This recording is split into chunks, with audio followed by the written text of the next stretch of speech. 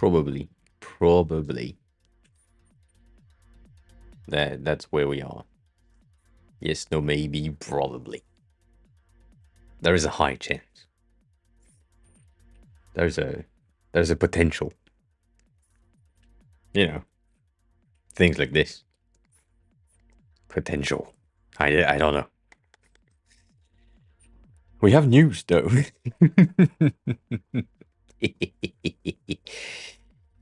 Have a good meeting. And good morning. 10 a.m. meeting. You're annoyed? Annoyed by what? What annoys you?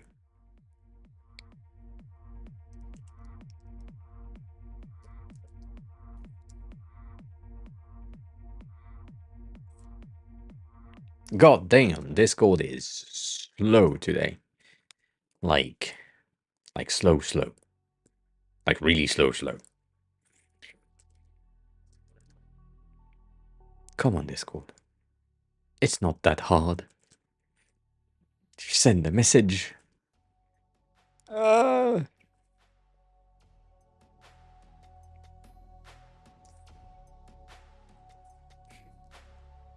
guessing you're typing what annoys you. Annoys you? Kodrin, hi. I will do my best to pronounce your name properly.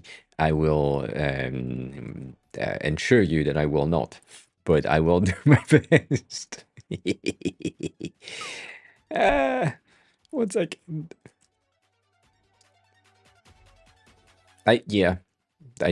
Once again, I don't know.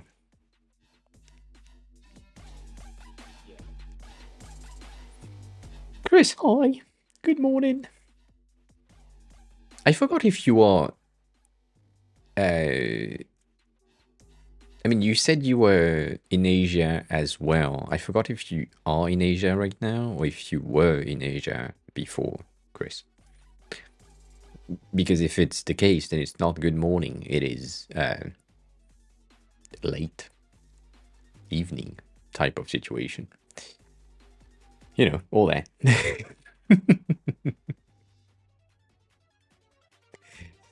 So, I have been making the fallback for movies and shows.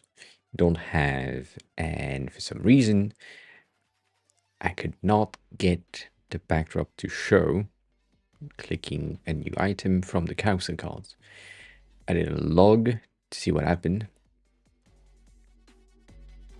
And the console log fixed it. Interesting. Impressive.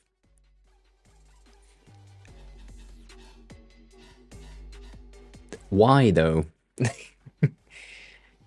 Why would a console log fix the code? What does a console log do other than log in the data?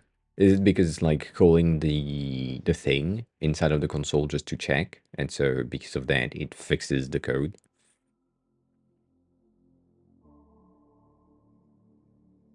Yeah, no, I know it shouldn't.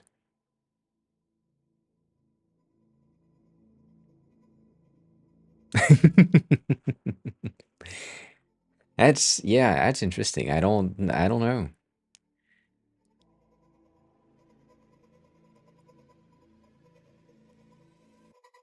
It doesn't really make sense in my head either. Like I'm trying to find a reason, but I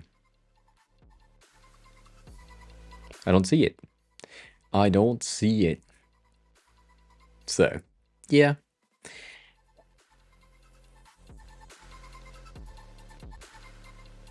It fixes it.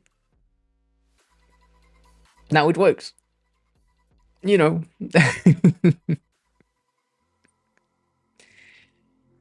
Yeah, I've seen the memes and also the saying of all people of like, this doesn't work.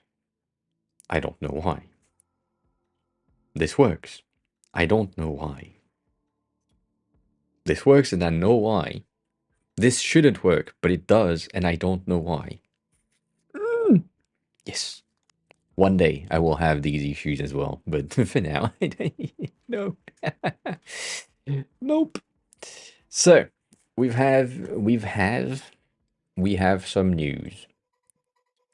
Um, I applied to 20-ish jobs during the weekend because that's what I do on my free time now.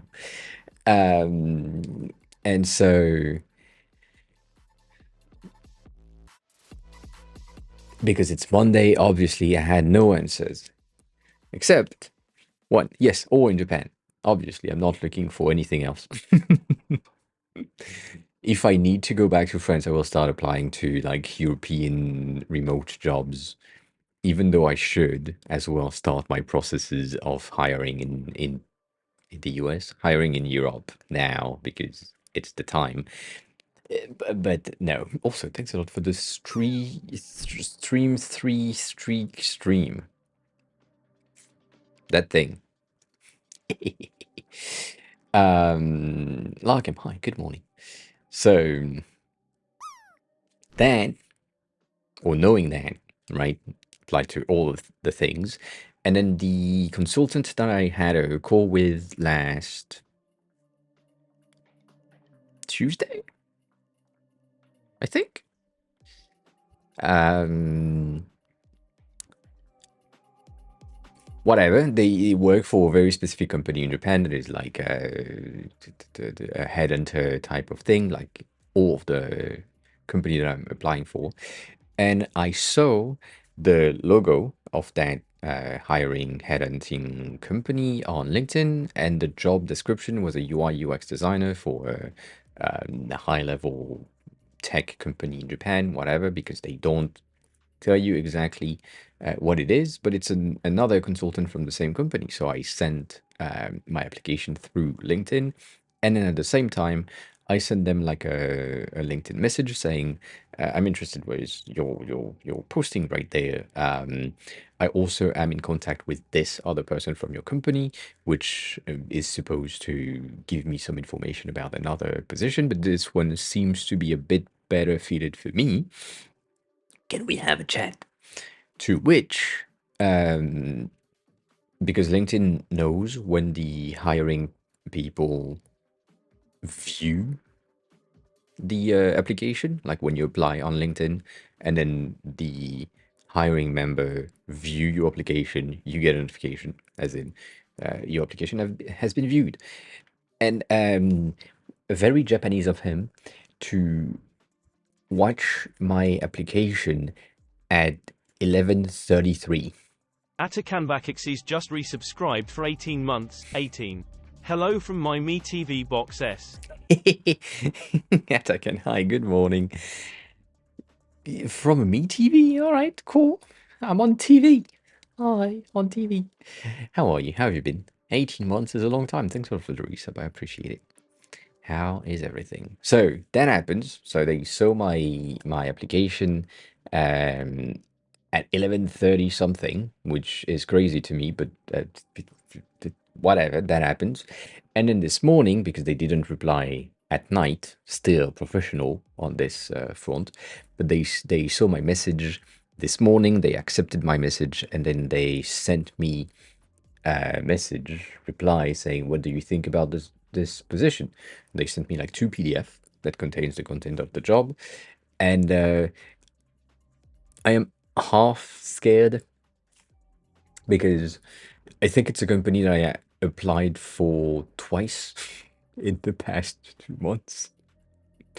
So I don't really like to reapply to a company through another company like that.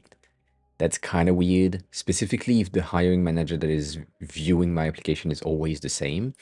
The only reason why I said I'm interested, like, please apply to this thing on my behalf, is because now I kind of have a direct connection from the headhunting company and the potential job. So that is a potential. We'll see where that goes. But the colleague of that person hasn't updated me on the job that they applied on my behalf on Monday, so I don't know how that works. The girl that sent me very speedy text on Thursday and Friday last week has not updated me on anything. And I have received a negative response for Rakuten and for another company that is like a big company in Japan. So that is positive, negative news. Again, I think Amazon said no. Oh yeah, Amazon said no as well. Again, GK, hi, good morning. How are you? Um, oh, you've moved. Where did you did you move in the same city or did you move city to something like a bit bigger? As I can. One drop, one win. Try to GK, try to do that on each drop. My recommendation would be to skip one game. You win, you skip the next game, you don't drop, and then you play again. Maybe it works. I don't know. Maybe it's rigged. I don't know. Or maybe you just win everything. Yeah, we'll see. We'll have. I don't know. So yes, I applied to this one again, and we'll see if that works. It's pretty interesting. It's one of these. I think. I think. I don't know. I don't. Technically, I don't think I have the right to disclose which company it is for with the contract that I signed with that hiring headhunting thing, but we'll see. But it's for one of these highly tech oriented Japanese company, as in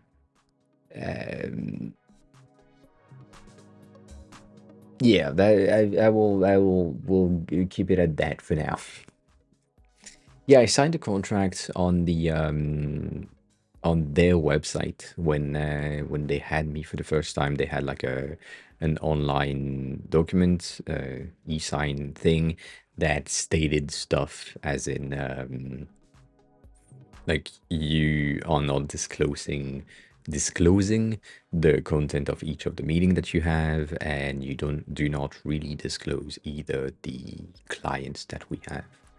So that's kind of complicated, but we'll see. And GK, yes, if you only drop once, yes.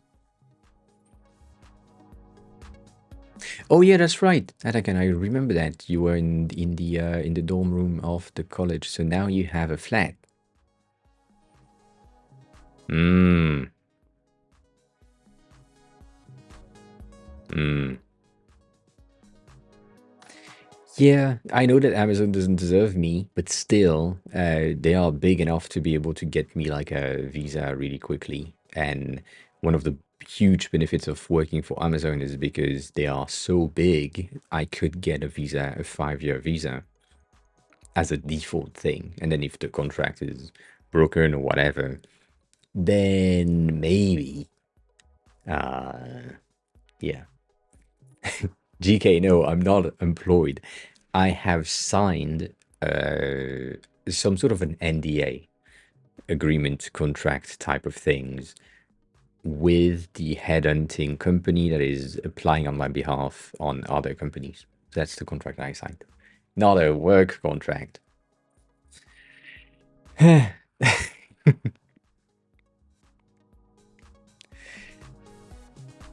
Yeah. Uh, God, if I was the same, I would as well hire myself. But yeah, no, that's not the case right now.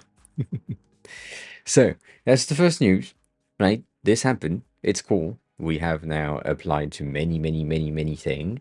Um, One of the other reason also why I'm reapplying to jobs that I already applied to is because my resume has been reworked with more data and more things that are like uh, putting it on a higher level of experience when you read it. So I'm saying, you know what, the previous one kind of not good. Let's try with this new one and see if it works. I don't know. I don't know. Maybe it's good. We'll see. We will see. So That's the job side of things. Second thing, um, yeah, you should hire non-French people. Yes, 100%. Um, Second thing, I went to the hospital today because I've done all the forms and all the things that I needed to do. And now the only thing that is happening is I'm waiting for the Shibuya office to send me the documents by mail. So that was gonna take a while. So I went to the hospital today to see if I could like start the medicine treatment because the doctor said you need to start as soon as possible. So if that works, I could do that. But then what happened is because I came there on a Monday, the doctor that is my doctor was not there, so I couldn't see them and I couldn't start the medicine. So the girl at the info booth entrance thingy, whatever, I forgot how it's called, asked me what I wanted to do. Do I want to reschedule the appointments or something? And then she said the soonest, the earliest date that we have is going to be the 27th, but you have um, an appointment already set up for the 30th. No, the 23rd. So it's like 1 week difference. So I went back home walking. So we'll see. We'll see. Um,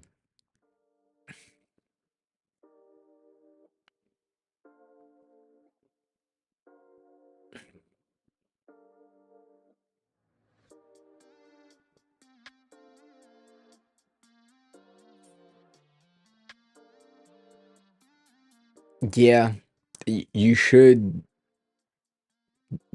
limit your resume size to like 2 pages max. 3 if you really don't have a choice. But yeah, it's still. I hate. I mean, resume crafting is an entire job nowadays. So yeah. So yeah, that happens, and then I got even more news. I have some drama happening. If you are into drama,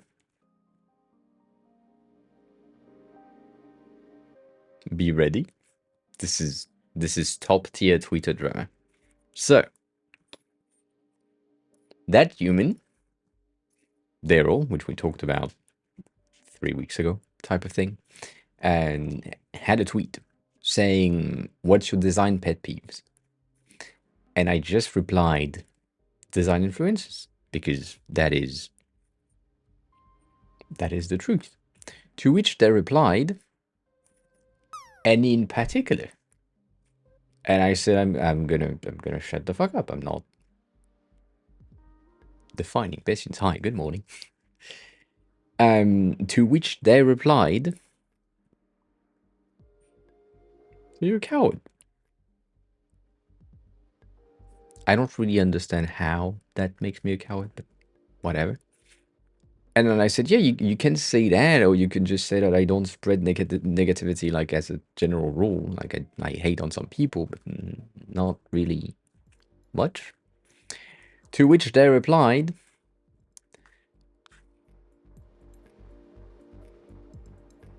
they are so insecure about someone saying I don't spread negativity that they blocked me. Cool, Daryl. Cool. Really, really grown up of you.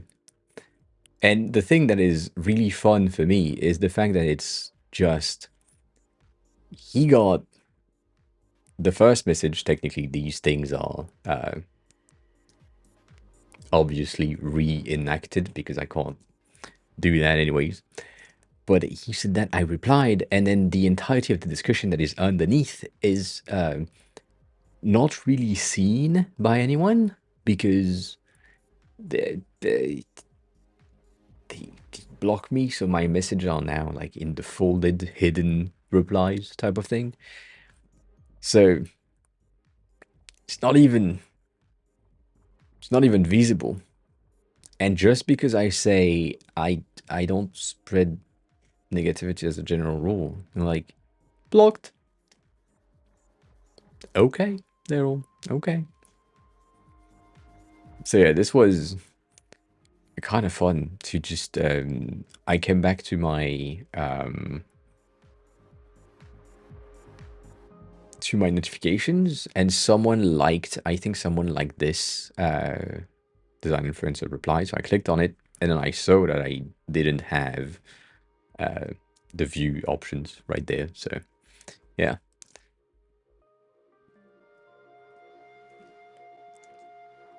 I didn't really start that. Just like design influencers, I don't really like design influencers as a general rule. Not that I don't want to elaborate, it's just like it's one of my pet peeves in design. It's just like that's the question. That's the answer. I'm not really a design influencer. If I was a design influencer, I would have partner and sponsors that are in the design realm that pays me to say good things about their product. I'm shitting on everyone's product every time that there is something that doesn't work.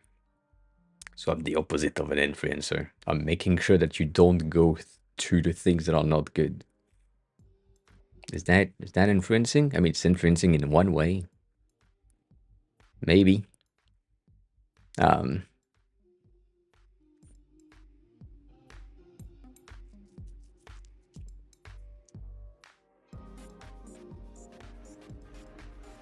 any influencers that do that, you mean that get paid to say good things about products? Yes, all of them.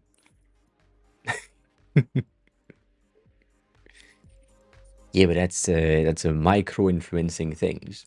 And Chris, do you want to know the other real good? I don't know if I can see that. Um,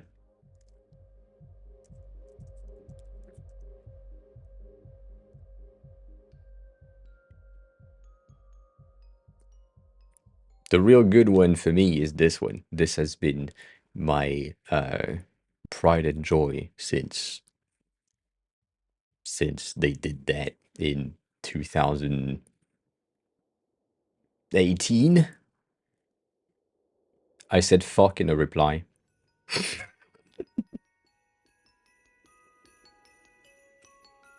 I used I mean that's the only reason. Um like I think um they were talking about a new feature that they had uh, released, and I was like, how the fuck can you still not have more than 2,000 following blocked? So I don't has been a thing that I complain about multiple times to Dribble. I was like, I send them a support message. I said, you guys, you have a limit to the amount of people that I'm following at 2,000. And I believe there is more than 2,000 people that do great work on the planet and on your platform. So can we have like an expansion of the amount of following that we can have? They said nothing. And then they said something in 2018 about 2018, 2019 about like new features. And I was like, yeah, cool. But how the fuck can you not have more than 2,000? And then I got blocked. I think I compared them as well to TikTok in that message, but uh, it's because on TikTok I have 10,000 following, and it's the limit. 10,000 on TikTok is the limit, but yeah, I don't know. So yeah, I don't know. Whatever. I don't really mind, but this is one of the best blocked that I have. Love this one. Anyways, Corin, that's what I was explaining a second ago. Clip that last minute. You will know. Uh, yeah, they blocked me.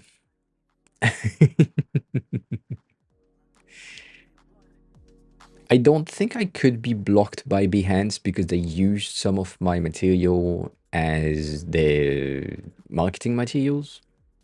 So if they did, they would lose access to the thing that I agreed on.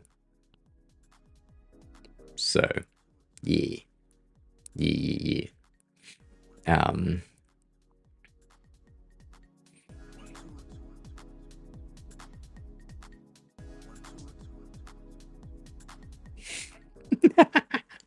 I could, GK. I should send them a screenshot of that.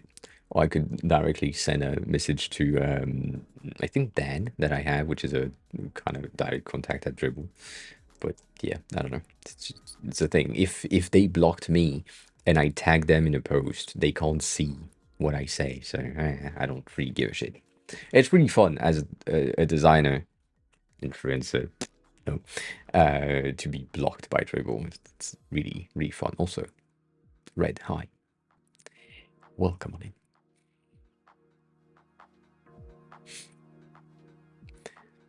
So yeah, that happened. That happened.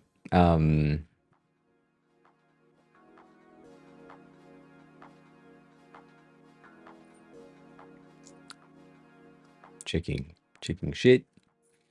Again, we're good.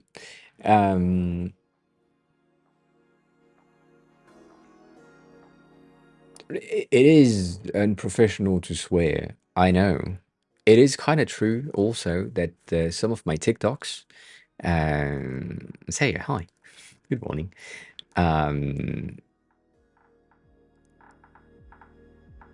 They, if I say fuck in the first 3 seconds of a TikTok, they don't really promote it to the feed because I say fuck a lot.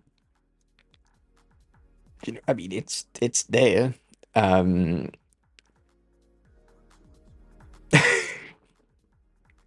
No, I haven't been blocked by Pokemon, because technically she wouldn't, because I have never interacted with Poki, never. Also, she speaks French, which, uh, no, I'm not. I think I got someone or someone gifted me a tier one Poki at some point, but yeah. Yeah, it means I have to block her. God damn it. What happened? I'm not blocking people. I think I mute people most of the time. Like there is one of the design influencers that I talked about in the past that just it's so sad because he is really good. Like really, he's really good. But because at some point he got a taste of Twitter income, he started to farm content as much as he could by saying the most horrendous shit that is not beneficial for the design community. And it's just, it makes no sense.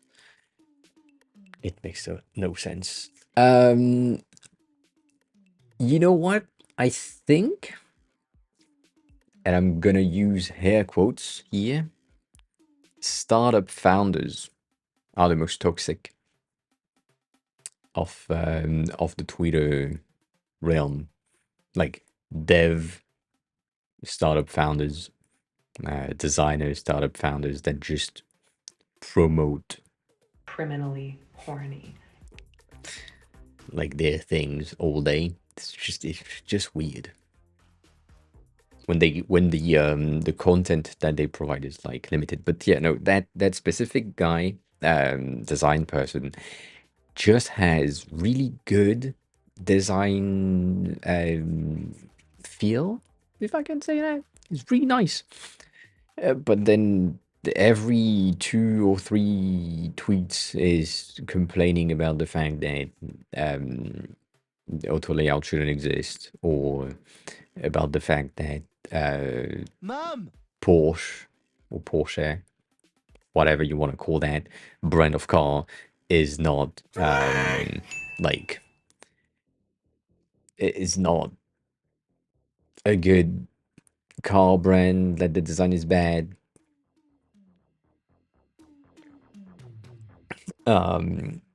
That right now there is the new Rivian car that came out and just said something along the line of, I don't see the appeal. If he stopped there, I would have been fine. But then he said it's soulless, looks like nothing, it's ugly. Like, to you, yes, maybe, I don't know. It's just, Yeah, I mean, as soon as I say don't use auto layout, you know exactly who I'm talking about. Uh,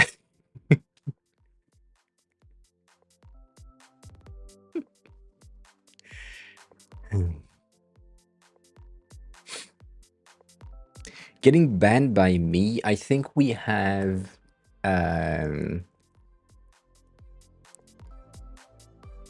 there is some sort of a rule in the banning people here, which is if you're new and I've never seen you before and you start saying shit in chat, you disappear from the chat. Like you'd ban immediately, almost.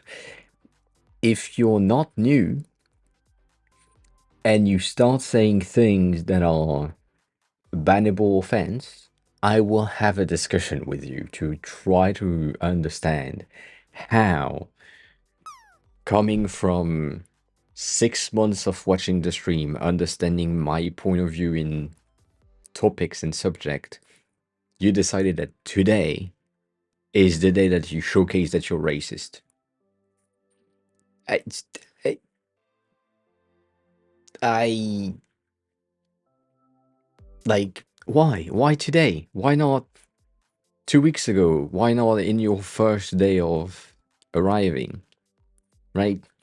So we have like a small list. I think most of the people that are banned from the channel here, at least, are bots. And from that other list, I think there's like 2 or 3 people that have misbehaved at some point. But other than that, I don't really give a shit. Like if I know that you're doing something not on purpose, but like on purpose, being a troll on purpose, I can deal with that. But yeah, I don't know. It's kind of weird. It's kind of complicated. So yeah. Anyways, Larkin, what does Anya is disagreeing with me? Also, how was the agency thing you talked about on Friday? Was it on Friday? I think it was on Friday.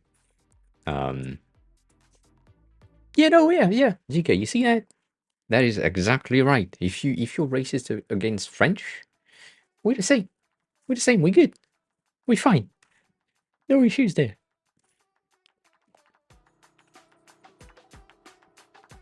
Yeah. I don't know. I think it was before you entered the chat, Stony. But like that person that I have in mind, which could be really fun if Max was here, because that person is Portuguese as well.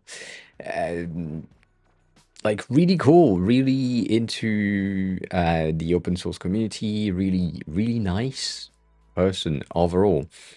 And then one day decided to drop the I don't think we should hire women in the workplace. I don't think overweight people should exist. I was like, how today? Why? Like, it was really weird to see that person being absolutely good for like 6 months, 8 months, and then just one day decided to snap and give us all the things that was like really in his mind. It was kind of weird. So I don't know.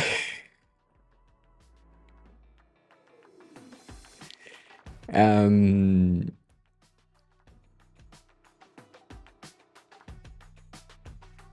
yeah, I don't really remember the situation in which we were. I think we were talking about like creating a company, as we've been talking in the past or talking about in the past, and so it made sense. But yeah, I don't know. Um, I mean, we had a fat ass.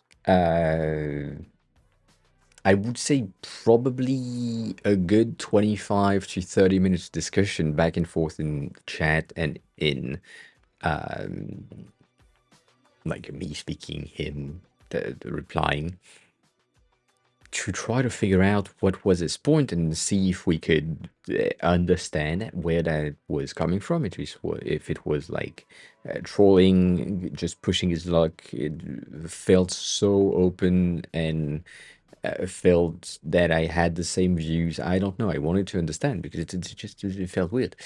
And then he fucked off.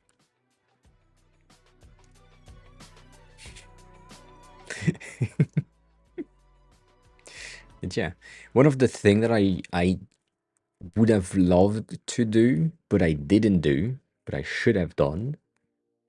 Anyways, that person came from another streamer community, and I didn't notice that streamer. And I feel like doing it now would make no difference and also would make no sense, because it was like 2 years ago, almost, even three now. So, right? But I feel like I should have just alerted, saying, that person said that. You decide if you want to keep them or not, but mm, debatable. So, yeah, I don't know. And Lakim, I want to understand, what the fuck are you doing at the agency? Like, I don't understand. How are you going there without a meeting and hoping for them to be there and to give you a job? Is that what you're saying?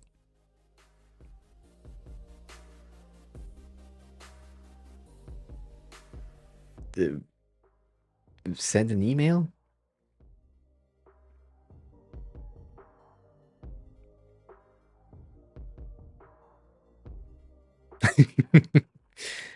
I mean, I don't know. It went on Friday and there were no one in the building, which to me is weird.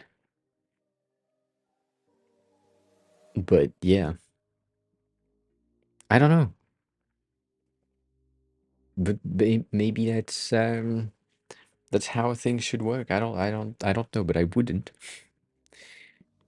If I didn't have the slightest the slightest acknowledgement, yeah, whatever, from the company itself, that they exist and that they are open to have discussion about potentially employing someone new, I wouldn't even waste my time to get out of my house. I mean, dress up, get out of my house, go there, hope for them to be available to meet me, and if they are not, just drop my resume, and then hope for them to call me back, to then me going back there to have an interview. Whereas I could just send them an email and say, um,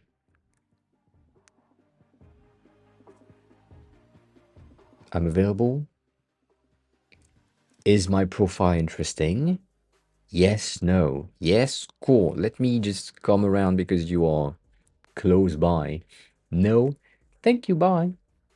Like right now, I don't know how much time it takes to go from your house to that agency place, but you wasted one trip already, like back and forth. Maybe it takes you 30 minutes, maybe it takes you an hour. I don't know.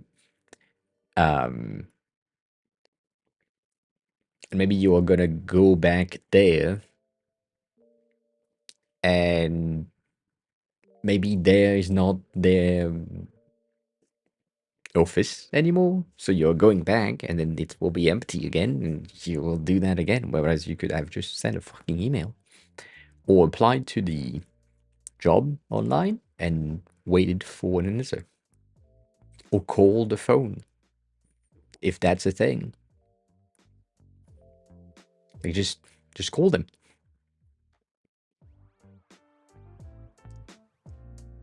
That's easier. You're still at home.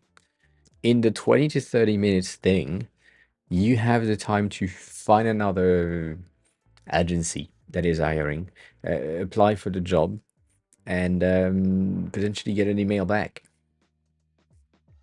You never know. You never know. So I don't know.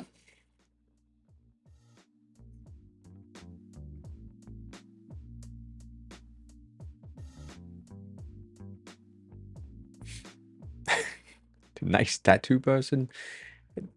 You mean like tattoo artist or tattooed person?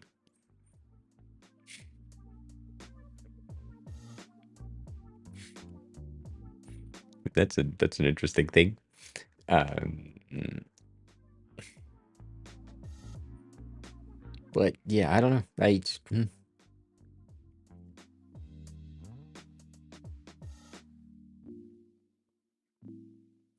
I don't think I have done that. I think I have done that when I was in college, French college, no, not college, English college, which is like just school.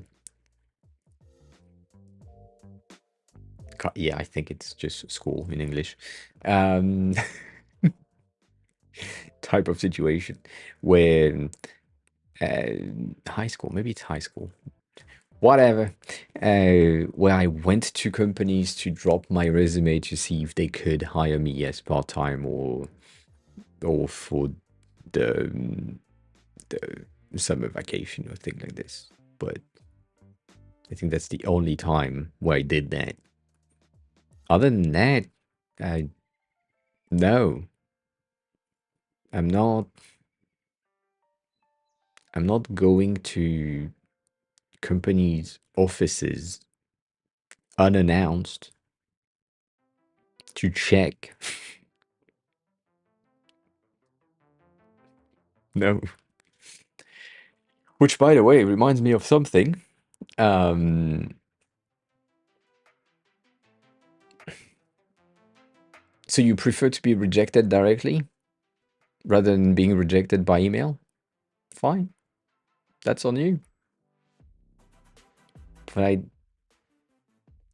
don't think it. I mean, I personally don't think it would make it any difference if I had a position open for like for a designer role, and in the way of applying options that I have set. You have LinkedIn, you have like Creative Tokyo, things like this. Um, and you decide to show up to my office, which is my fucking house, um, to drop off your resume, I would be like, fuck no. No. Like it's a remote type of position. Bitch, no. Never. So I don't know. You are basically dropping a resume. No, there isn't any harm in trying it. I would just make sure that they are working this way, because otherwise it just doesn't work to me. Um,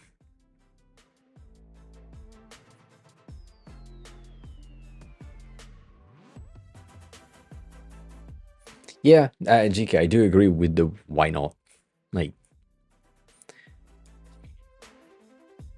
I'm thinking French. That's what I'm thinking. Also, I know that you are not exactly in the same location as me in France, so it kind of makes sense. But um,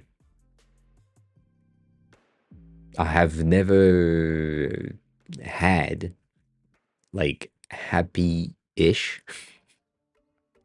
agencies in Paris that so someone new come at the door or knock to ask if I could have an interview for the job that they have posted online. Like I don't think I've seen that ever. So yeah, I don't know. Um,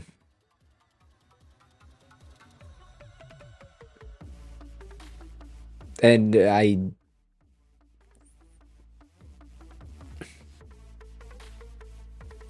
don't know. It's just the way that things are working right now. Um, and red, yes, 100%. It sucks anyways if you're not ready for it. um, mm, like just being left on red, no, not an option. But yeah, I don't know. And like, I think you say you spent the last 2 years locked in a small room working on Boutique Pastel.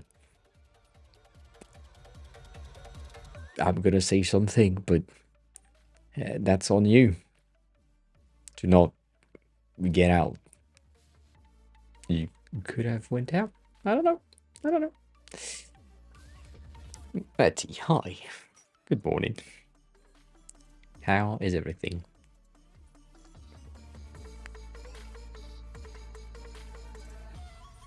I don't even have read receipt on emails. The thing that is annoying to me is that the the specific person that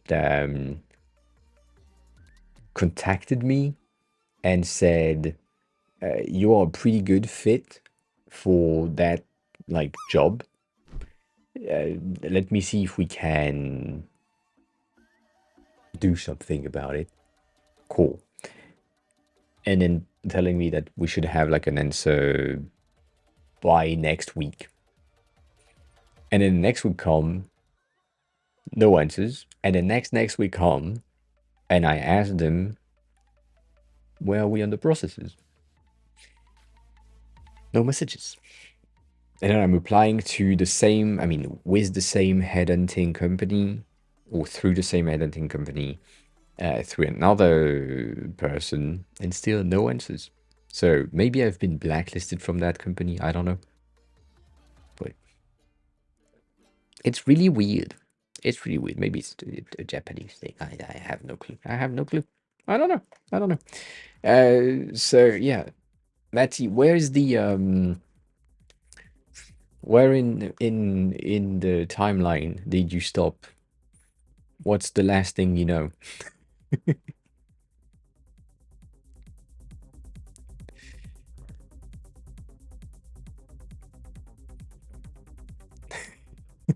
Do you remember? I know it might have been a while. Um,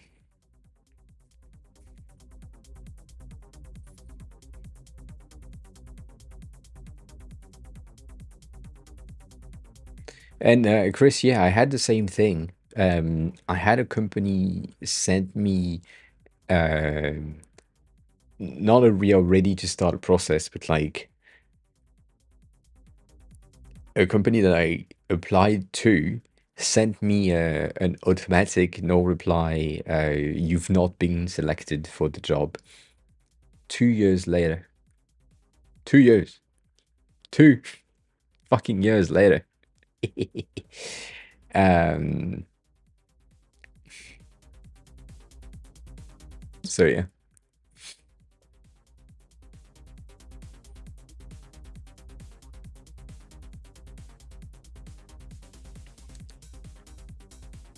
Like you could try that if you think it works for you, or if it's the way that that works for you. You can try that, but I tried. I tried the same thing. Maybe it was just not the good company, but yeah, I don't know. I'm on the other side of that in Paris. I have a company that is trying to recruit me every 6 months, and I don't want to work for them. But every 6 months, there is a new hiring manager that is like coming in, checking all of the people that they have listed, and then from there, they sent me a message on LinkedIn saying, "Oh, you are a good fit for our company. Do you want to join us?" And I'm like, "Yeah, like 6 months ago." That's my rate. That's the minimum that I want to be at because I don't want to work for you anyways. But like that's the minimum, which is double my usual rate. And I need fully remote because I live half of the time in Japan. Can you do that? And then every time they're like, ah, yeah, no, that's not an option. I think I received another message from them a month or two ago, just because it's beginning of the year. Like, oh, new hiring person. Anyways, so that happens.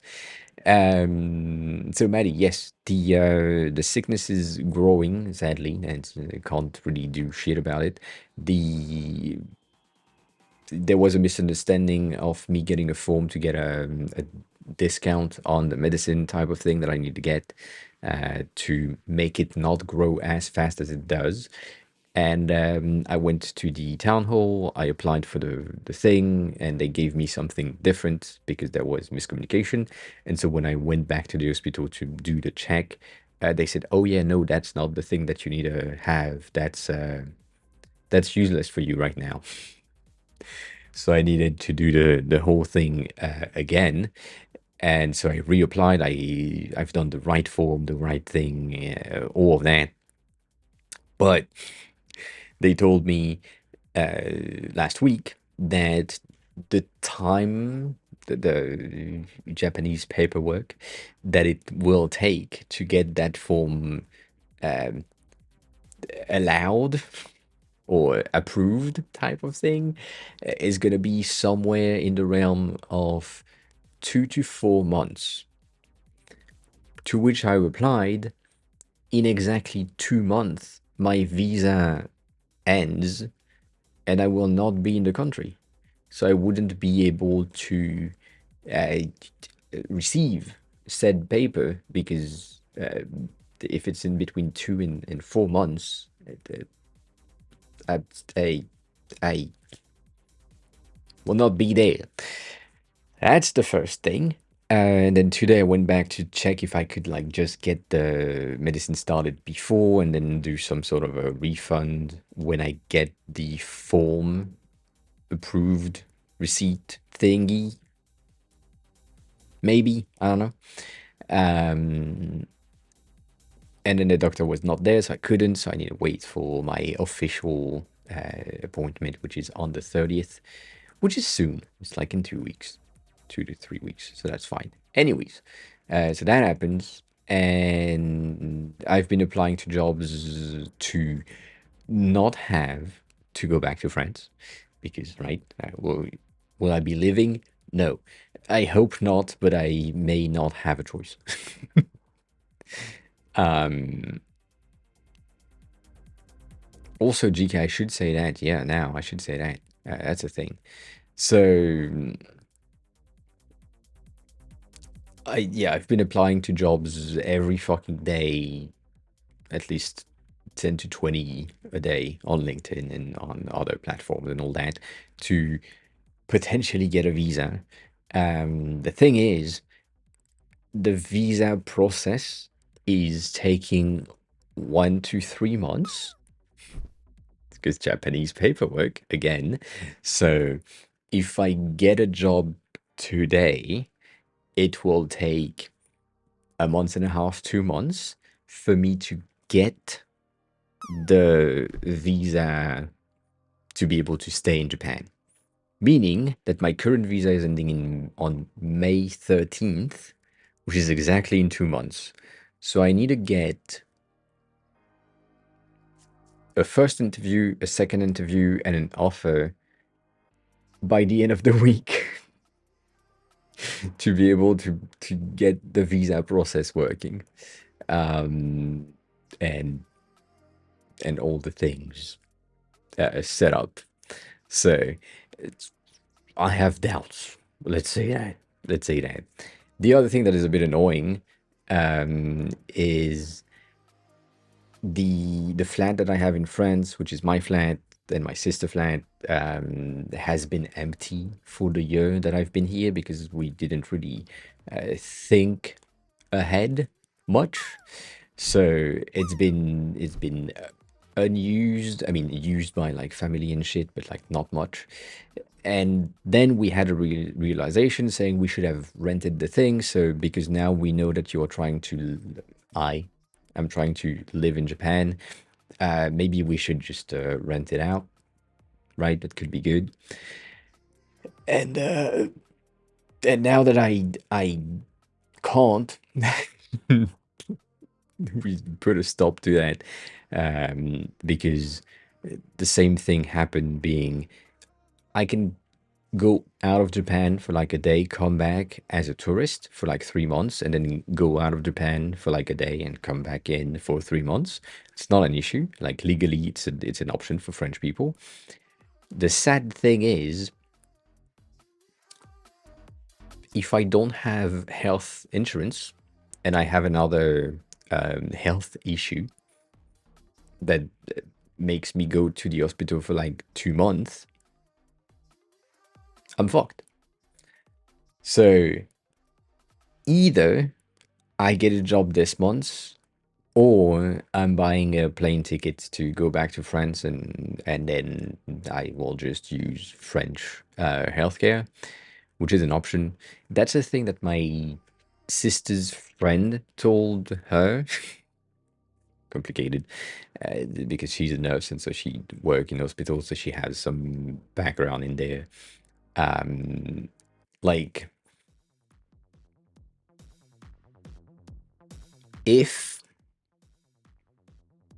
or maybe there could be an option where I get medicine with the prices of the health insurance in France through the French embassy in Japan. But it's like the amount of time that it would take for me to get all that process going would be probably more than 2 months, knowing the French paperwork and the Japanese paperwork as well. So yeah, if I'm going back, yes, I'm going back to my old flat because I mean it's my flat.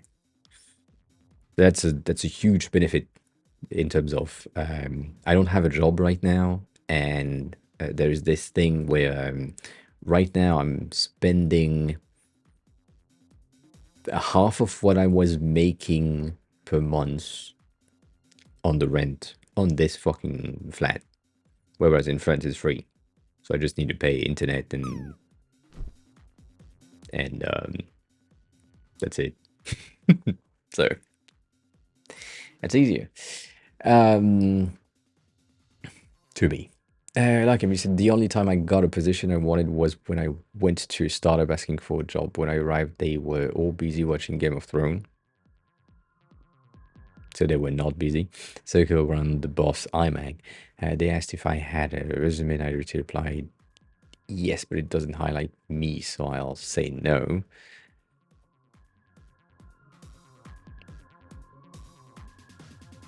Yeah, I mean, you probably ended up on the right company at the right time in the right spot. Never happened to me.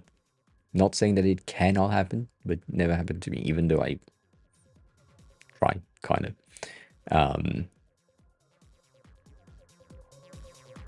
so I am covered in Japan right now because I stayed for more than 3 months with a visa that is like allowing me to get access to the national healthcare. Um, but the thing is, like, it's a bit of a kind of, how can I say that? I've been trying. Morton, hi. Oh, come on. Good morning. I've been doing pros and cons type um,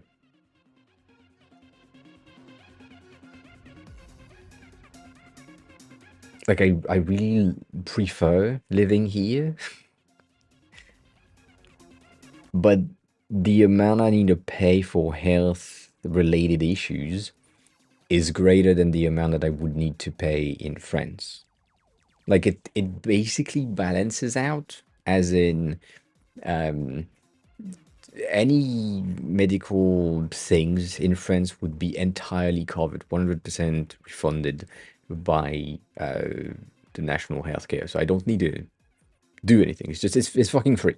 Whereas here, I need to pay 30% of the entirety of the bill, and the bill for the medicine that I need to have is about 30K. So 30% of 30K is still a lot. But still. So there's that. But then on the other side, it's like when I'm in France, I need to pay for food that is worse and more expensive. And I have French around me. Also, congrats for the proposing. It's interesting that it's your partner that proposed to you. I appreciate that. That changes. Congrats on that. Um,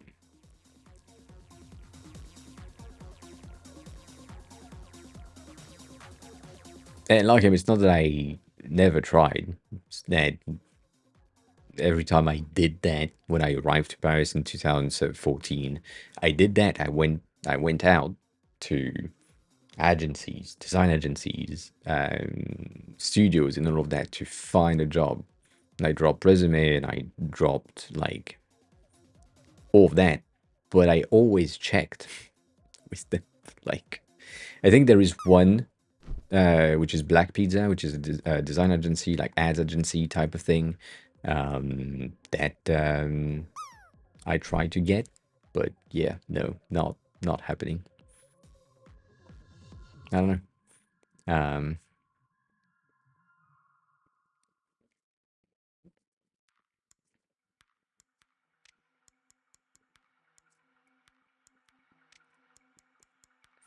The Chris, that is true if you are not covered by the health insurance, because I am covered by the health insurance as a Japanese resident right now. I'm not how is it called?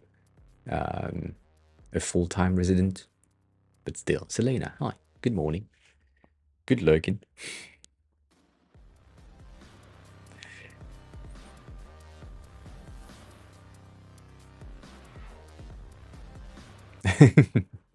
That is, Maddie. That is indeed a nice gesture from her side. God damn! I once again, I just saw the viewership now that we have ads playing. I should just have ads play the whole stream just to bump the viewership. This is crazy. We went from 12 to 22 when the ad started. Mm-hmm. Twitch. Mm-hmm. Mm-hmm. Anyways, officially, officially, we have an official topic of the day. Um, so it was a good ad. Good. To me, it's still going, so I'm gonna wait.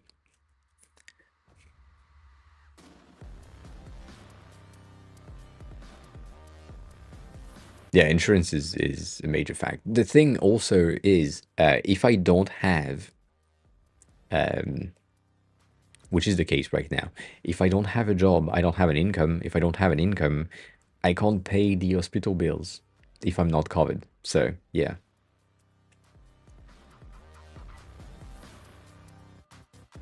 No, the ads are on Twitch because I'm only streaming on Twitch, but it's just like sometimes some people don't see ads. Like you probably have a good ad blocker that works, or you use a browser that has a built-in ad blocker type of thing. Um, Sometimes that works, but yeah. You got the one where you should join the military. That is interesting. You shouldn't, but I mean, that's on you. I did the I need to talk about that, and then I will shut the fuck up and we move on to the official topic of the day, which is the Discovery Monday. Um, but I did the edits of today's, not today's, but last week Friday's video, like Tuesday, Thursday, Friday video, and it's yeah, we had like we will have some short things, as in Farmstead001 is now following. 2 to 3 minutes video that are coming on YouTube this week, I guess. The reason that some people doesn't get ad on Twitch is because Twitch doesn't have any ads to serve in your region. That is pretty interesting. Yes, that can make sense. Yes. Also, Farmsteed. Welcome on in. How are you? Who are you? How did you find the stream? Thanks a lot for the follow. I appreciate that.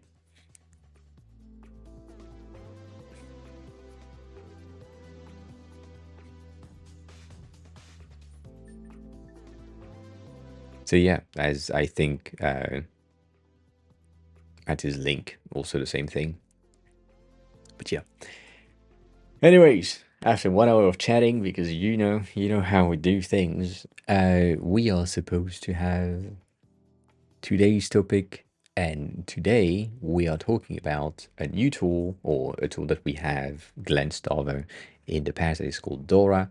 Dora is a new no-code code platform, but their twist is you have a 3D integration, and we've talked about them in the past, with an interface that looks extremely similar to all of the other no-code platforms. So kind of similar to Framer. We'll see what we can do. And so they say that we can unleash the power of 3D, which we'll see. They have advanced animation, so I hope that it's really good, or as good as they make it to be right here. I maybe, I don't know. We'll see.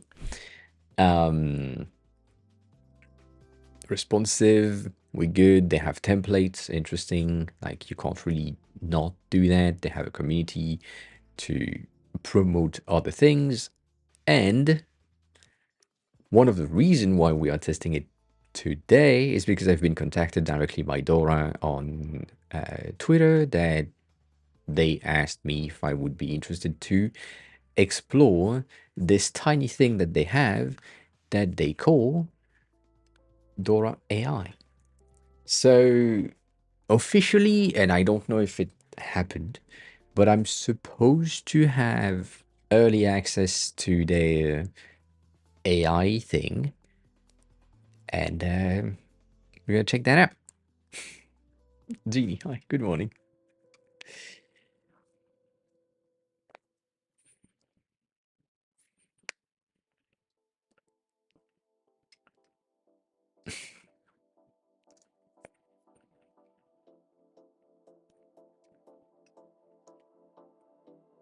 The blah blah is important, yes. I'm also now very late on chat because you know how slow I am. All of that. Yeah, I almost did that.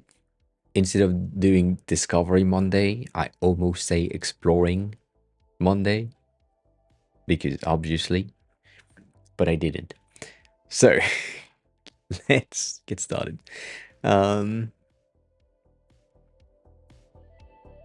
We kind of talked about bad design influencer in the beginning, GK, but yeah.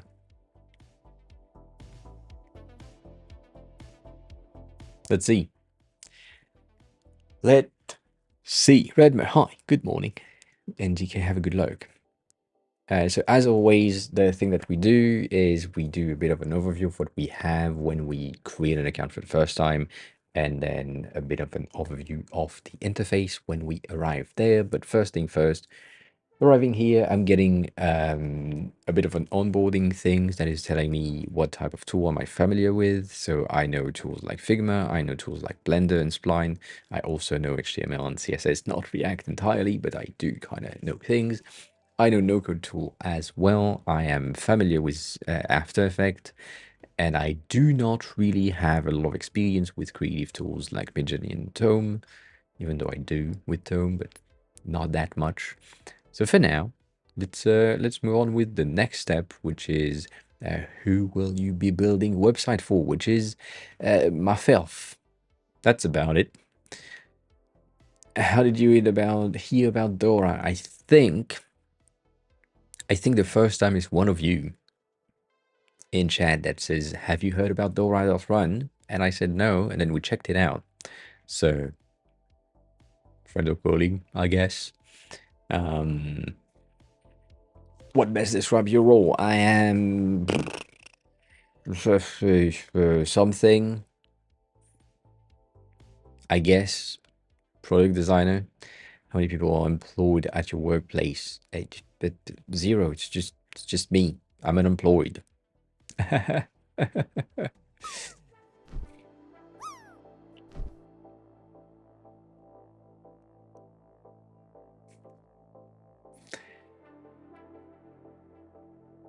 So technically, I'm supposed to be or have access to this. So let me just click on join the wait list, because technically I'm supposed to have access to it, but we never know. Maybe I do have access to it. I don't fucking know. So what the fuck do I see when I arrive here? The interface is really close to what I designed myself. So we have a main card, again, floating main card, with the interface that is on the floor of the website. We have the logo on the top left, the navigation or base navigation on the side panel on the left, and then top right is my account and a button to create a new project. So this is making a lot of sense. I have the Dora AI thing. That camera is not placed properly. Right here, which I don't know what that is, but whatever. And then I have a get started with the app tool, video tutorials, input from Figma, and the documentation. So that's good. I do think it's a pretty limited amount of data right here to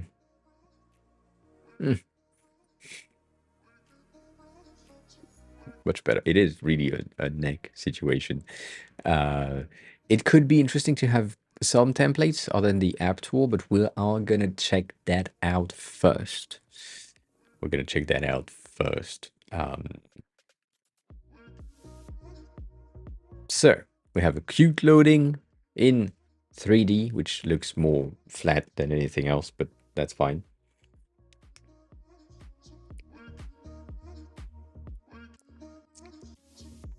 How is this? This is really a Figma copy from what I can tell. As far as I know, this is Figma. Ish. So you have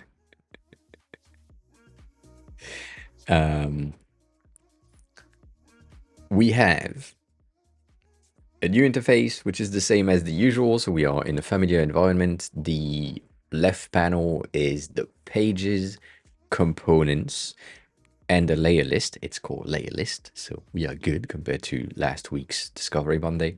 On the right side, we have the inspector, which right now I have nothing selected. So I'm expecting the basic of the page. But then if I select, I don't know, that, the inspector changes with more information. So that is cool. At the top, I have some tools, including the AI thing, which has a nice hover effect. Can I zoom in? No. Can I zoom in here? No. Cool. And then I have these things, design and data. So that, data, I don't know. So that is interesting.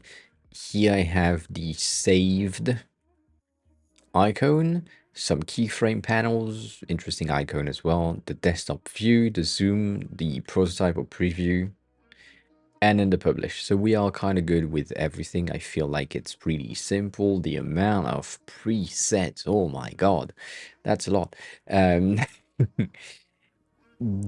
Data. Yeah, data. So, I'm gonna press play just to check if it's already done. It is. Cool. Um, so my constraints and layouts, holy shit, are sending me here. So that's another page. I can see that we have fixed navigation, we have alignments, we have things to try it out. But obviously, because I went into this thing called preview, it's not that good. It's Dora.run. Yes, Redmo, you can you can send a link. It's fine. It's fine. Um, I don't know what that is, but that is interesting. That is interesting, but yeah, that is an interesting way. I don't know how that works, but fine.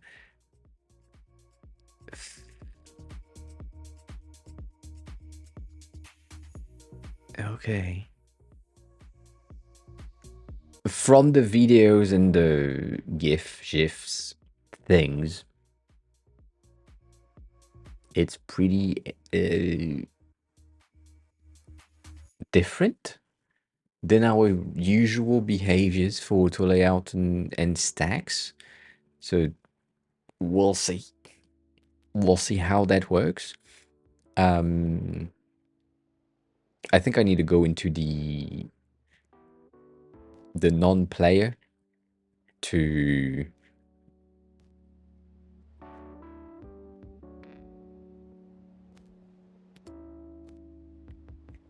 play to have fun with these things because they say try it out. But also I have a feeling that click a constraint and/or and link it to left, and then you can do that.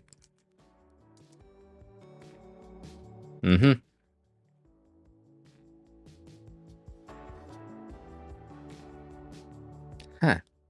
It is really interesting in the way that they built that. It is debatable. I'm also redoing the thing that we've seen in the videos. Ooh, this is cute. This is cute as fuck. Uh, yeah, that is an interesting way of doing things, but we'll see.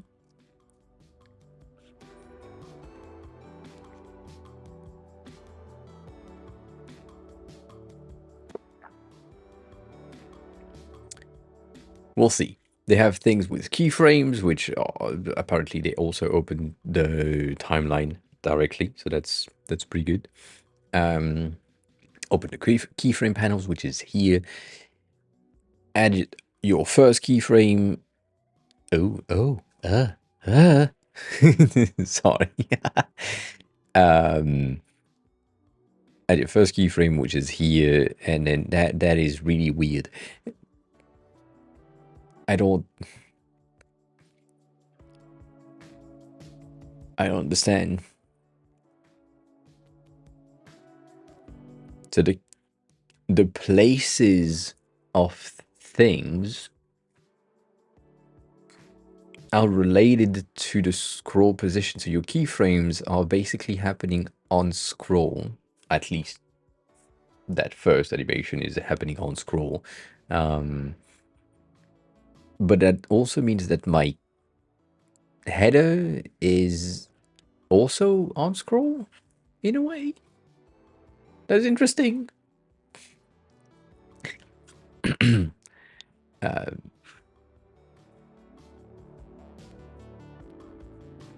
Oh.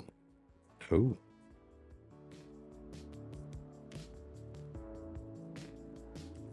Yeah.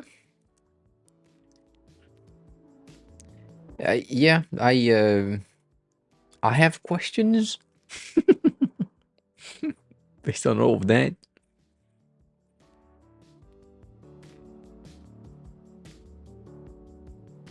They have a pin thing, which is probably going to be around here.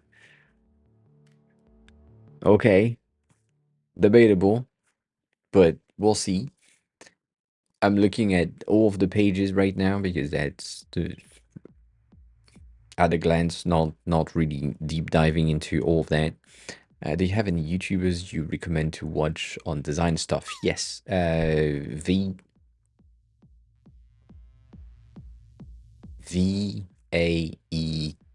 or VA Experience.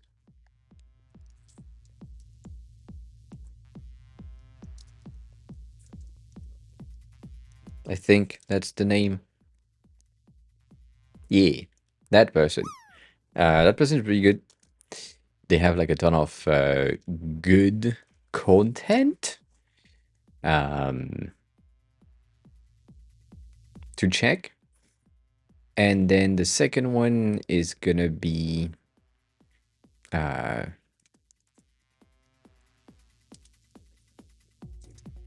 I don't think it's like Reeve from Dive, but like Dive overall, if you're just interested in like talk with other designers and other creative people, this is pretty good. Um,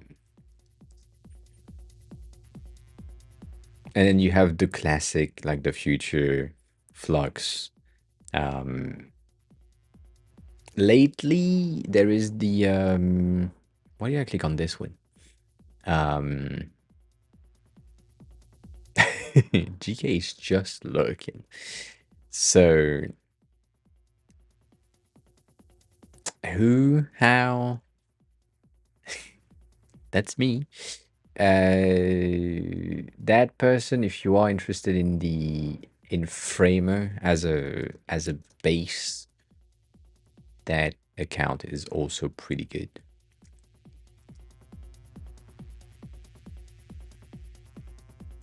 So, yeah. Framer University is pretty good. They also have like a ton of resources on their website. So, really appreciate that. I think that's about it. Uh, other than the future, if you have never watched any of these, bald Asian guy, would highly recommend you to do so because it's great. So that's the future. You also have the Future Academy, I think, which is the secondary one that they have, which I don't know if it's as updated as it used to be. Like it's the last video is like 6 months ago. But most of the design resources or design content that is in here is gonna be pretty good. Some of the things, as I said, like some of the things are gonna be outdated, but because they talk about concepts that are a bit greater than tools, it still stay a bit relevant. Still, a tad. But then again, uh, the way that you achieve the same things might be really different. Codex community, I have no idea what that is. No idea of Codex community. So I can't give you any opinion on said community. I don't know what it is. I don't know. I don't know. So yeah, that's pretty much it in terms of I clicked on that again. That's the last one. If you're someone who is looking to get a job, which is pretty important in some situation, getting a job is pretty good. Career Foundry has a lot of information about UX design as a general rule, but also like as a design related uh, careers and advices on how to get like your portfolio in order, your resume in order, what you need to talk about or not talk about. So there is like a ton of things in there that are pretty interesting. Um, if you have never heard of them, check them out. That's about it, I think, in terms of design related channels that I have consumed.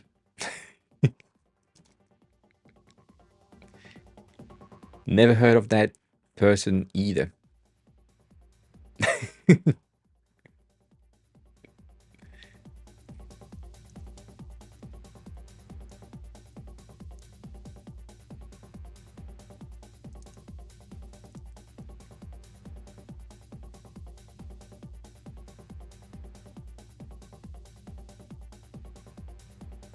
Yeah, never seen that.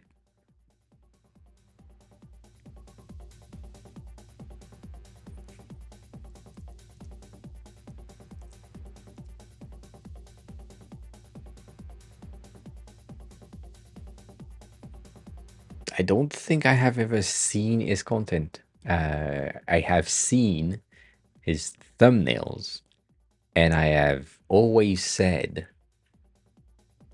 this is so much fake clickbait thumbnails that I will never click on that. That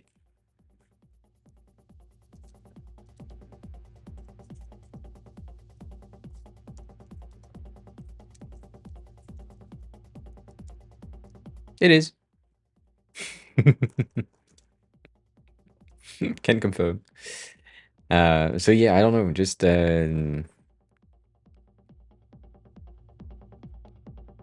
sorry, maybe I bring too much attention to it on Friday.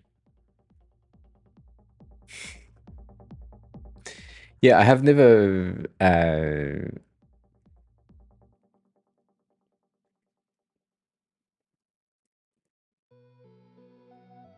heard of that person content, I don't think. Also, what I kind of, I mean, maybe I'm biased, and I probably am, but for me, when you look at this and then you just get um, that, the latest thumbnails with that person right here, um, with the same purple, with the same type of titles, with the same things, it feels like one of them, depending on the way that you want to play things, is copying the other one. And I don't know.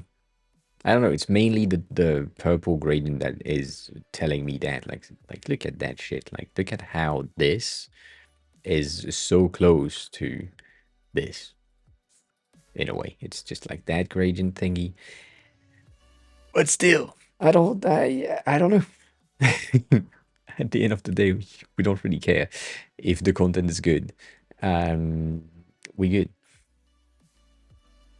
Maybe I should install the arrow. What is the arrow? Knock him.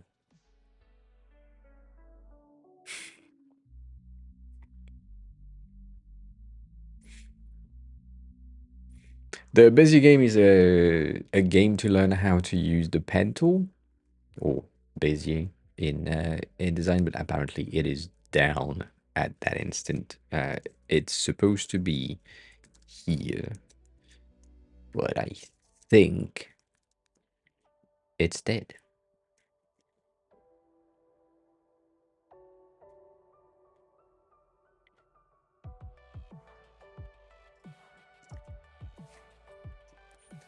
And you have a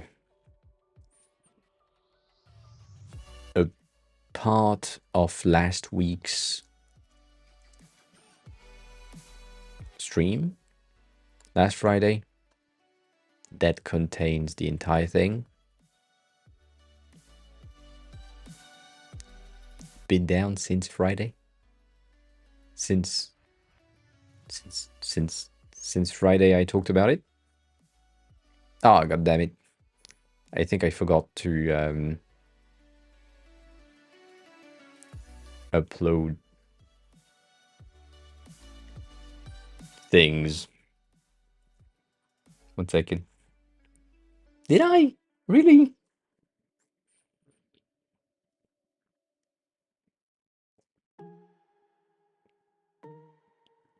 March 7 and March 8 are live on my side. What happened? They are already in the VODs.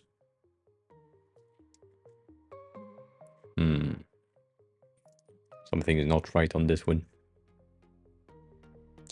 We're supposed to see different things.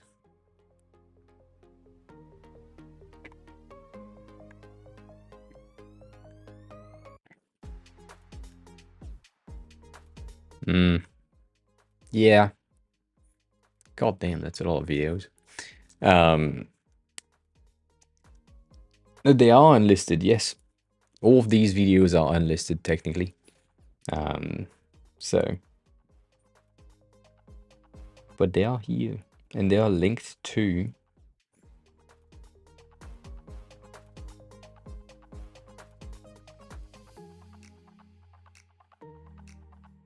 can I do that?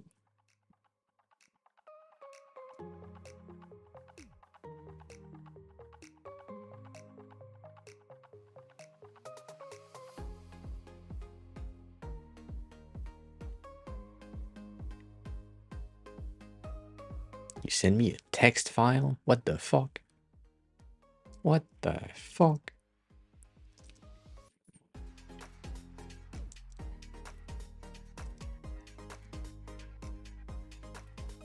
Yeah. Somehow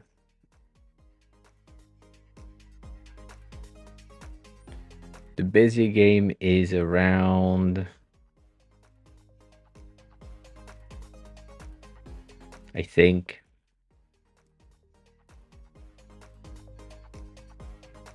we talked about it. Was it not Friday? Was it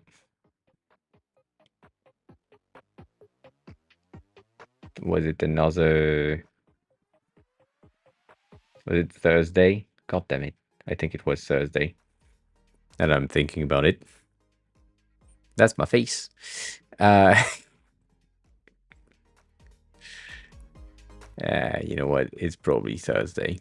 God damn. Yeah. Might have been Thursday. Can I do then? Was it Thursday? I'm kind of doubting.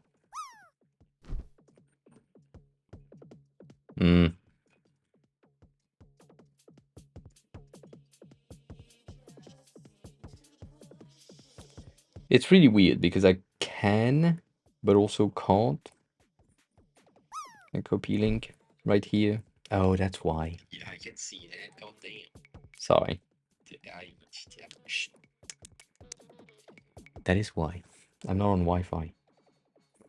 1 hour and 30 minutes before the end.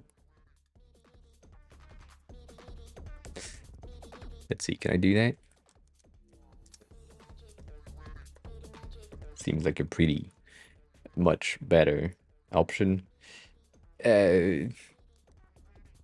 It's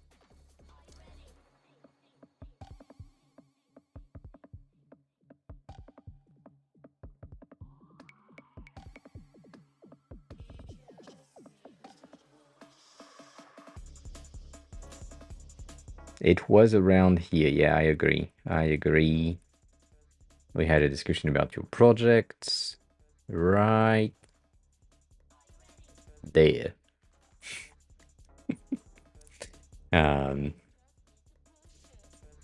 Chris, we could do that. So the busy game is this. Right when that happened. The idea is to have a website that gives you direction on how to use the pen tool, and it's pretty useful to get the basics of what you need to do with the pen tool, but we didn't really go through the entirety of the thing on stream. It's just that's the thing that they were talking about. That's about it. All that to go here. So yeah. And you were here. God damn it.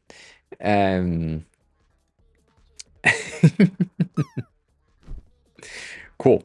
So going back to this thing, if I can.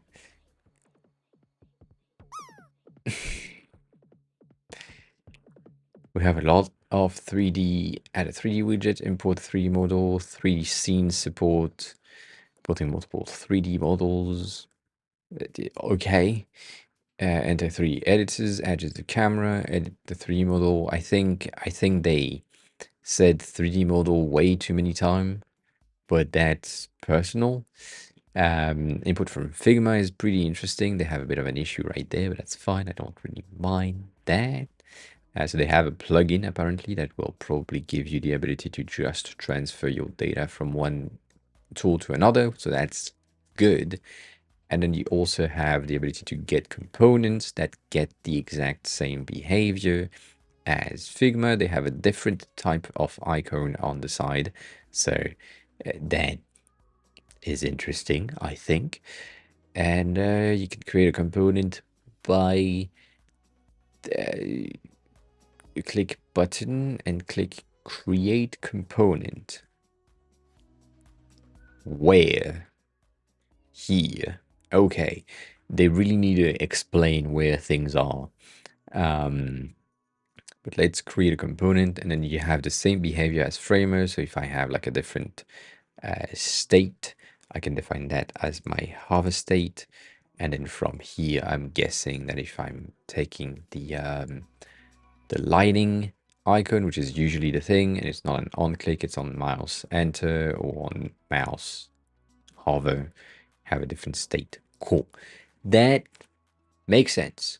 We are good with that. I kind of want to change the color. So on hover it does something different. But they have a behavior that is really, really, really, really similar to Framer and Figma at the same time. So that is pretty interesting, right? On hover, it goes purple. Cool.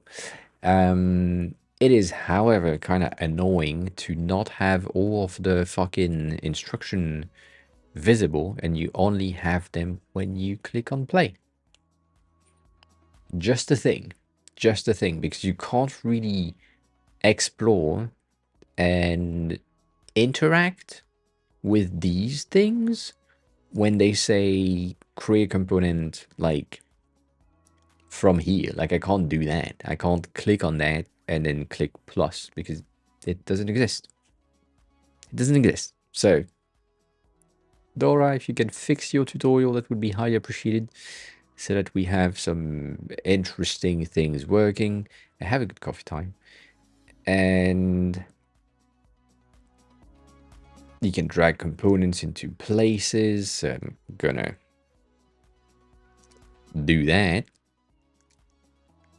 Right?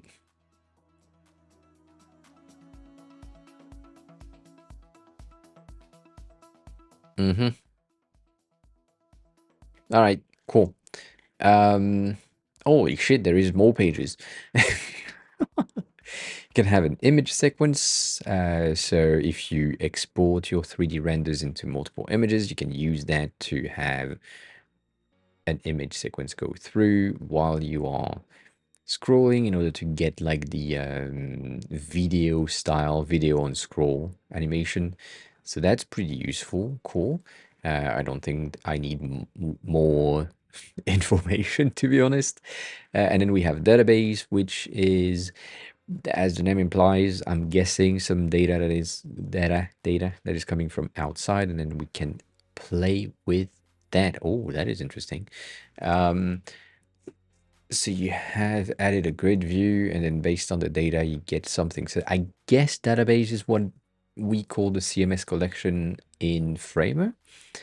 So yeah, and then we have things that is saying constraint, but we don't have a page for constraint, which technically is just going back to the first one.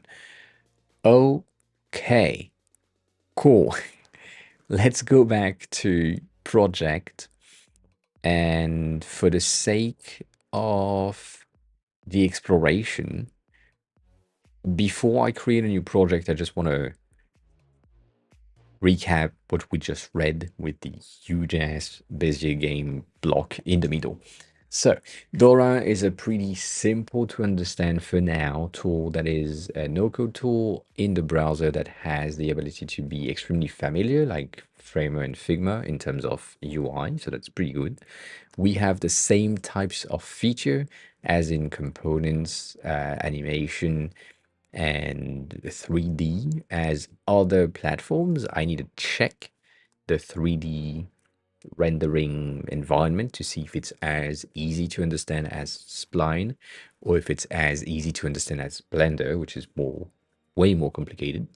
There is the AI tool that I need to try in a second, which will do the exact same test that we've done with other AI platforms, just in case. So either we go with Sony's streaming platform as an example, because we have tried that, or we do the classic design agency website to see if they can do that. I think streaming platform being really common might not be the good test for this AI, so I might attempt not streaming platform. And then the app tool tutorial project that we have as a default is pretty good, but it has some behavioral mistakes, I would say, where some of the content of the tutorial is not visible when you're scrolling the pages. It's only visible when you have the tutorial in preview. I don't know if it's an issue on my machine. I don't know if it's an issue on their end, but on my side, just don't see everything. Anyways, let's generate a new page that will be a design agency website, which is subscription based with, I don't know,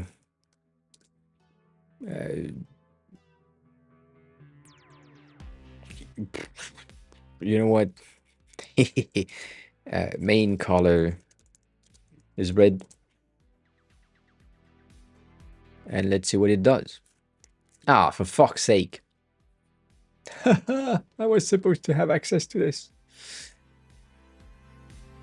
Let's see if I have access to it when I'm getting here. Ah, for fuck's sake. I thought we could. I thought we could because mainly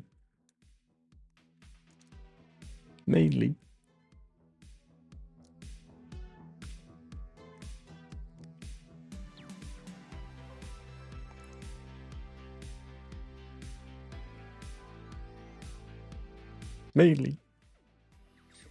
I should have had access. I didn't. Ah. Maybe it's because I created an account with Calcodes. Hi. Good looking. I created an account with Google and not an account directly with my email address.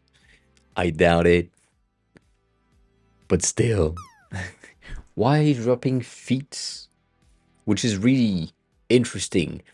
On my Android, I'm getting a feat that is similar to the one that is just dropping on my iPad and on my, I'm guessing, yeah, on here I'm getting this, but on my iPad I'm getting a feed from the bottom, which is a very, very different fetish type of situation. Anyways, Dora, you told me. Cal Codes is now following. Thanks a lot for the follow. I appreciate that. How are you? Who are you? How did you find the stream? These are the Criminally questions. I hope horny. you're good. No, you can't turn me on with feet. That I'm not American. Sorry, not talking in feet. Okay, so I was right. The data is basically a CMS collection, so that's pretty good, cool, and we can have multiple data entries. So that is good for now. The same thing as usual, you know.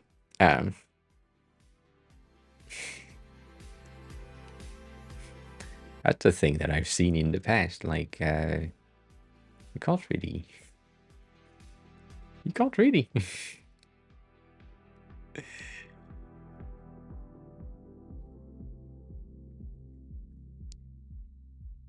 So if that's my 3D things, I need it to be, oh, I need to be at 0, 0. Cool, cool, cool, cool. And then I need it to be at 0. And I don't know here. Cool. So 0, 0. Then the bottom is not supposed to be at 0. The bottom is supposed to be in auto. Can I do that? I can't.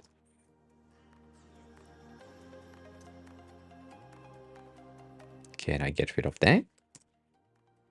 No, of that? I can't. That's good. Cool. I wanted to get the 3D things, but apparently I can't. I can only import a 3D scene. Oh no, I can.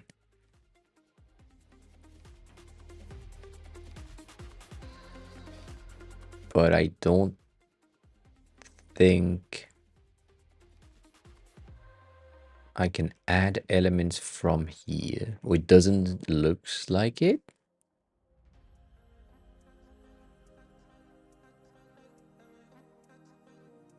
Hmm.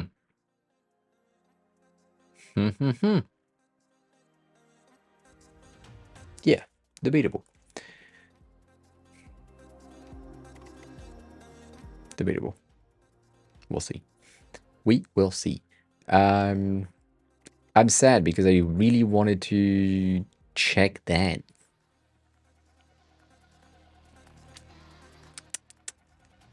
I mean, they sold it, the AI features for me to get access, like early access, and now I don't have access. This is bad on their end.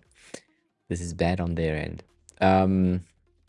Anyways, let's remove the 3D things here and just add some basic behavior things. So if we have the logo right there, followed by, I think I'm gonna do a container that has some text in it. That will be home. I'm doing the same classic move that I have. And then that container is gonna have, I wanted like an auto layout type of situation thingy. Why are you tongue dropping? Why? Why are you tongue dropping? I can't do that.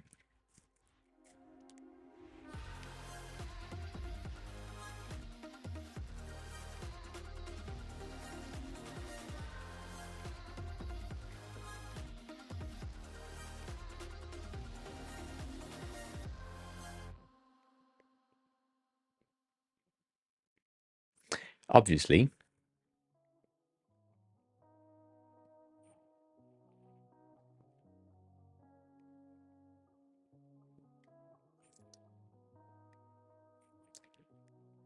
That seems like a pretty simple option.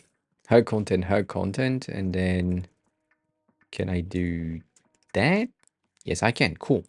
So this one is going to be 8 top and bottom, 16 side, you know, classic things.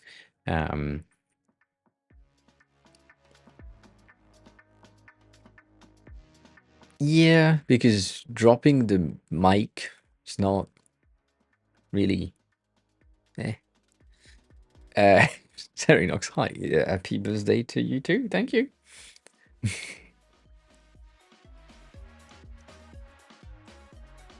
It is 100 and I mean it is 365 chance out of 1. Not today. Not today. I wish the shift up would work. But it doesn't. Okay, cool. It also doesn't have it also doesn't have immediate feedbacks compared to Studio Design that we tested last 2 weeks ago, not last week, 2 weeks ago, which is instant on everything. This one is kind of late. So if I'm changing the radius from 8 to 4, you can see that the radius is still at 8 until I press enter, in which case it then moves. So it's not an immediate change. I don't really know how I feel about it, but I don't really mind it. You know, I don't mind. Control D or Command D don't work. Once again.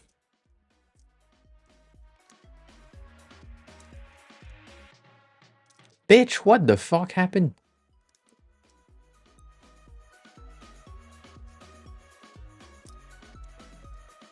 Like I could. Sorry. I can duplicate the first one, but I can't duplicate the second one? What in the hell? And now I can. Okay, cool. See, shit happens.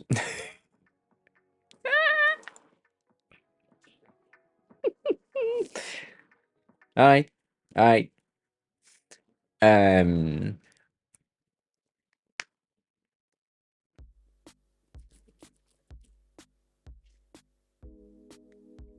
A day or two old? I don't... Yeah. I don't... Nah. You're bringing my French out. That's not good. A day or two old croissant are not really good. It's not a good thing. That is indeed in the middle. Sorry, that's a legit situation. That yep. That happens. I don't know if it's a record, but 97 is pretty much center. This one though is 90. It's either 96.25 or 98.25. I don't know. I think it's 96.25. So yeah, I mean, yeah, pretty much best score so far. I think you hold the record.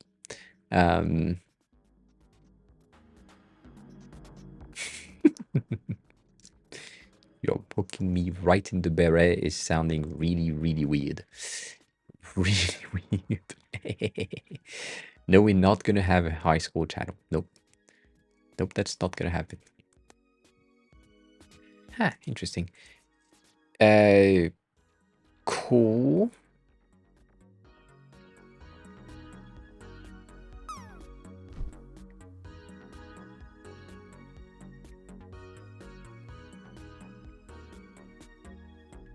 So, sorry. how?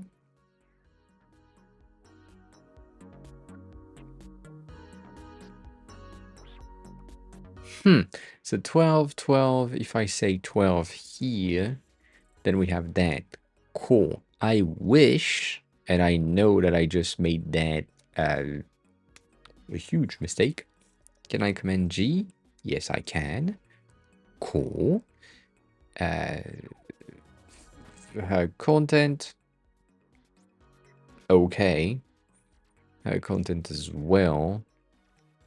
That is kind of weird.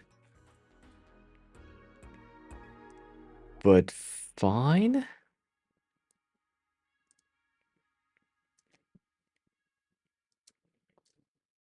Oh. Alright.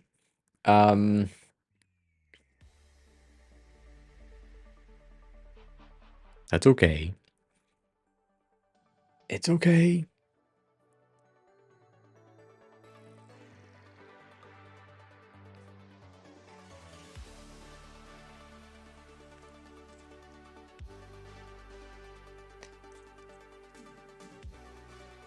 Yeah, this is weird. This is really weird. So, I think it's because of the constraints that I have added to these.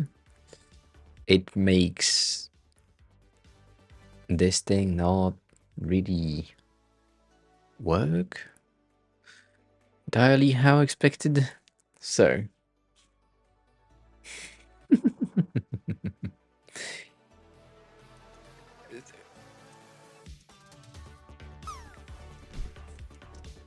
yeah, all right, cool.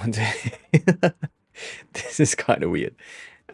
So far, the it's one of the huge good thing and bad thing about the familiarity in design tools like these.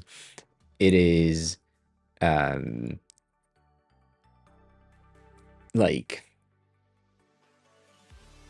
it's so close to Figma and Framer and other no code tools that I want to do the things that I'm used to in these tools. However, that doesn't work. So my Control Command D to duplicate something is not an option.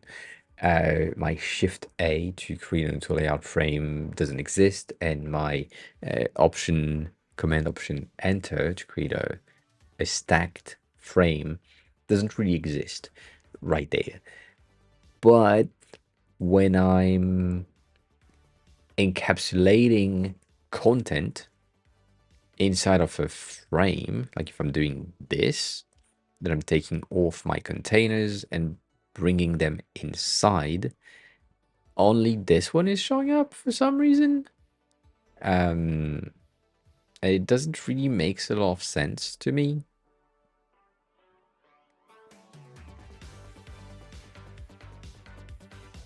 Like it's kind of weird.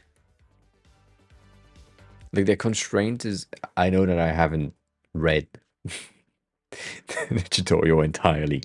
I know that. But still. And then here, if I'm doing like her content, I'm getting weird behaviors. I don't really get spacing option. If I get 1616 and 1616 top and bottom, I wish I could have a thing that defined the gap in between the elements, but it doesn't seem to be a thing. So yeah. I don't know.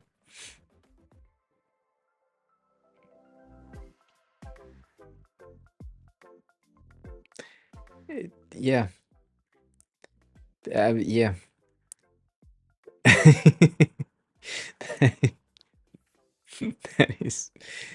that is debatable in any way, shape, or form situation.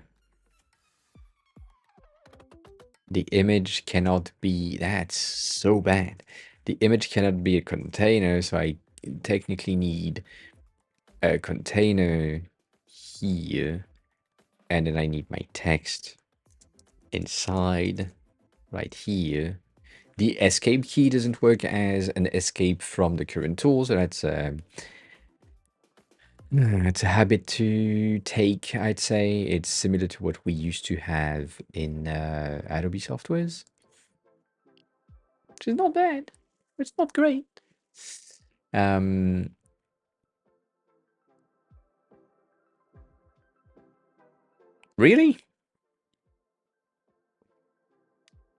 I don't think I have access to that.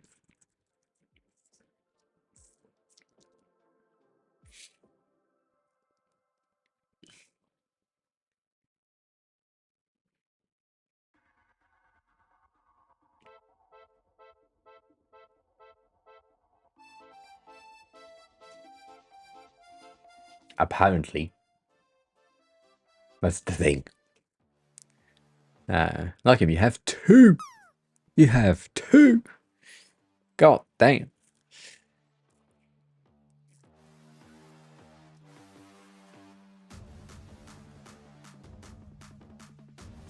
And Stony, if you want to create a command to check that link, I think this link is like open.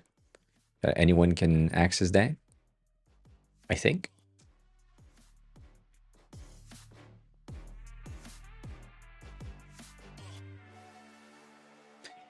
Yeah. What do you mean GK is not even on the board? Really? He is.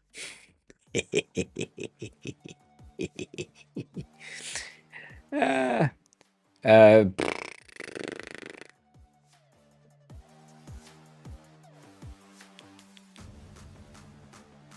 I was about to say drop, but you can't do that. And you can't do exclamation mark leaderboard either because it already exists.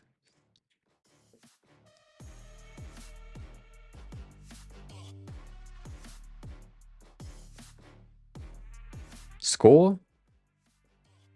Drop score? Yeah. I think score already exists. But yeah, drop score is kind of better. Cool. We have that now. We can keep up with that. Yeah, score might could trigger the spam battle scores. I don't know. Maybe. You know, things can happen.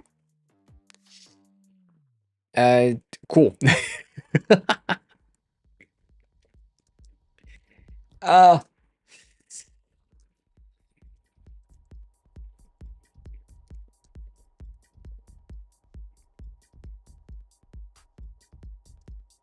You can't copy. Oh, fuck's sake. Lol.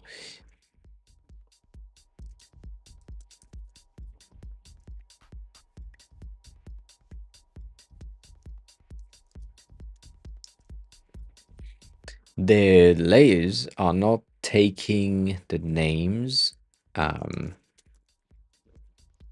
for the text layers off the text string, which is annoying as fuck.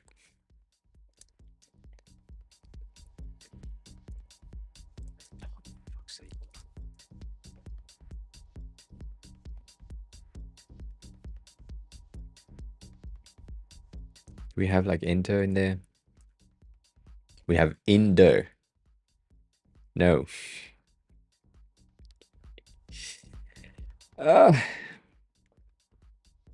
It is so slow. Sorry, it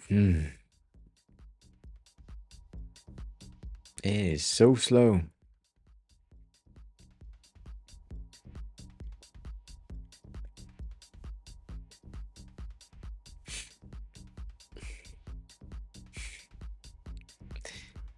Appreciate that.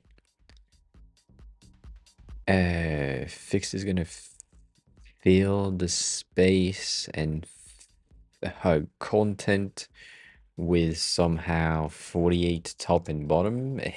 Sorry, 80 top and bottom. Cool. And then we don't. I really wish we had the options in these things to get margin. Even though I know most of you have said, please don't do that. Still, it would be best. Like that page, that thing needs stuff. Like I need to be able to get my selection for the entirety of this page and get some padding, some behaviors, some things. It's kind of weird. It is kind of weird, but whatever. For now, whatever. So I'm missing gaps in between my elements. I don't know how to do that. Like it's really, it should work. It doesn't seem to. It doesn't seem to work. So you know.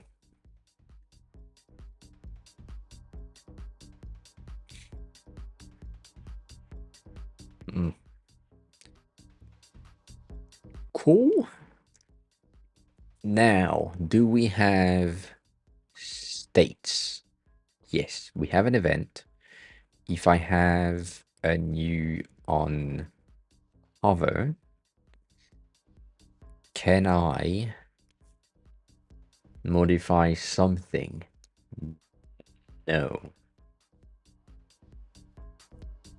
Because they don't have components. Interesting. Huh. So I would need to have, this is really close to what Figma is doing. So in order to get that thing to have the effect that we used to have on my website, we need to get the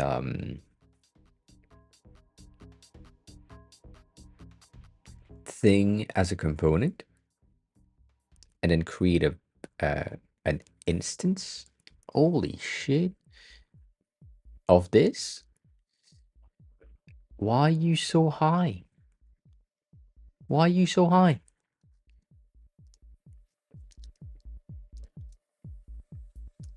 All right. So I need an instance that will be on hover, and then on hover for this thing, we're gonna have a different color of background. And so technically, I just need to do that on here rather than on here. So my event there doesn't exist. Cool. I don't think you can drop a medal. You can receive a medal, but I don't think you can drop said medal. Cool. And now my hover doesn't hover, and these are fucked. All right. Cool.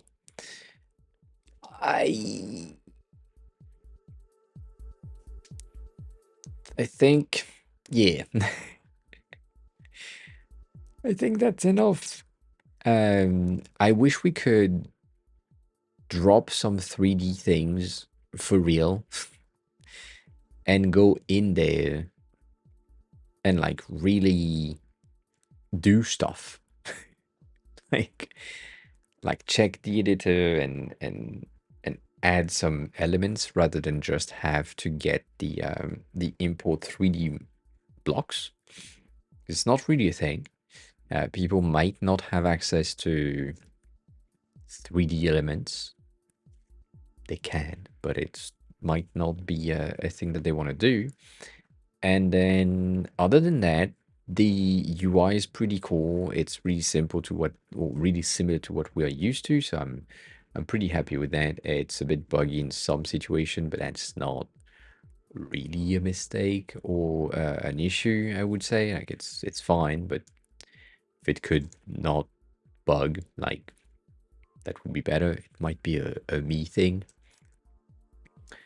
But yeah, overall pretty good. They said that I would have access to the AI thing for me to check out by March 6th. It's March 11th. So I don't have access to it, and I don't like that. And I don't like the fact that I need to get pages. And I can't get that. This is kind of weird. Other than that, it's pretty good. I really like the data structure that they have, as in, if I just want like a very simple data table, a CMS type of things, I can just do that and add some content and play with the table itself. I can reorganize my table. Say if I have 000, and then I can have like a 001 and whatever, all of that. I have my CMS collection, and then I can have multiple properties of other things that are pretty useful. This is really good. I'm not gonna say anything, but that's what I've built in my previous company. So it behaved like I'm expecting it to behave. So that's why it makes sense to me. It might not for someone who has never built a CMS table type of thing, which I I understand. But it's pretty it's pretty simple to understand, and then you can have like your entire thing based on your CMS collection. So that's pretty cool. So yeah, going back to that, the UI is pretty simple. There are missing some things that it didn't make any sense, as in I can't create an auto layout stack as far as I know. I'm gonna go back to the projects, like the initial project here, and check the constraints to see if I just missed something, because maybe I have. I don't think personally that it would be a good thing to just do that, which is the first thing that I did, like aligning something to its left parent. It feels kind of weird, but maybe this is the way. I don't know.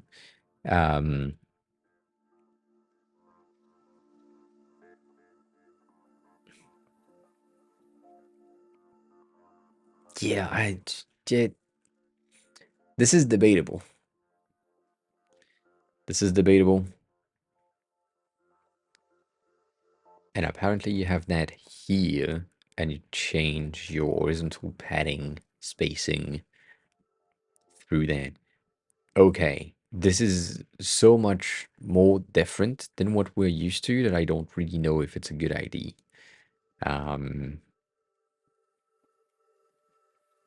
So debatable.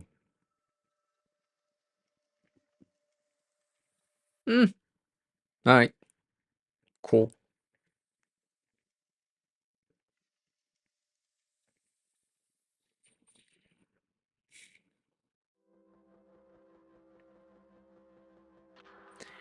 I'm looking at the constraints that you define, like for this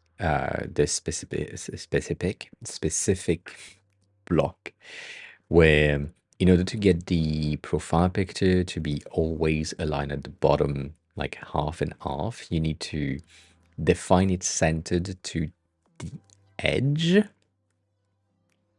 divider, because apparently there is a divider in the background. So that feels wrong and out of place when it comes to code build. Like it's kind of not what you expect to define the placement of something, or at least not how I would expect that. Like for me, it would be that element is gonna be underneath instead of the white section. It will just have like a negative margin of half the width or half the height of my element to be always in the center point. So that is debatable. I know that this implies like a calc in code, which is not highly recommended, but still necessary. Anyways, it feels interesting. And then they have this behavior, which is the current behavior in Framer, in Webflow, I think, as well, but not in Figma, or at least in Figma in code, but not anywhere else. So that's a thing. I'm gonna go back to the 3D things.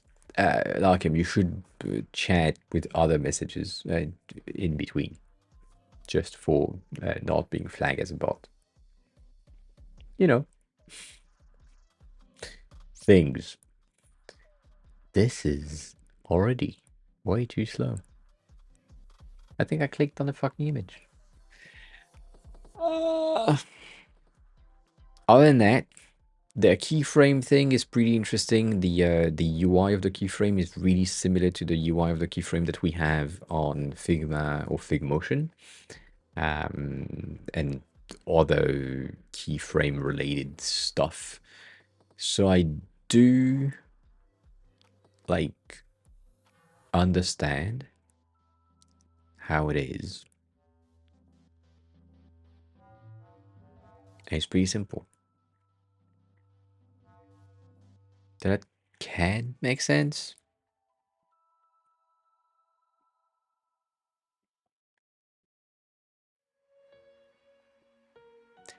I think I'm overwhelmed by the amount of features that is available in this tool, even with the tutorial. I think that's what's happening.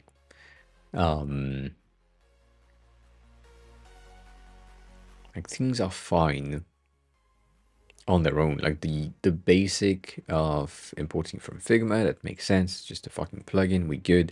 Components behave the same as Figma and Framer, so we are pretty good. Image sequence is just a sequence. So if you drop like 15 images, it will just scroll through. So that we good. That makes sense. It's based on that. We fine. The database is what I said. It's really simple as well. So I do like that. But the 3D is really limited.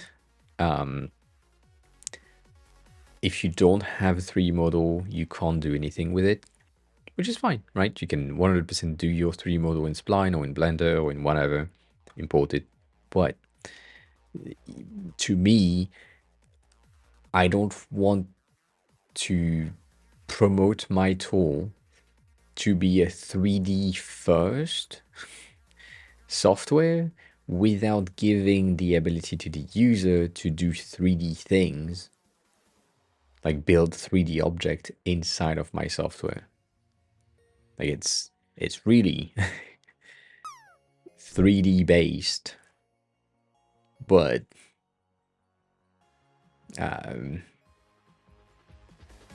they don't give you the ability to have a 3D builder inside of this. So that is debatable to me. But the renders are pretty good if it works. It doesn't seem to work though. Right, that 3D is pretty simple.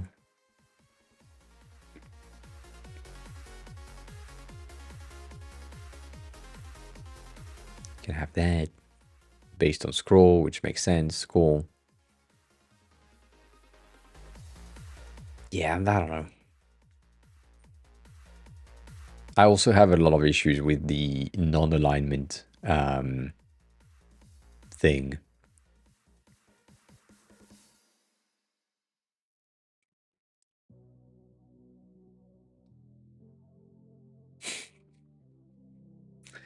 That's what you were looking for.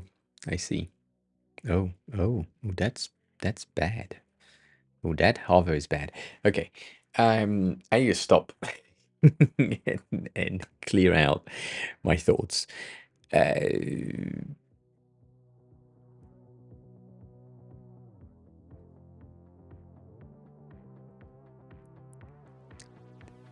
a 3D website is a trend that we've been talking about since 2020. So it's not a trend because or at least in my bubble of things, people have been talking about it since 2020. And before that, we already had website that had 3D in it. It just became more popular because of the tools that we had were more powerful to allow us to do more complex things, as in this thing, like more complex to achieve, and the render is pretty simple, but this is like just a simple effect. But we've seen since, I think, for me, I hope there is dates in this. There isn't. God damn it.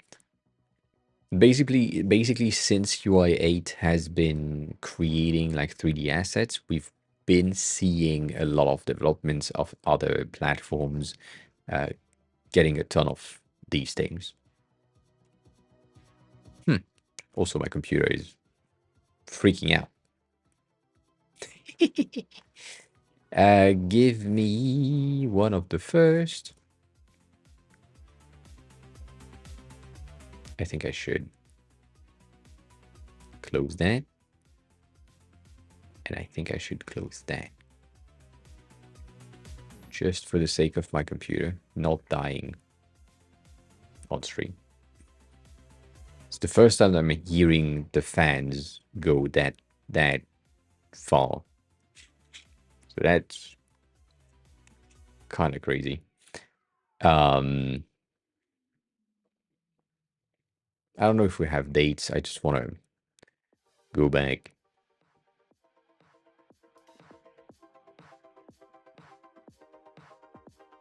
It should be reversed release date. Ah.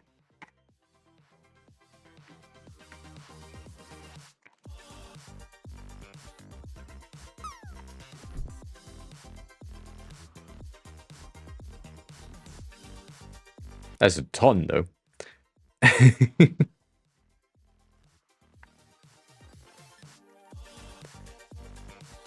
All right. Yeah, these, to me, these 2 packs have been when things have started to be more common in terms of having 3D assets on your website. And this is from when? I don't know. You don't have the dates. Cool. But yeah, no, basically, the 3D has always been an interesting part of designing a landing page to add something that is new and different compared to other websites. So that makes sense. But it's not really a trend. However, it's just easier to achieve today. So the people that can now achieve that will do it. So that makes more sense. So yeah.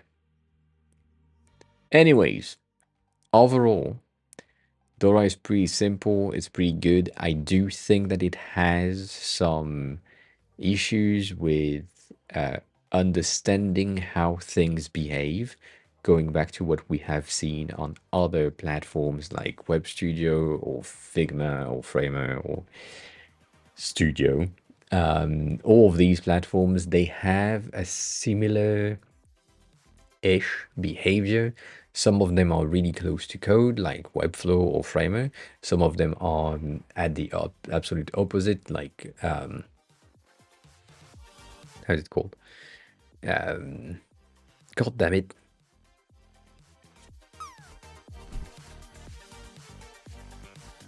I forgot.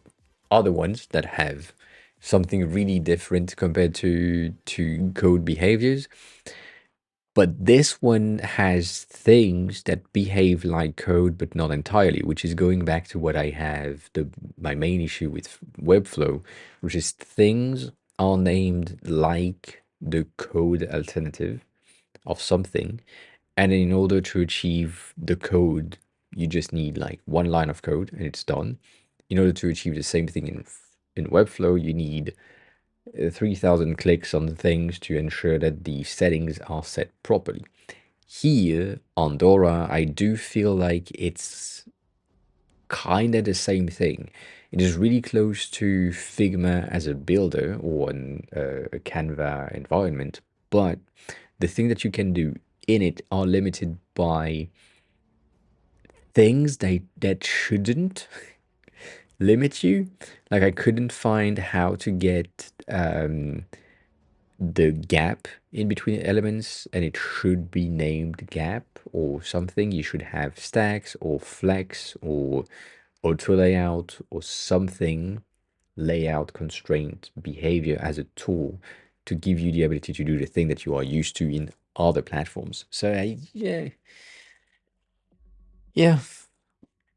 I don't hate it. I don't like it either. I'm sad that they couldn't give me access to the AI features, even though they told me I would have access to it. That's it's kind of sad. But other than that, pretty good. We are pretty good.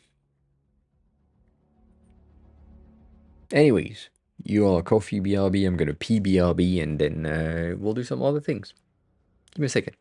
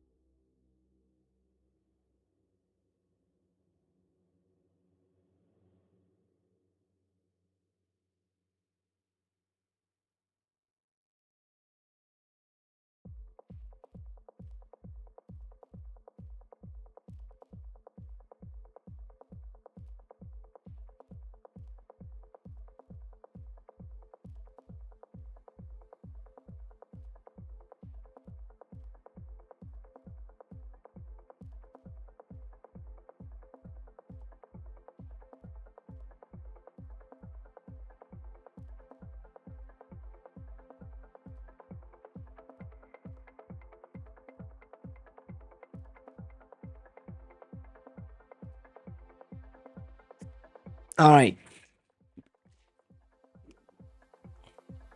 So, does anyone has design question? Any design questions? Things that happen, things that are interesting. I think it's pretty simple tools, but I do feel like it's kind of too limited for the thing that I want it to achieve. Let me see if I can find this thing though, because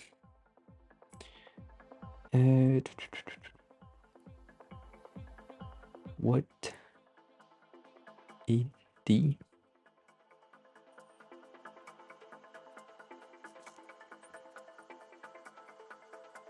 That's the name.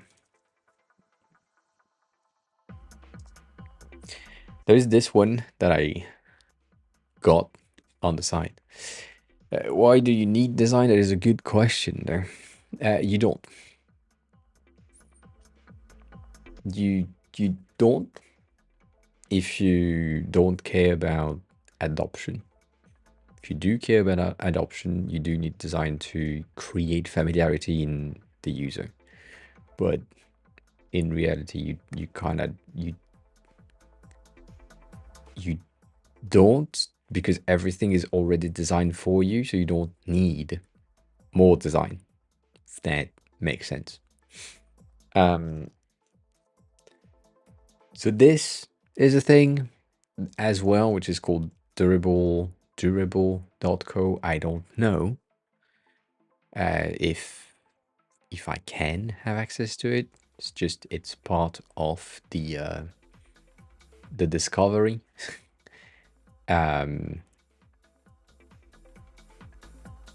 So if I'm generating a design agency,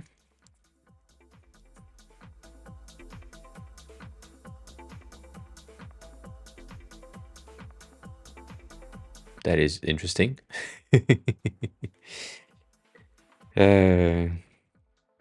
I do that, or can I do Tokyo, Japan? Maybe. That seems like a pretty interesting. It's really weirdly defined, but let's see. So all of these things are usually like bullshit, you know. But I just said I wanted a design agency website, and from what I can see in the background, it's pretty good so far. I hope that the AI from Dora is the same, because yeah, writing a positive testimonial, okay.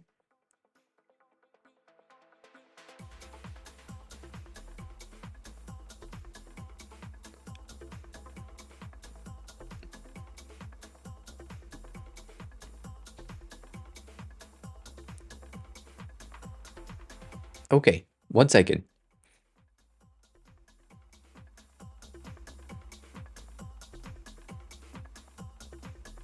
You do not need anyone to build a landing page for your business anymore. That's it. That's done. It's, yeah, the people that are doing the entry-level landing page business are out of business for non-creative people that do not really know what they want, because this is enough for launching anything. Like, you just need to change the content, the text. That's great. That is great. I'm gonna unpin that. We're not on that. But generated Mark Oprizzi is now following. fake testimonial. You have the about section, which you can fill with more content, and you have some contact us things. It's not the greatest, but if you just need a basic website, this is great. Marco, thanks a lot for the follow. How are you? Who are you? How did you find the stream? Welcome on in. Welcome on in. One of the things that I wish I could do, though, here is watch the whole thing. Not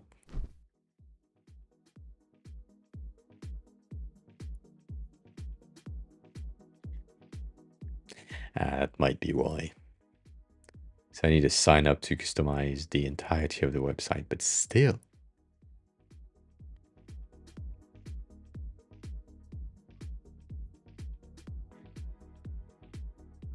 I'm impressed.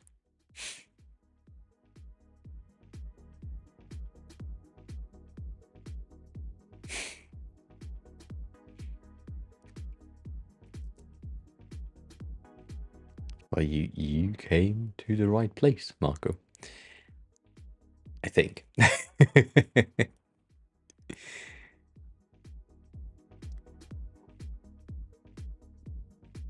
This is kind of crazy.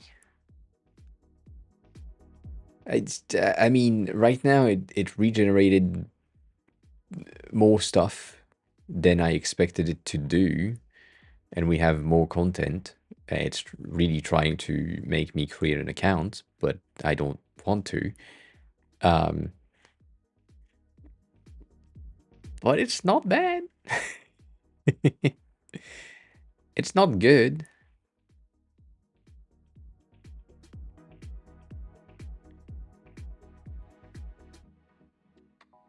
but it's not bad at all. If you're just starting, that's really all you need.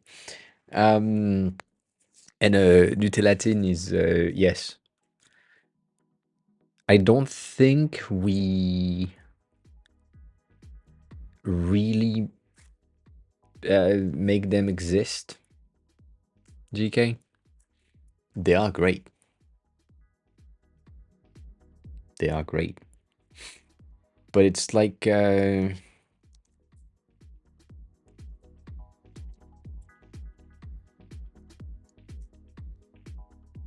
one of these for me.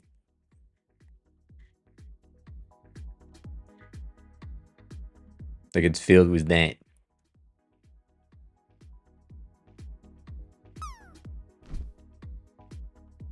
It's just it's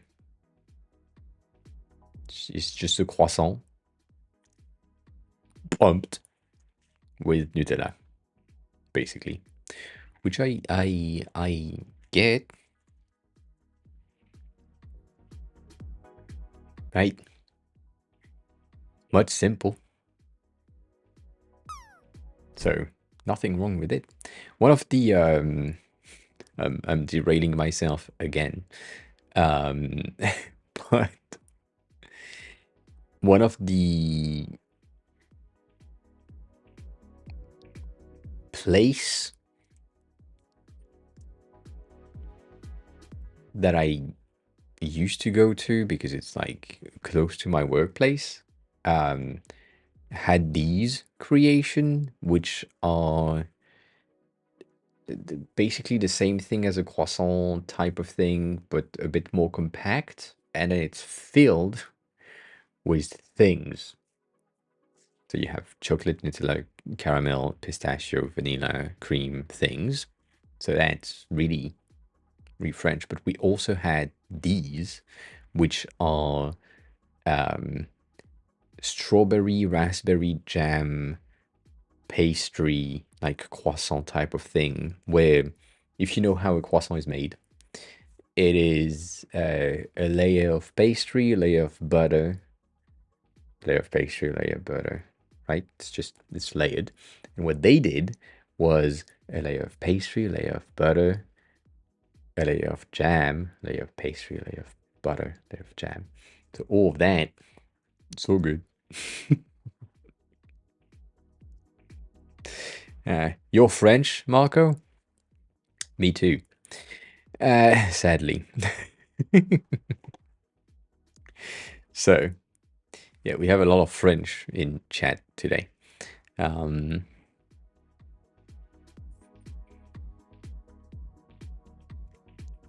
It's not 7 layers of butter, but yes. Look at these. Look at these cuties. But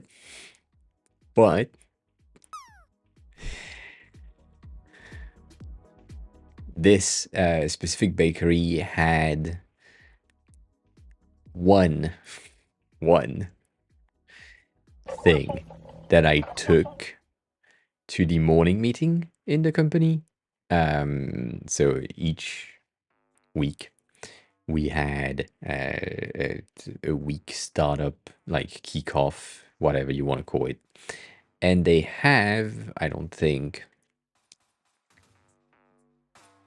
I typed that properly, but they have these. And these, Madeleine, I don't know exactly how to pronounce that in English. I don't know if that exists.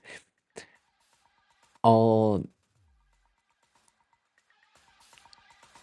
I I can't explain it,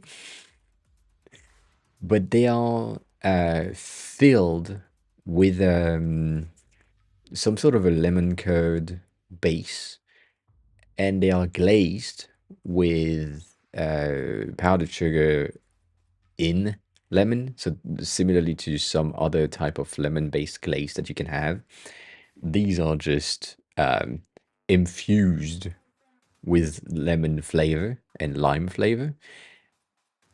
And every Tuesday morning, I'd go there, buy 35 of these, and then go to work so that we have Madeleine for the meeting.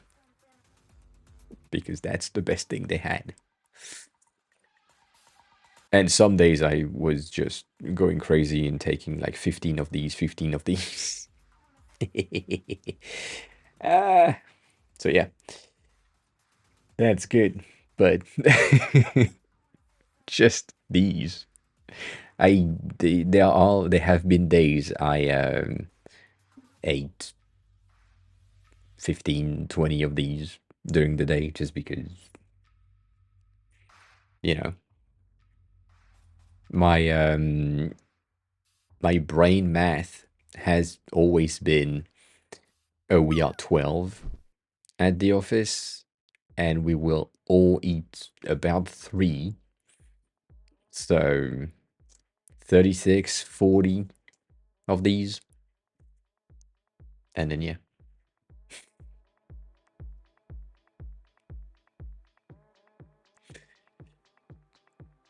And Marco, how come you're French?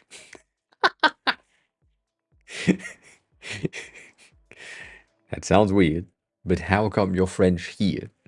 Let's say that. See how filled that is? God damn. Uh, let's not look at it. Otherwise, we're gonna need to go out and buy some of these. We don't really have these in Japan, which is kind of sad. Going back to the AI thing, though, I'm impressed. It's dated to me. It is really dated in terms of the design that we have now, but it's still great.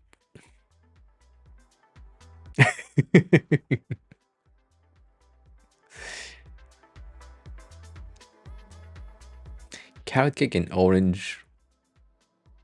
Yeah, I mean, it's orange as well. So orange food with orange food. Most people would say it's fine.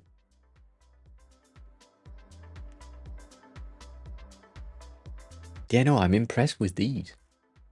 I would recommend durable.co just for you to check it out and see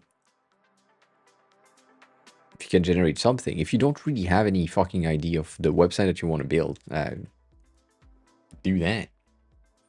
Do that. Genie, that is a good question. I do not maintain a svelte figure. To my level of expectation of my own body, I do not. For other people, yes, I do. But for me, no, I don't. Not just yet. But French food, if you take the right one, is pretty good. It can be fat, can be fries, it can be other things.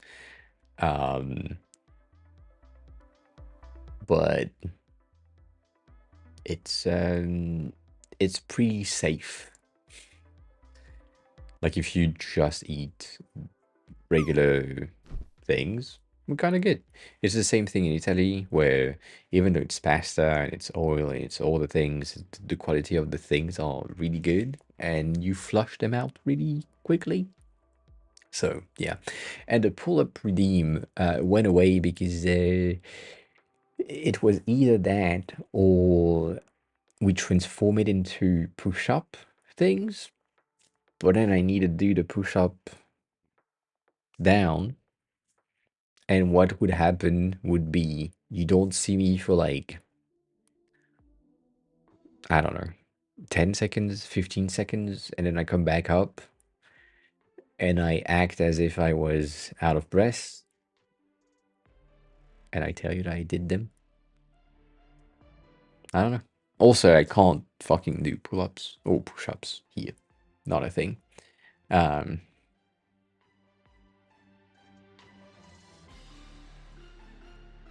and GK, yes, 100%.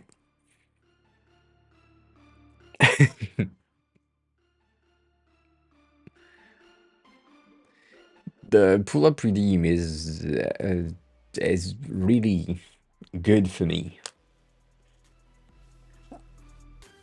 I haven't done a single pull-up since I came here in last May.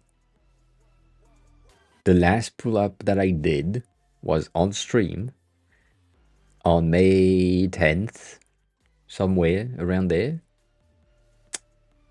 And yeah. However,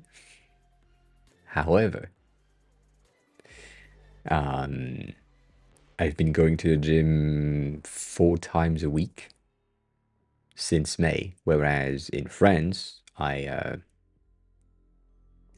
didn't. No, it's not that I marked it in my calendar, it's just that I know that I arrived here on May 13th.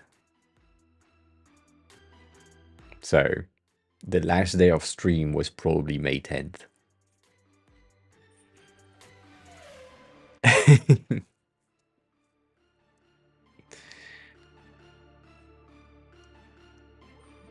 And like there are things in the gym that are called machines that are good.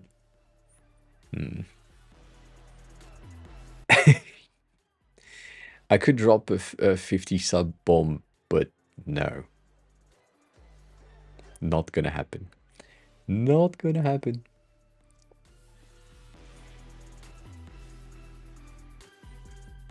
Can't do that. So yeah, there was that, and then there was another third thing. Do I still have it? It is called. Can I find that quickly?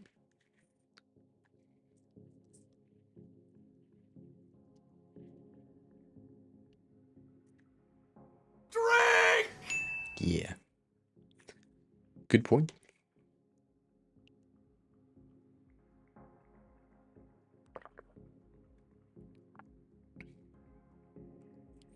Cosplay stream doesn't happen. Not a thing. Not a thing.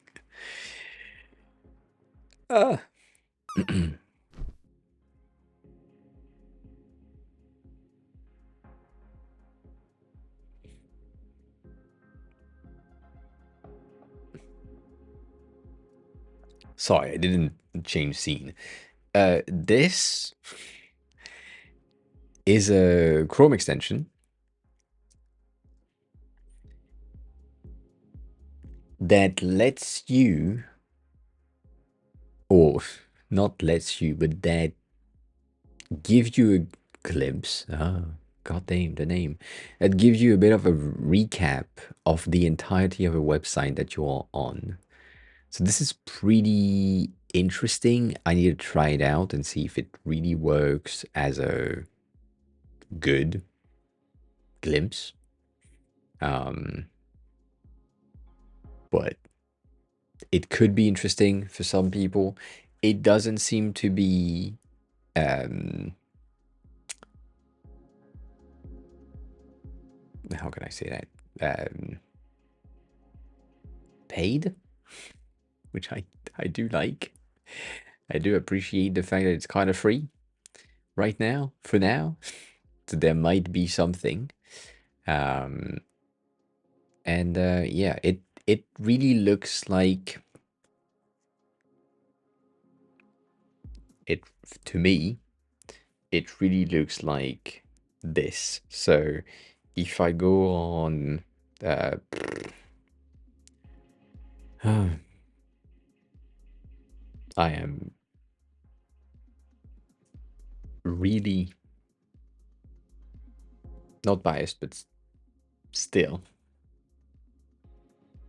Hmm. Ah, shit, I can't do that. So, Arc has added this feature, so you have a web page like this, and then you just pinch, and it does a recap of the entirety of the web page. So what Glimpse just gave me a second ago is basically what is in there, and that feature on Arc is really, really cool. With just pinch. So if you have an article that is kind of long and you don't want to read everything, you just pinch the fucking website. You get a good recap of the entire thing, and you don't need more than that most of the time. Going back to the discussion that we had 3 weeks ago, um, with the content of the internet being mostly browsed for you and rehashed for you. These two features, like that thing, and also um, the glimpse.surf, will help you to get through these things. So let's just check it out. I don't know. I should have to vote to add more points rewards. I mean, you can vote, but it doesn't mean that it will happen. It mostly gonna mean that it's gonna go towards scam rather than rewards, which is not good.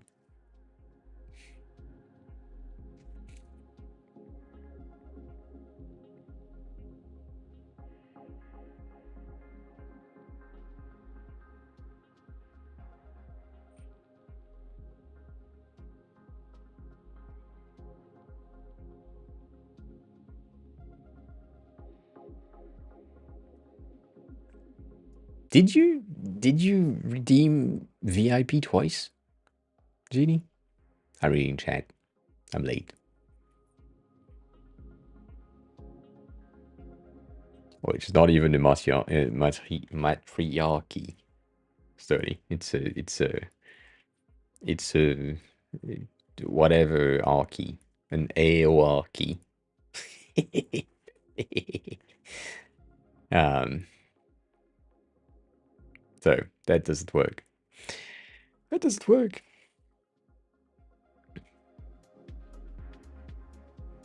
God damn. And 750 for me to sing the French anthem, not gonna happen. Mm-mm. Mm-mm-mm. Not a thing. You know what? You could make it. Yep. You could. You did. I don't think there is any amount of channel points for that.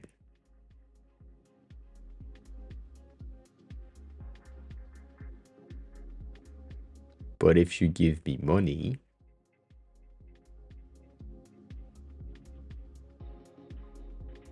I don't know. I need to think about it.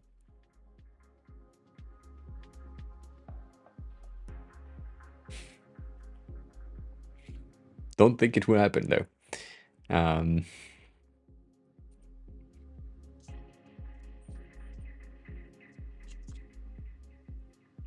Nah. 200 bits. I don't think I would for 2,000 euros.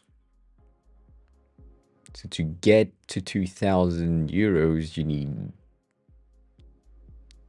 20,000 or 200,000 bits. So I don't think you can. Knowing also that tax happened and all that, You need to add 20%. All that. 200 bits is not like 1 bit is 1 cent of a dollar. 1 cent of a dollar is 0.08 cent of a euro. So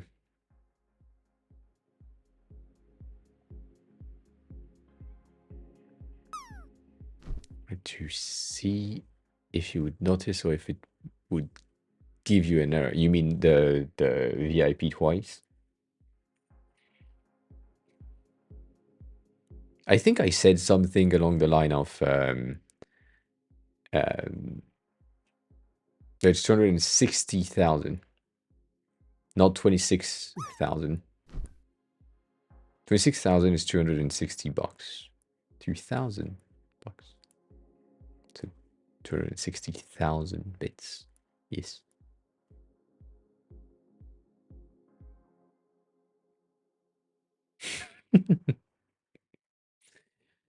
I mean, one whole design stream as a maid might not be good. Also, I don't know. But I'm going to say the same thing that I also said in the past, which is the same thing as end stream. End stream is making me take a day off, so I appreciate that. But if I'm not up for a day off right then, I can just end stream, come back online. So if I have a full stream in a maid outfit, I can go live and stream after 5 minutes in the maid outfit. It would be a full stream in a maid outfit. I make the rules.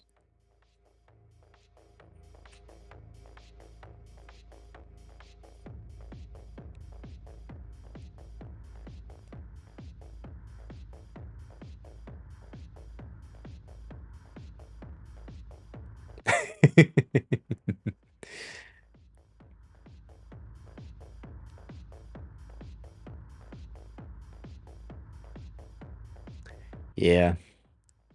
Also, my streams being my portfolio, which I've said that multiple times. It's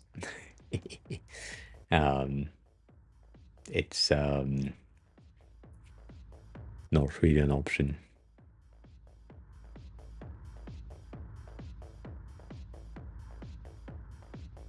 You can, you can end Thursday stream 5 minutes after it starts if you have the points. Which, by the way, that reminds me of something. There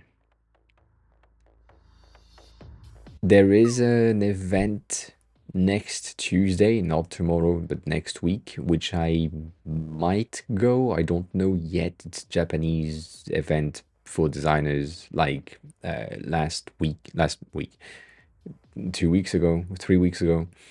And I don't know yet if I'm gonna go or not because it's on the Tuesday and I don't like that.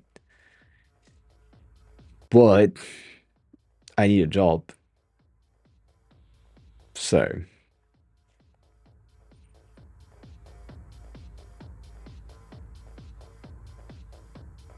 the points are mostly for the or were mostly for the sound alerts at some point because I instead of having them in bits, I gave you the ability to do the same thing with channel points, and then we removed that kinda. So yeah. That's what happened. That is what happened. Kind of thing.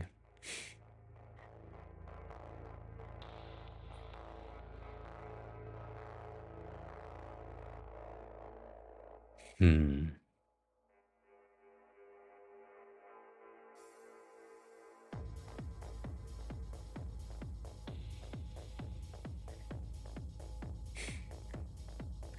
And I do agree that the song is kind of weird. I disagree with the first two because they are not on beat, but the center one is.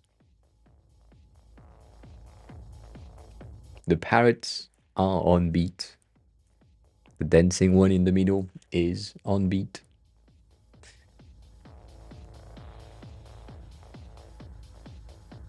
Not this one. I'm disappointed by Dora. That's kind of sad. I'm thinking about it. I hoped it would be better. So far from the tools, from all of the tools that we have tested, oh damn, good job. From all of the tools that we have tested, Studio has been the best one so far in terms of like tutorial to understand how you can use it. Jay Walter, hi, good morning. And then, oh, well, you bumped yourself. Ooh.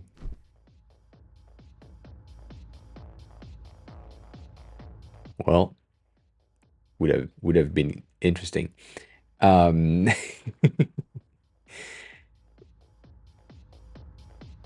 Oh, it was so close.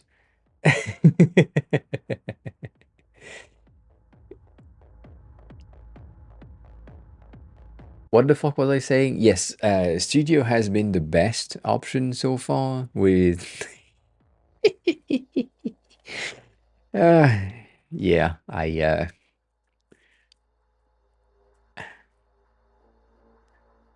good job.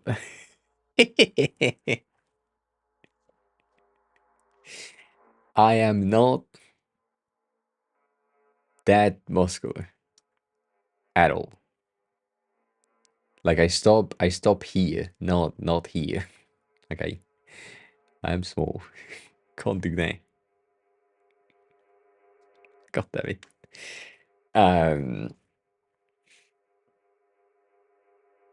So yeah, the only one that was really cool was Studio, and then the other one so far have been kind of bad. I've had like some discussion with Oleg, which is the creator of Web Studio again,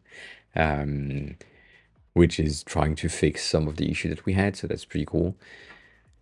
But still, there are some things that are just don't really make sense. And it's debatable. I think we could at some point if things go well, but I don't see how or when that will happen. But I think we could revisit the tools that we have tried on Mondays, right? So maybe in the same order, as in the first Discovery Monday that we did was on Spline, and maybe like 1 year later we can go back to Spline and say what was how was Spline at the time, and then what were the upgrades since then. And maybe some of them will have like a lot of updates, maybe some of them will not. That's a potential that we could do. The main thing that I would probably not do is Spline. Mainly because I'm using it almost every day. And so going into a tool like Blind to ensure that I'm not like biased and I don't have already an understanding of how things work is better. I think it's better environment or a better or more interesting things to do. I don't know. So yeah, that's a thing.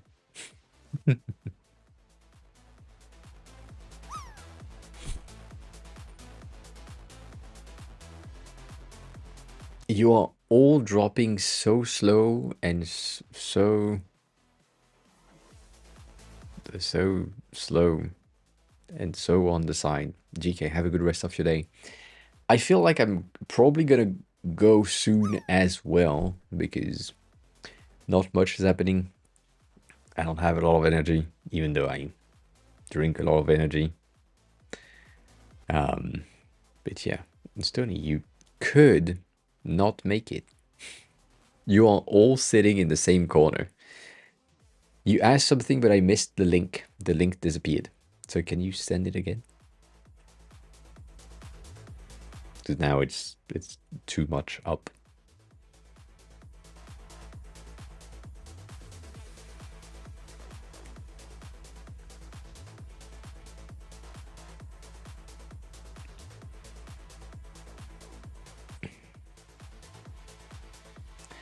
He said you need a solution for cases like this where the logo blends too much in the background.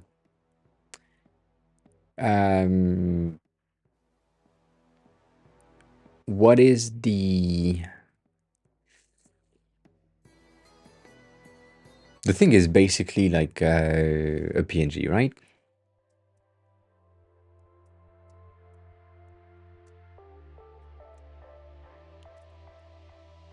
I think it doesn't load for me. God damn.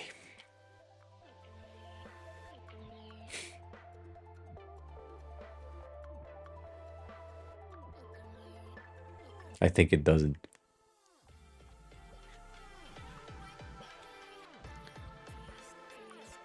What server do I need to go to? Which server am I supposed to go to? Eagle? Big Bird?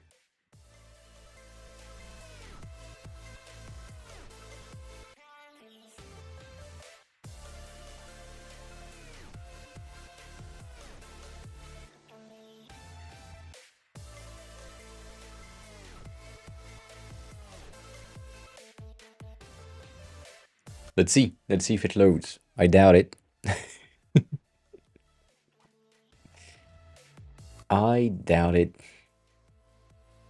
Oh, fuck's sake. I don't understand how I'm sore, not the next day, not right after the gym, but 2 days later. So I went to the gym on Saturday. It was fine. And today I'm sore.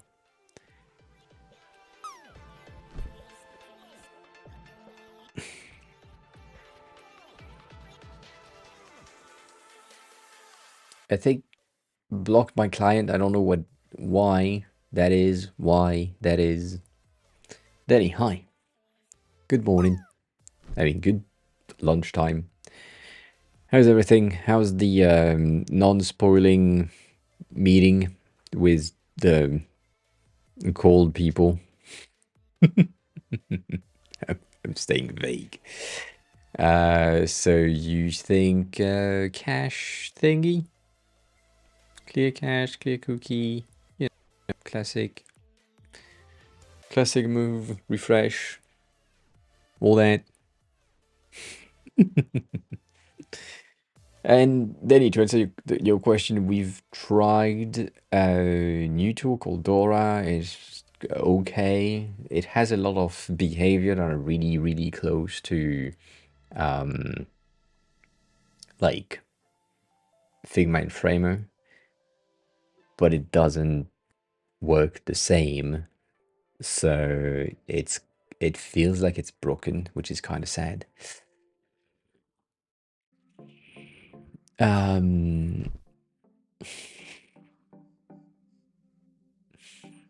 Maddie, you could potentially make it. No, I lied. I lied. I thought you were a bit lower.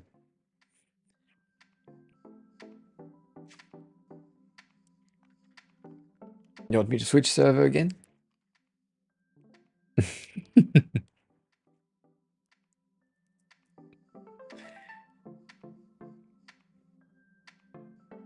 What's the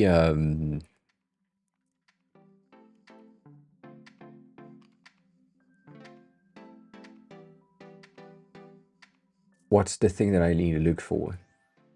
Because that loads, I can probably just look for it if you just give me the title of oh, it's something you don't have. Ah, god damn it.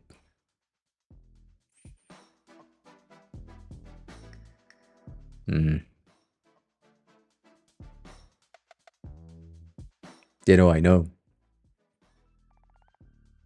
You could also take a screenshot. Yes, 100%. Um,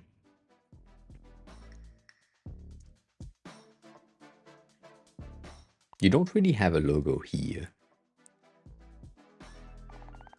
so it's debatable.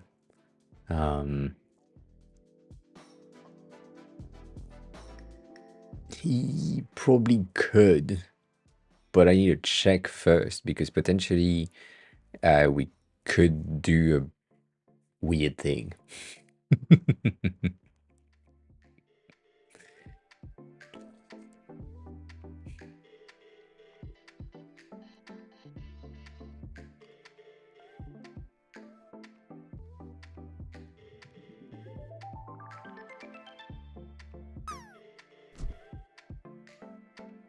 Yeah, Danny, that is kind of sad. I was more talking about the potential call with people from that thing. Holy shit! This is not even. This is not even.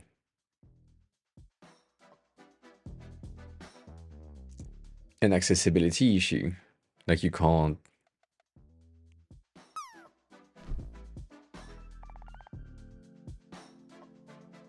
Damn.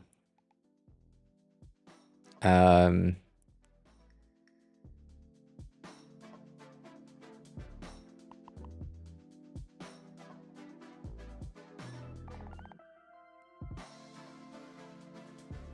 Hmm.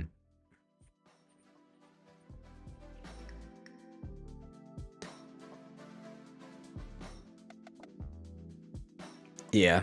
Oh yeah, that's true. I mean, it's still morning for them right now. Um.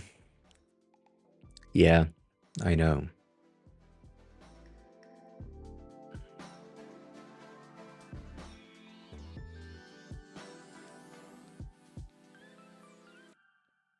Yeah, no, you can't do that. Can you? Can you limit the the logo that is picked? I know you can't type of thing. Also, I don't see the logos here. Am I on the wrong thing? I'm on app. Why are you sending me on app? Is that? Oh, they are not fetched yet? Hmm. Hmm. Officially for Stony, we are working on the search, which for now, the search is just this. So if you click on the search section here, you will have the search display. So it's just a search bar here with content. I don't know what content will be there. And then for the music section, it's the same thing, other than the fact that it has other categories. But I do feel like it will end up like this, probably. I have a feeling that the media at the top is probably going to be the same thing as well with these, but like extended in post, like backdrop thing. Um, so, yeah.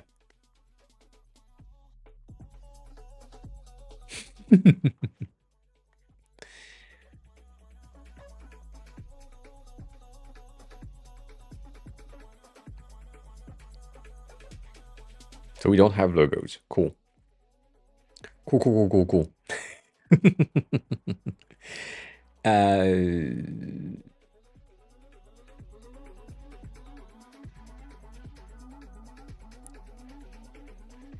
do you really want the logo to be displayed?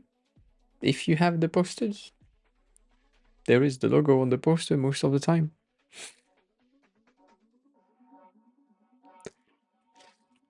You know.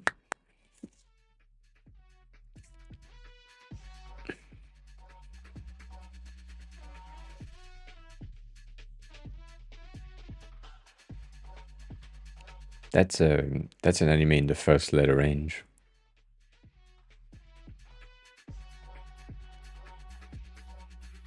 And there is no um, there's no logo.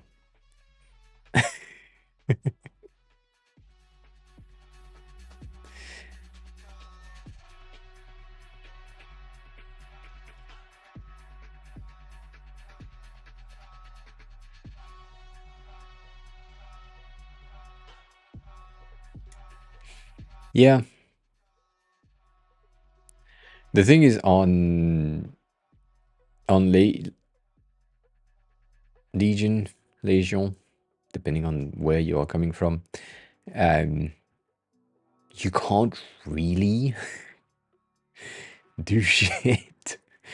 I think the one of the option to avoid that lack of readability here would be to get the same logo as uh, a secondary load underneath with a blending mode of difference and a blow, so that it would inevitably give you like a very high contrast if necessary, and then you can have like more or less opacity somewhere around the 60% zone. But the thing that I don't like about that is if you have like this, a logo that is mainly blue and you get it underneath in difference, it means that blue on top of blue, the difference is gonna be pure red, orange, purple thing, and the glow is gonna be the ugliest shit you can do. So I don't like that.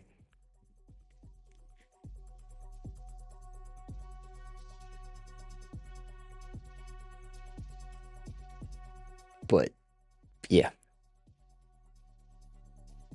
Um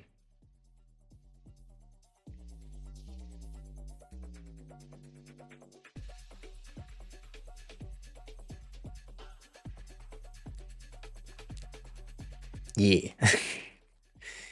See that?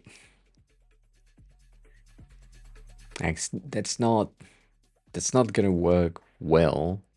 And then if I'm getting these, I don't even know if that's a thing. Uh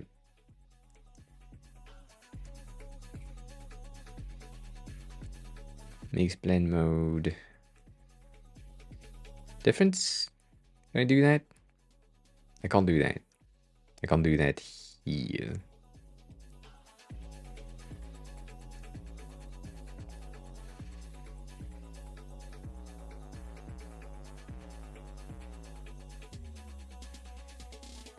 Can I do that? I can't.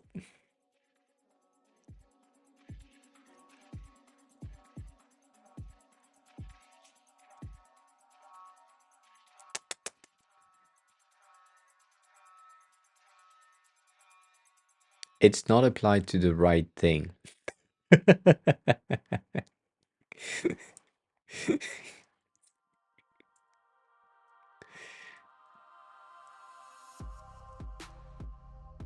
God damn.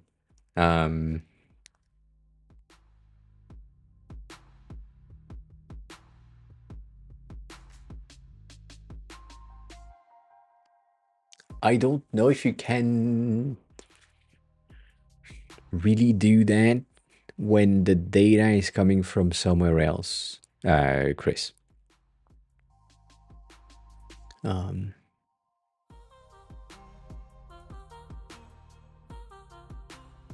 Danny, that is good.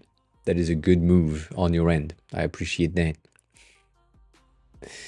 Um,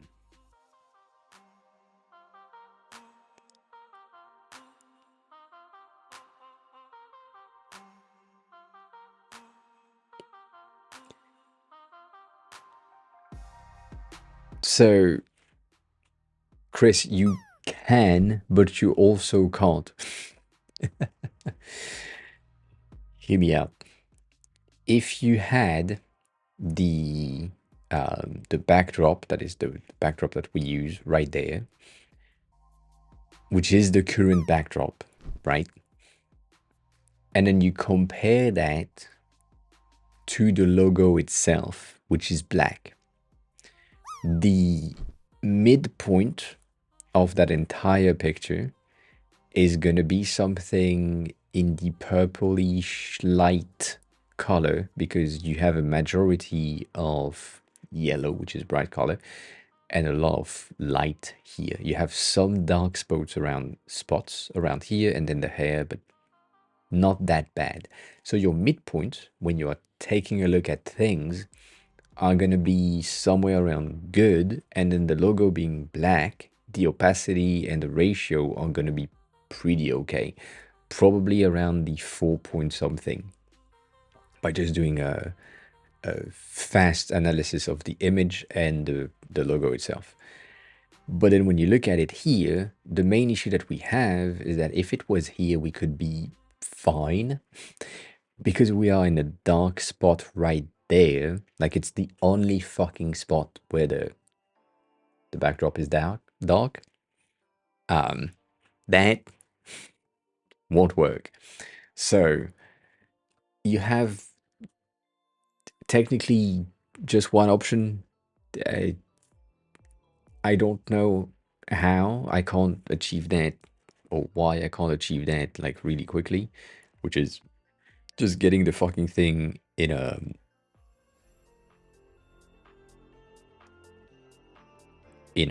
whatever, like blend mode. But yeah, I don't know why mix blend mode doesn't work.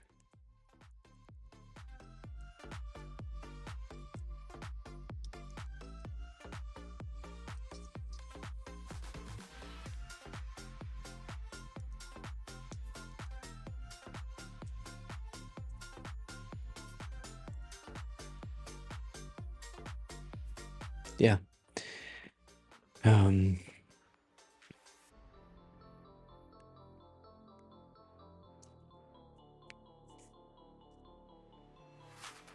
I mean, I was already targeting the thing,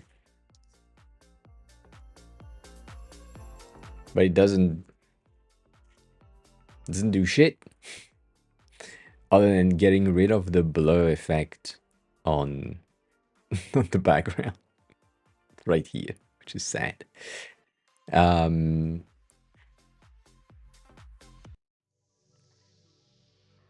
Can I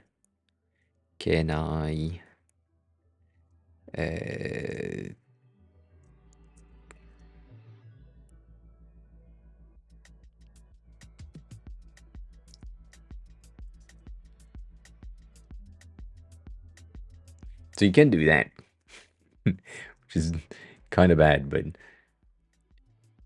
you can have your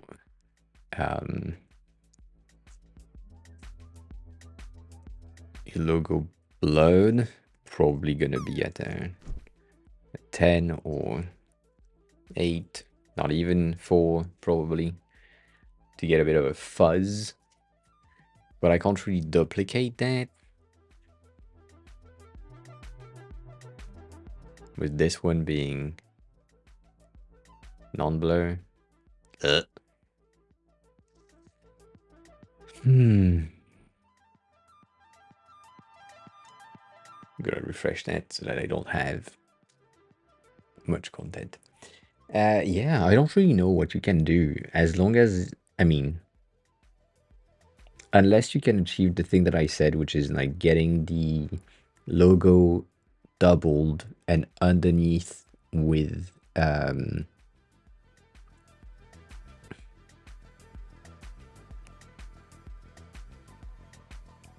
difference blend mode. The other thing would be to potentially get. I know that it's an SVG type of thing. Having a border could work.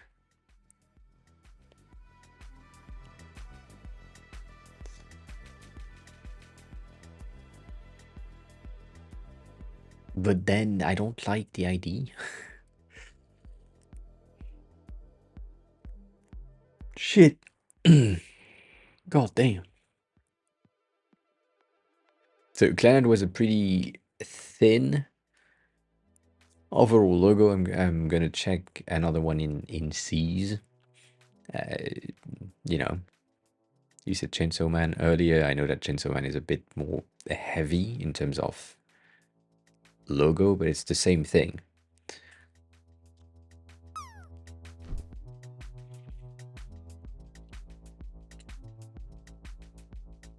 It's also really ugly right now. It looks like it's a very, very low quality PNG rather than the form factor at which it needs to be. I'm complaining, but I'm also not complaining.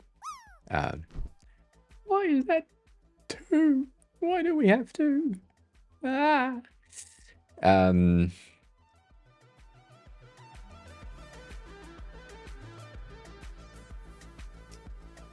Mm,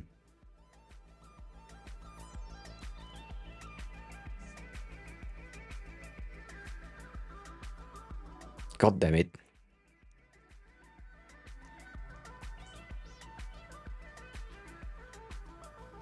I forgot if it's this.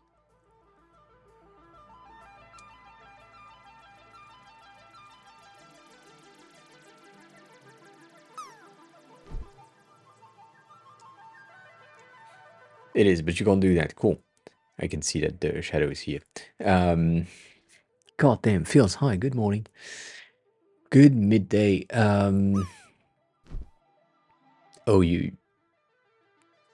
added the second image on top, not on top, next to each other. Okay.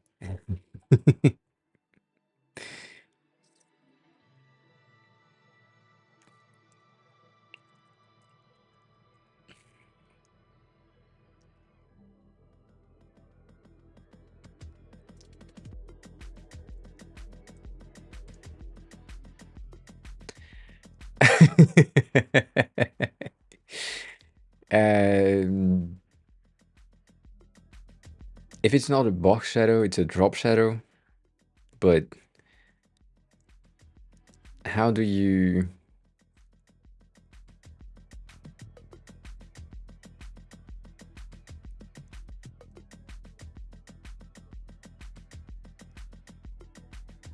How do you shadow drop shadow thing? Is it filter shadow? I forgot.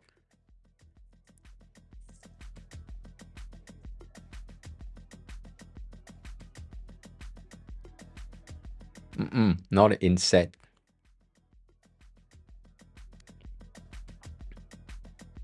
What Stony is doing at the moment with the secondary image in the background. The second one is blurred. This one.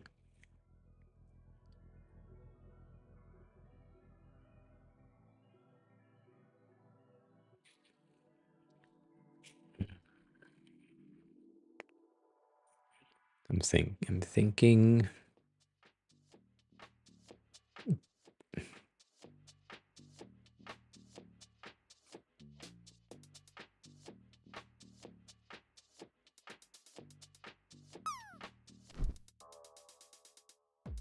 It's not inset. It's not even inset. What I'm trying to achieve is this.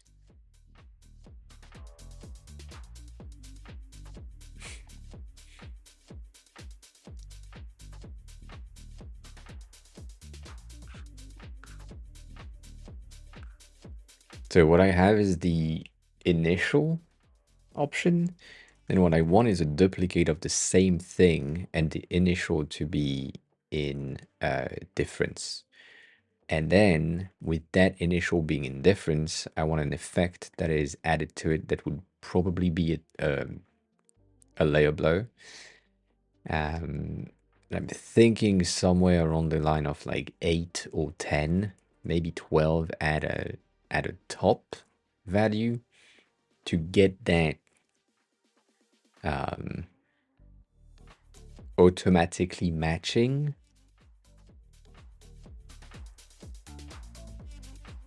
with whatever is in the background. So if the background is a weird ass thing, it will still give you like a very high level of contrast.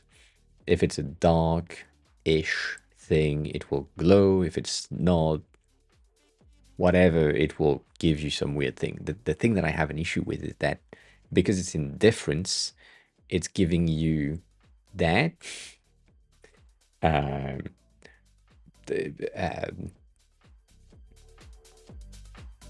contrast colors thingy, and you don't really want that. So you could go with hue or luminosity, but then that's the same thing. If the image in the first place is black, it's not gonna do shit. Like if it's black, it's gonna do that. So only gonna work if we have and Studio, I just received something from you. Thank you. Appreciate that.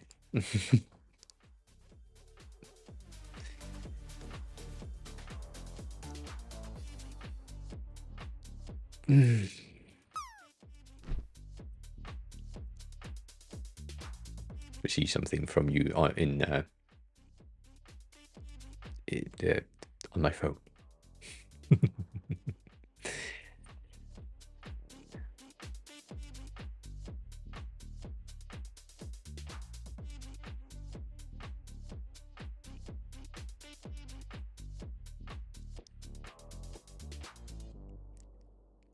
I don't think you can.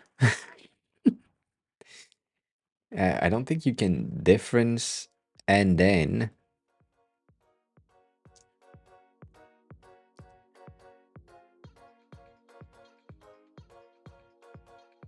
I mean maybe if I normal the thing, I take the image and I do that in difference. And it's the same thing. Right? It's not gonna help in any way. Let me see if I get a secondary background that is more light. Colorful thing. Yeah, you see, it doesn't really work. If it's in difference, we are kind of good.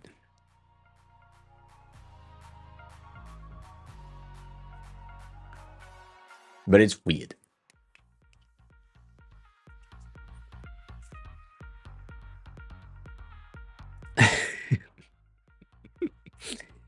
Chill. Chill is forcing your will on me. That sounds really kinky as fuck. Chill. Be careful.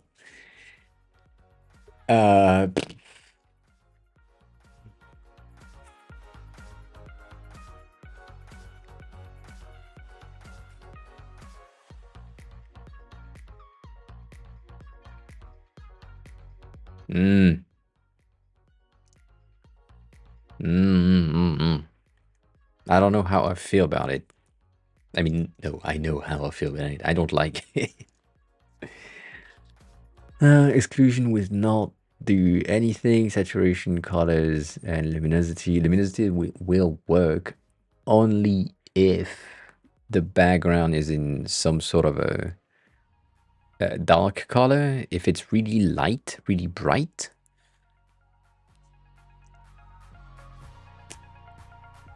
like it's not gonna do anything good. It's gonna lighten the area in which it is, which I don't think we want that, right? Doesn't work. Whereas here, difference on point.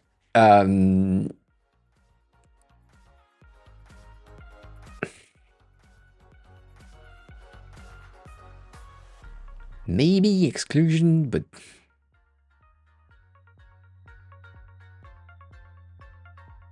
that's not gonna work. That's just too bad.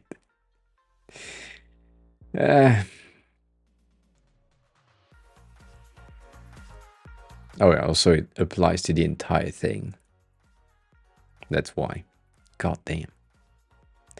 God damn. Please ask. Get me out of this. uh,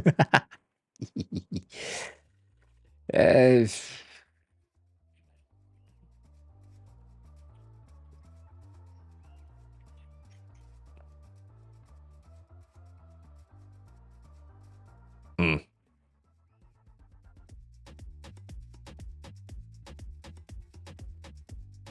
The reason why is because I fucked up.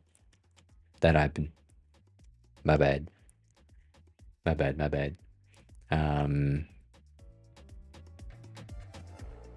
Get foundation? I have never heard of that. Genie.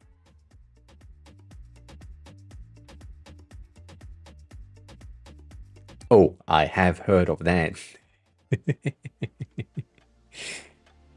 I have never used it though.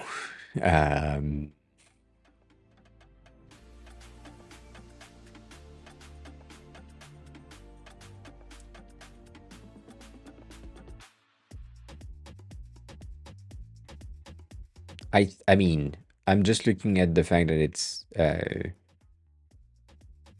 Netlify here, so maybe White Panther can help you on that thing. But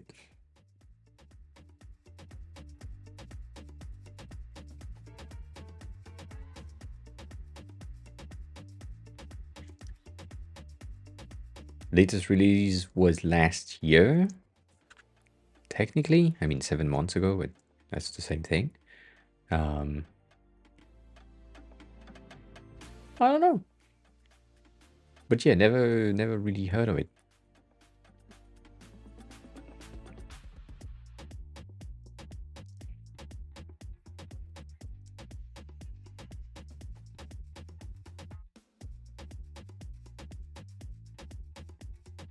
All right. Then maybe not then. Ooh. Stoney, you doing artistic things?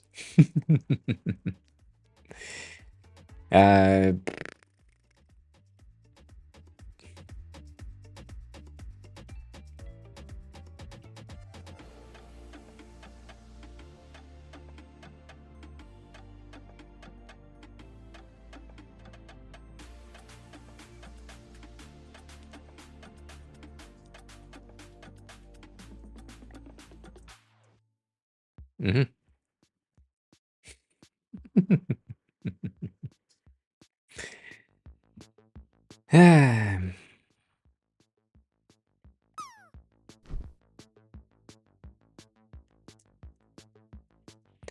Yeah, other than that, I don't think you can do much, Stoney, that to kind of ensure that it would, could, might work. The main thing is you will end up with some weird ass colors if you can do that in like transparency. But also from what I'm seeing here is it seems that you are bound to the box, and I would have loved for you to avoid that. But maybe you don't have a choice. You can't use mix blend mode. God damn.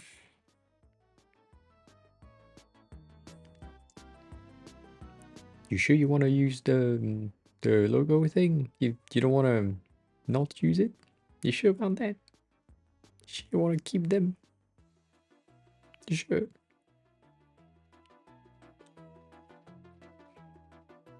I don't know. Yeah, I'm explaining mode. Remove the background here.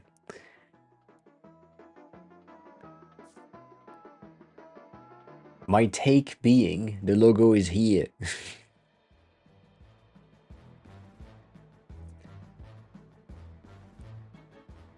I don't need it twice. Let's see the competitors. That's new. By the way, Stony, did you watch that? That thing? They don't have posters, but they do have this. What they have is a gradient of black to ensure the visibility, but also, like, 100%, it's Netflix. They have the time to specifically define the right thing in the right place for the right use cases, right? Compared to you, who is using the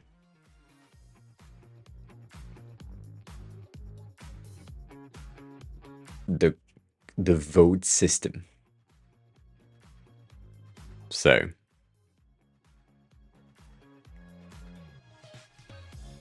but yeah, they have this fucking gradient in the background, but I wouldn't I wouldn't that's about it. I wouldn't. I'm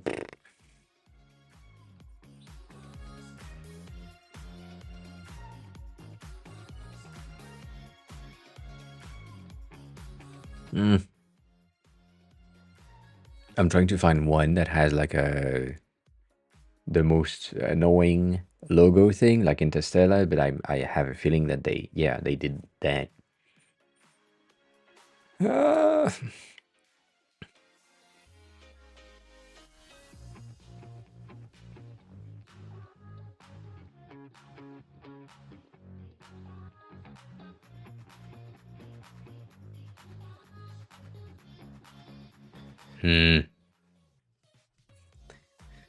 Yeah, that's the fucking main issue, right? It's just they can afford to define and check manually each of these, even though I'm kind of sure that they automate the vast majority of their logo positioning and definition on top of the video, which is why we have these. It's not really visible, but we have that gradient, but it's not going far up enough to be considered as a difference. And then for you on here, if we on top of the transition get the gradient, it just makes no fucking sense. So I don't know, Stony. I have no, not that. Please, for the love of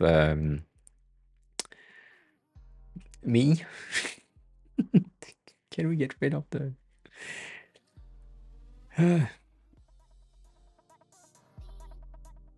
of that?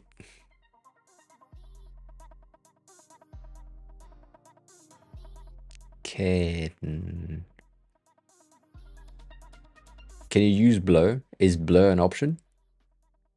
Sorry, not background blur. Blur of the shape. Yeah. Yeah, I was about to say if you can blur the shape itself to be closer to the logo itself, but have a more diffused outgoing thing, it could potentially work. I also see that you have added like a shadow underneath the image, which could be enough. But yeah, no, not background blur. Not that. That doesn't work.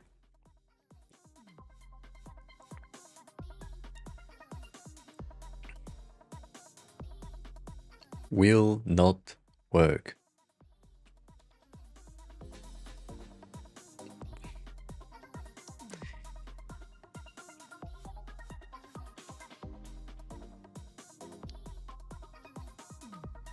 I'm gonna see another one.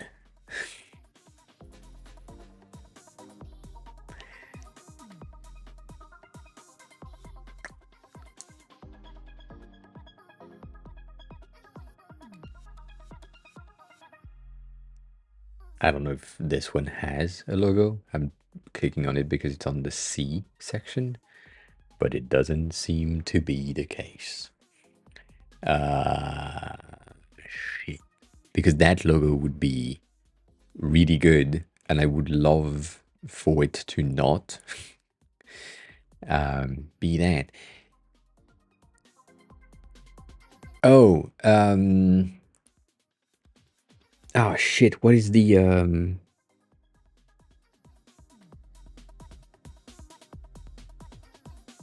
what's that thing?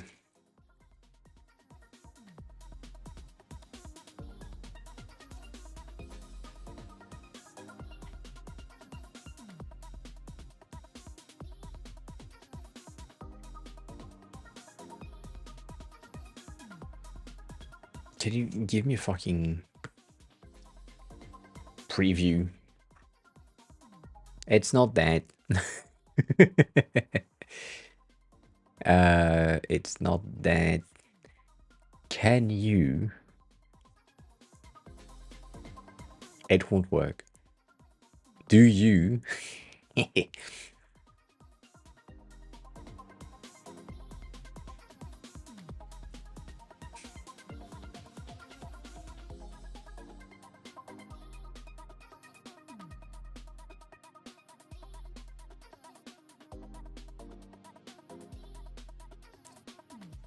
Can you apply a color on top of the image? Just on top of the image. Is that an option? I forgot how to do it. I know that you can, kinda, ish, do that. I just don't remember how to. That's the question number one. Question number two is,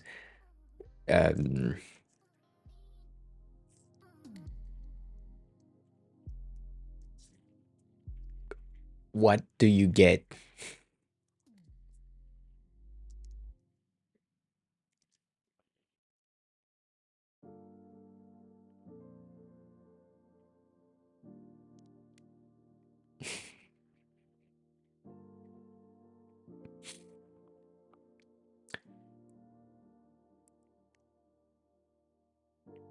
Right?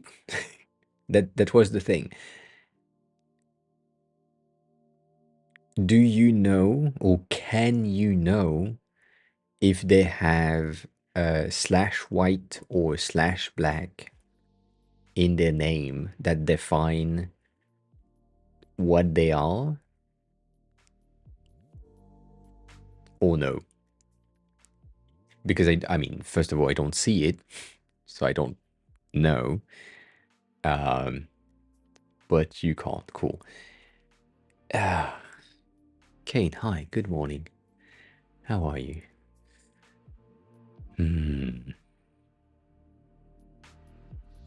Because if it was the case, I would tell you, I mean, specifically here, I would tell you, like, oh, you know what? We could just load the second one underneath, the one that is the opposite color of. But if you can't check that,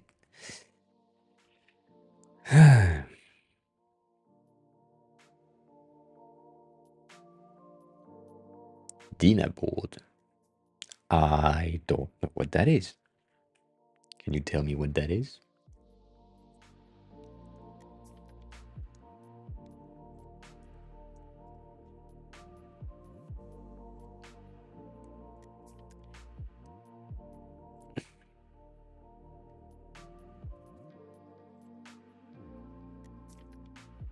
Yeah, see, you have both every time. I mean, every time on the two that we've checked. Uh,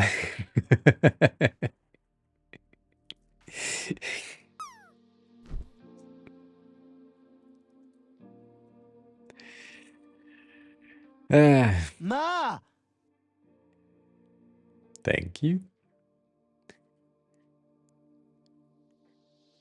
Yeah, you can't really take the second one, and technically this one is not, even though it's black and it's the first in the season in the series, it's not the same, and it doesn't even exist um, on the other end, which is kind of sad. Ah, god damn. God damn. Oh, that, yeah. I've checked them out. I think I got rid of it. Um, I checked them out when that was announced, which is last month, but it didn't really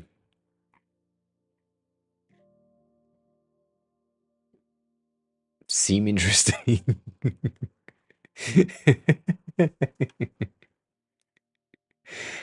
um, I don't know why it felt useless to me. Maybe it's because of the fact that we tried um Total, which is the same thing technically. It's like building a web app um without knowing code, which, right, it's the same shit. But this didn't really make any sense to me. But then I'm seeing that it's called a collaborative IDE, which seems better. So maybe it's interesting. I don't know. Maybe we can try that out next week on next Discovery Monday to see. But I have doubts and all of that. I don't think it's like Webflow based on the fact that it's more in depth. It's probably gonna be like Figma and Framer and an IDE. So you can have data coming from outside um, that is populating your design, which I think is the one of the reason why Figma acquired it is because of that transition. As soon as Figma give us the ability to plug data from outside and publish to custom domains, the entirety of the no-code industry is dead. Like there is nothing else that matters.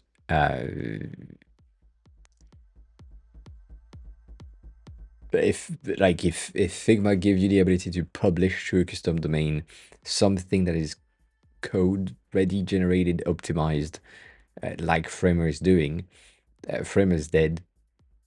Webflow is dead.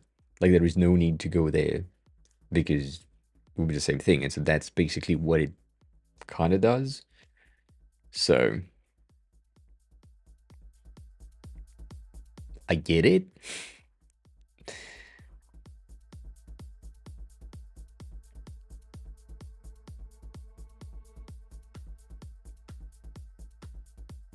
Yeah. But yeah, I've seen that. Well ended. uh,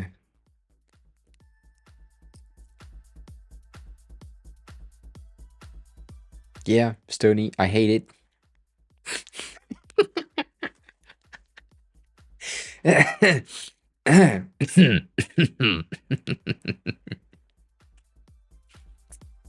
You did good. God damn.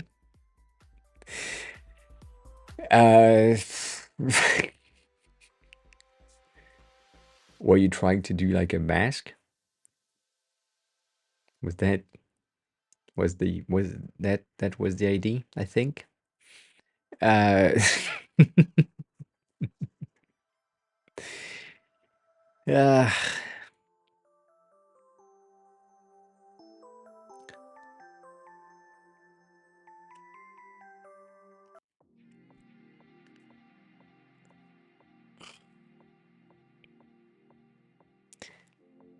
blending mode are not an option, mixed blend mode, because that gets rid of the blur in the background. Blurring the initial image a second time don't really work.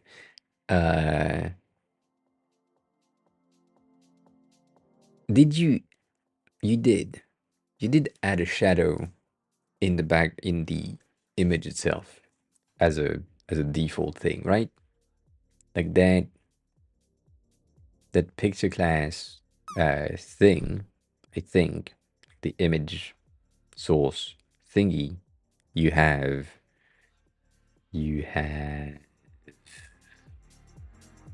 a shadow. What the fuck is the shadow? Where's the shadow? Um, can you get rid of the fucking mask? I can't see shit. First image. You have two image. You do. You do, which is this thing. So yeah, if you get that at 0 and that at 0, but a spread of or blur of 4, blur of 8. I hate it, but that kind of works. Like, right? Default feels like feels like not default, but like yeah, whatever. So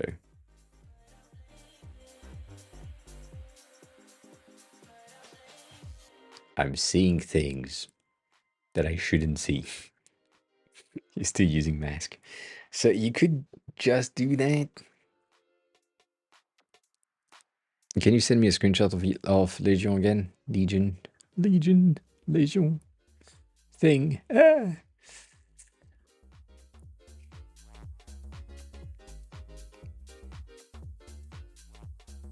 I really wish I could access the same link that you sent in the beginning, because that way I could tweak it and see how it works, how it doesn't work, how it thinks.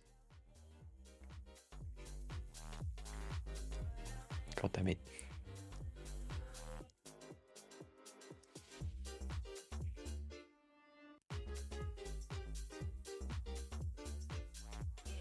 Nope. Yes.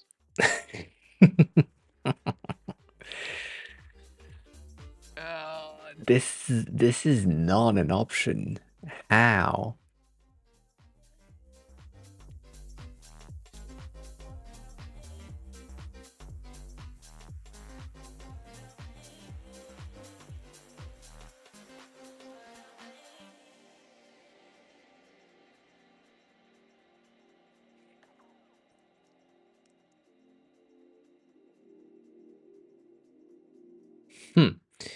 Uh,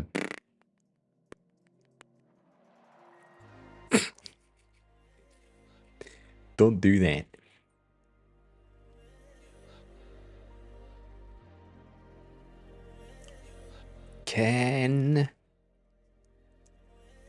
Does that work? I don't think your spread, yeah, spread doesn't work in filters, right? It works in default, but it doesn't work in filter.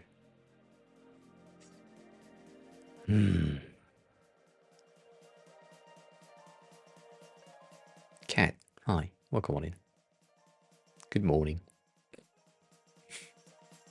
Morning at 2 p.m. I guess I know why.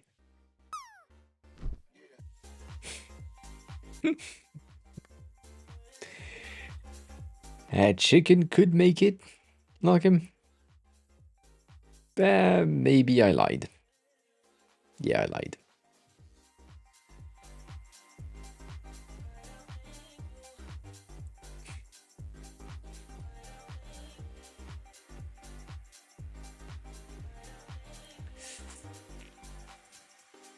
Uh,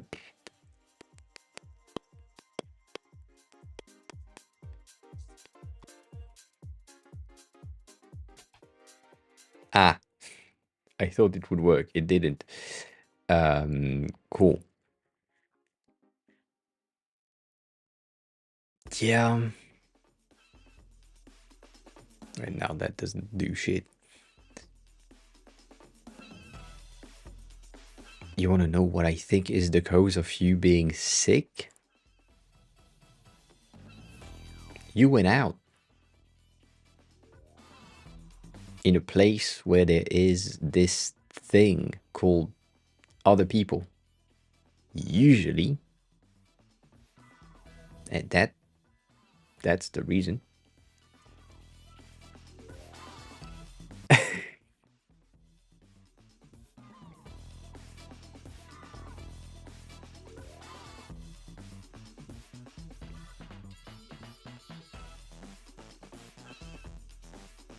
Did I miss something? I feel like I missed something. 1 second.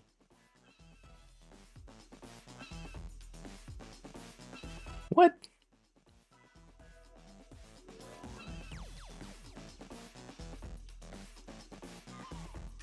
Does my entire thing miss the message?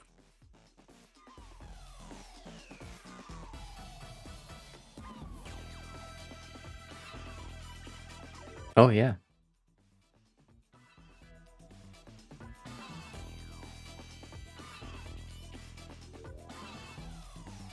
Phils, you said hi at 27. My bad.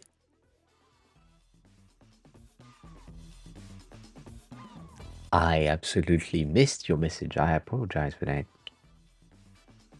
It's like Phil said hi, and I thought it was this one, but no. God damn it! What happened? How did that happen? Anyways, my bad, my bad, my bad. God damn.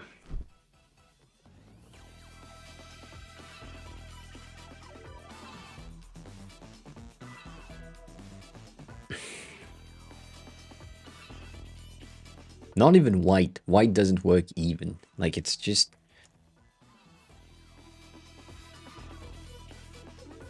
It's just not an option.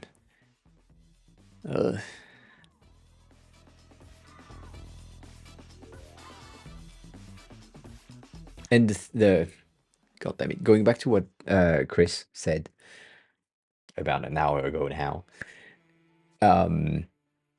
there is this thing, which is it's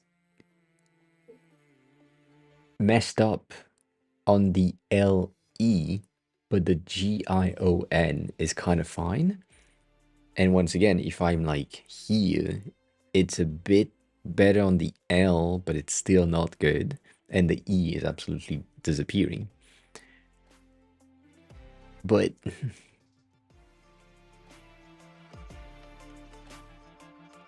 I don't think you can use clip path properly. As in, the only clip path that you will get is gonna be a rectangle in the background.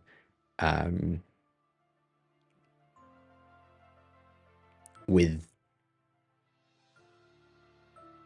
border radius and a blur or feathering effect. But that only works for these. As in, if I'm going to... I need a secondary page for that. My bad. Let's see if I can find something.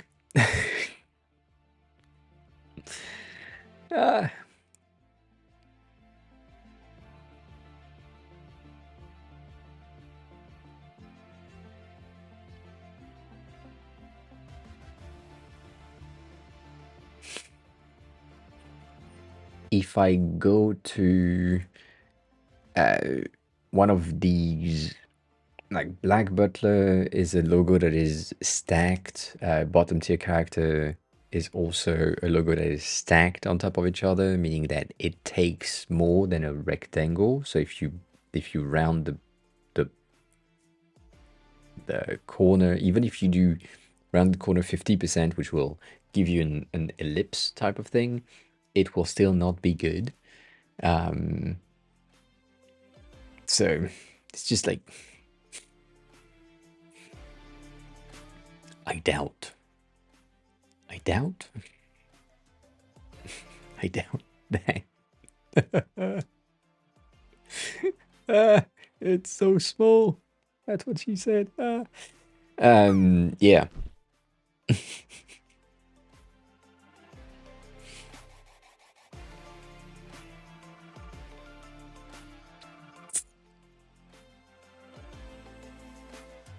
I think we need to do that on Thursday, Stony, on the spam battle. I need to make sure that the exclamation mark messages don't count. So I think TMI give us the ability to check if the message starts, but I'm guessing like if it's if message like tags dot message and then first letter is an exclamation mark, it doesn't count or doesn't add to the counter. So maybe we'll see. Oh, then that makes more sense. Yes. So it would be if tags dot message dot string dot starts with exclamation mark, then break, like return. Early return type of situation. I think it's probably not exactly that, but kind of could make sense. Can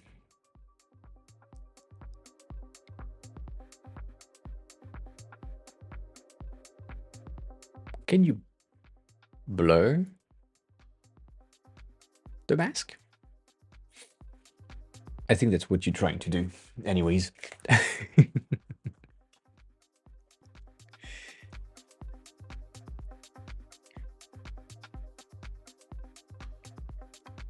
Yeah.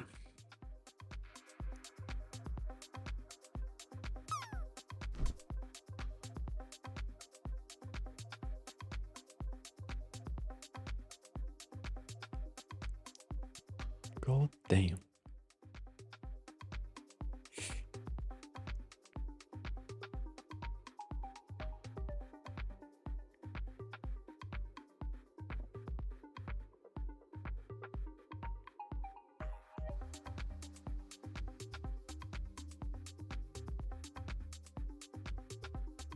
Apparently can't select the thing.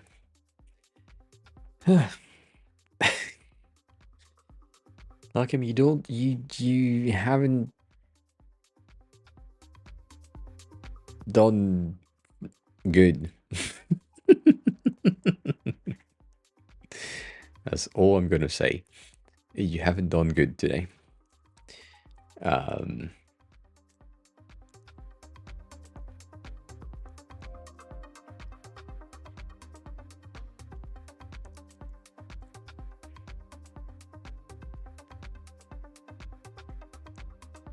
You have been the most active in chat and at the same time the least active in chat at the same time. God damn.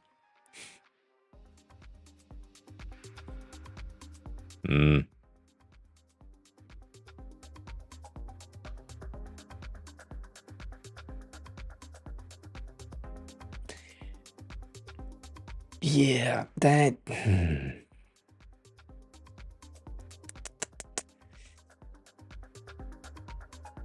You have the logo in Hungarian.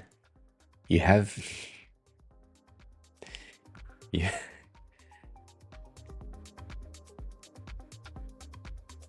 You have the logo in Hungarian and you have the logo in Japanese. All right.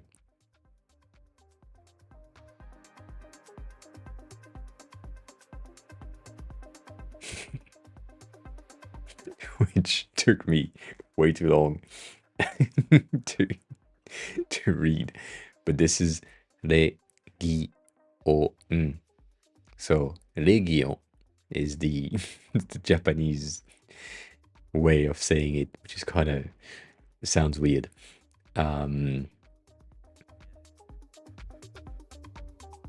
Anyways,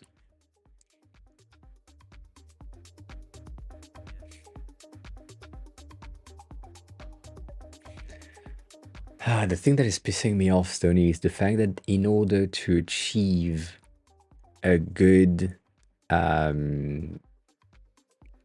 like, in order to achieve a good contrast ratio with a black background, you kind of need to have the black opacity at like 60%. And so underneath or under 60%, you will have a lot of issues with accessibility or visibility of things, contrast ratio, all that shit. So I don't know.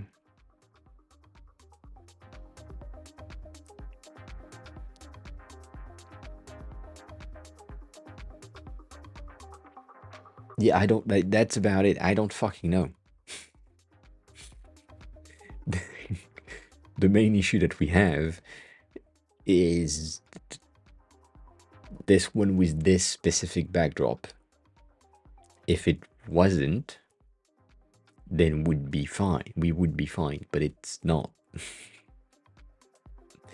So the other thing is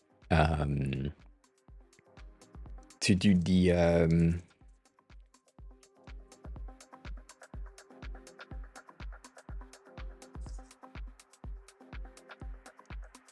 I think it's a PNG color overlay type of thing.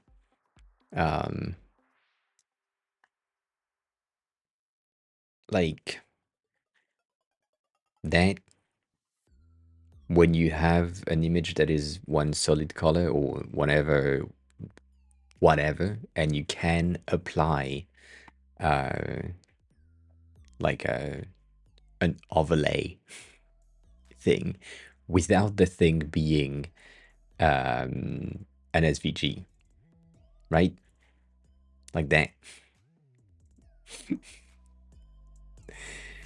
And it exists. I just forgot, don't know how you achieve that.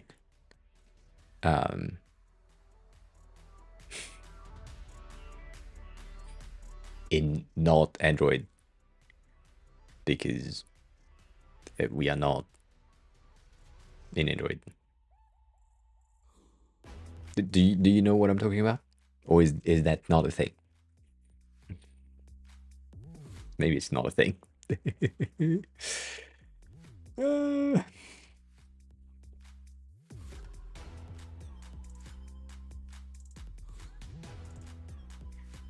Lol. No. Okay.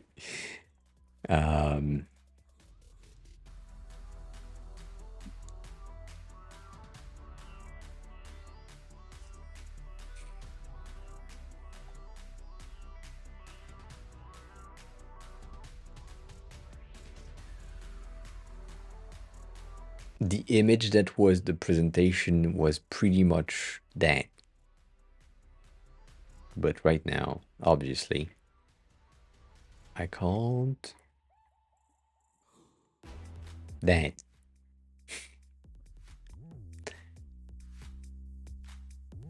That.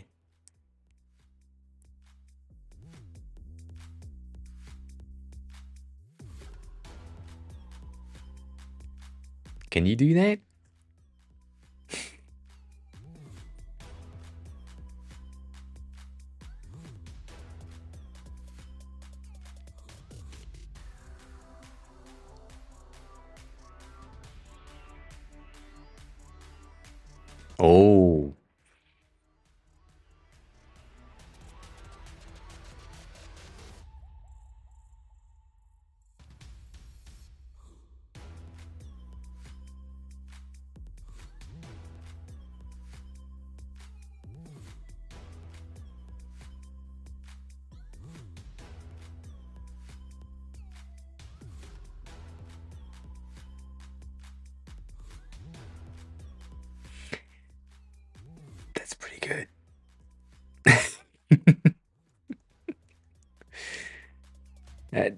That's pretty good.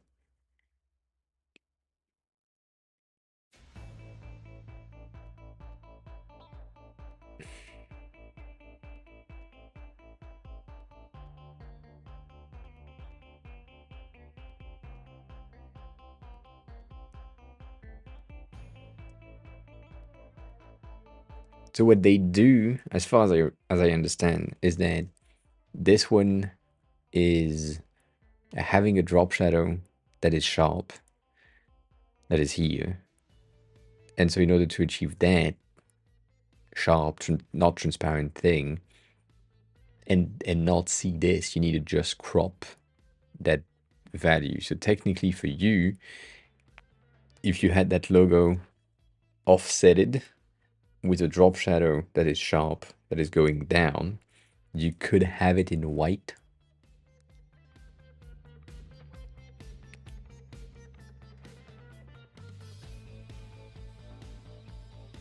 as a thing.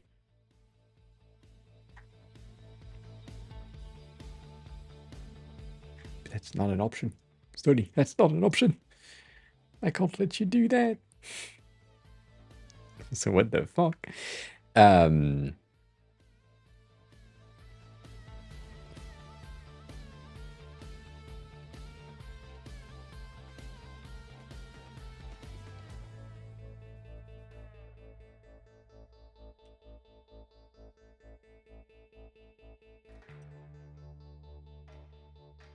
can I do that?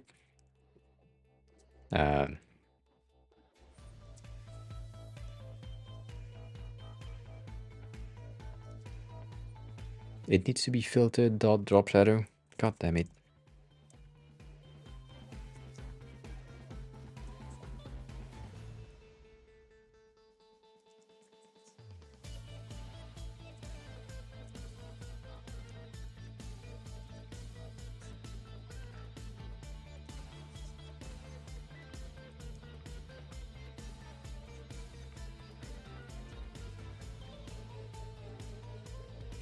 Interesting. Potpot,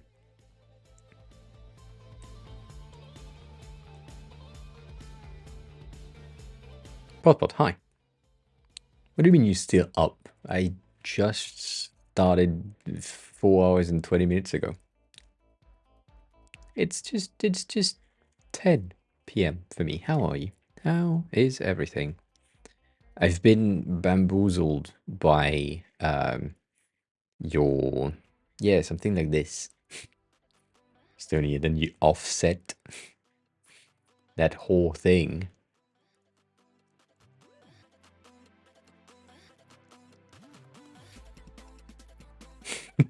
I know that doesn't exist.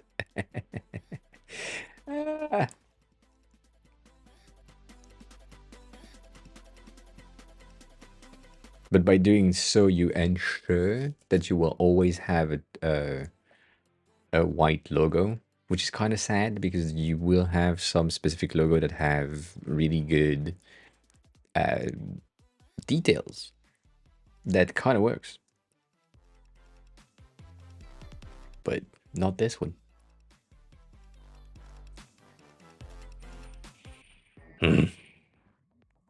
So yeah, about what I've been bamboozled by your new, I'll say new,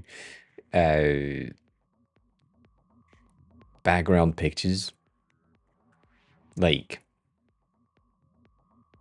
I know that the image that you have in the background is it's the Apple Vision Pro environment type of thing, like really clean, really nice placed, all that. But because the colors sometimes match with your camera, at some point I thought you had changed room, but it's not true. You didn't. So yeah, I don't know.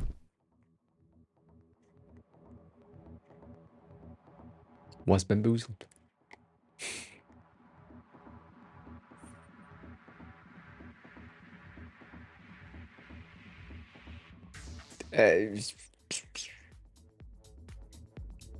Stony, is that shadow spreadable?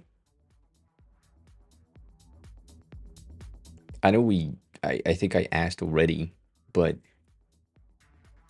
is this the spread of shadow an option? Because if you can do that, you can just add a spread of 2 that will inevitably give you an outline around your logo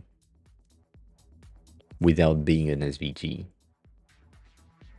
But I don't think it works. What do you mean? You have never done this shit? The spread?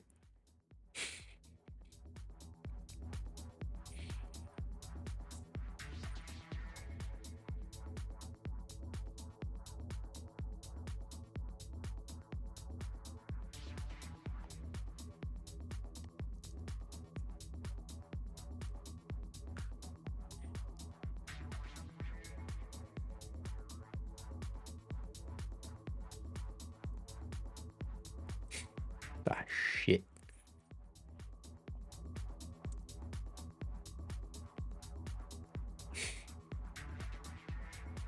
It doesn't work. Ah. Ah. Lol.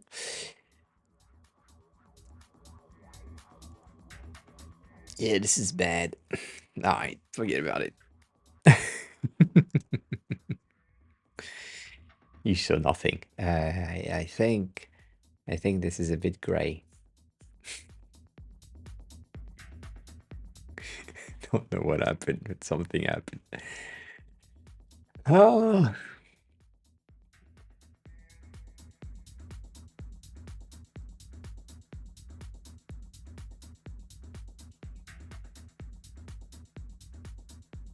Oh, you're gonna go this route of 4 shadows, like 1 top, 1 bottom, 1 left, 1 right to get the outline? No.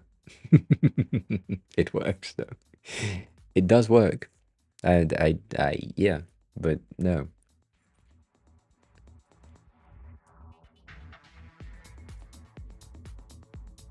Because technically you need 8 shadows to have the diagonals as well. If you get like a blur of 4 or 2 pixel, you should be good. But then again, this is looking like shit.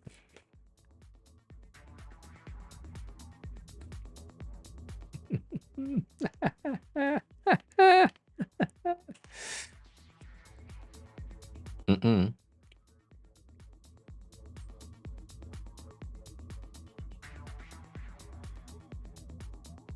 Oh yeah, no, don't worry about it.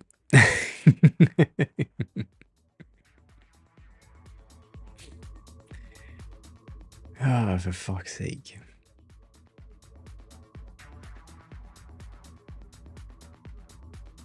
The thing is,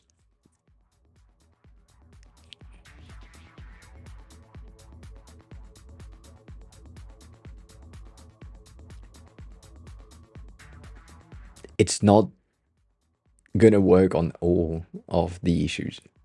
Like if you have, for some reason, a backdrop that is mainly black with a logo that is mainly black, and you have a shadow that is mainly black, it will make it even more complicated to see. And because you don't define and decide which logo you pick to display, it's not gonna work. It's not gonna work. Feels, I know why I missed your message. Chris and you have the same color on my side, on my Android phone. You are usually yellow, but Chris on my Android is yellow, and on my iPad is red. And so it was at the same moment, and I probably glanced and saw yellow and thought it was the same, like, reply to someone else, and I missed something. That happens sometimes.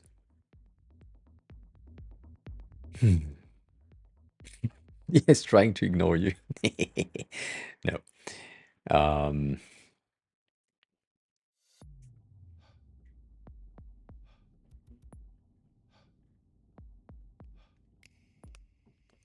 I'm gonna see if that thing that I was saying is true. I think it is.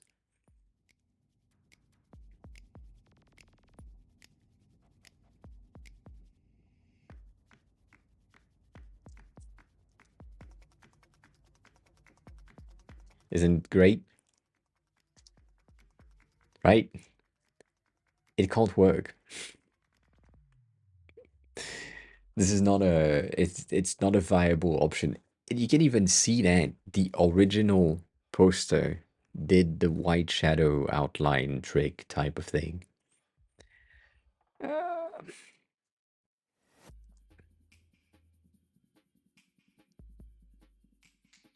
You could, 100%, with what Chris said earlier, you could check the logo main color and then use the opposite lightness value. So if you have a lightness value on your logo that is mainly under 50, meaning that it's kind of dark, you get the full brightness shadow highlight.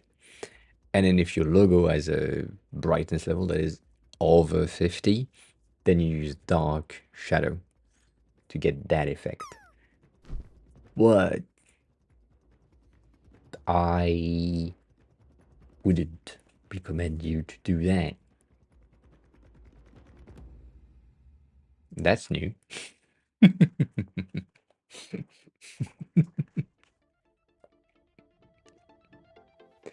So yeah, that yeah.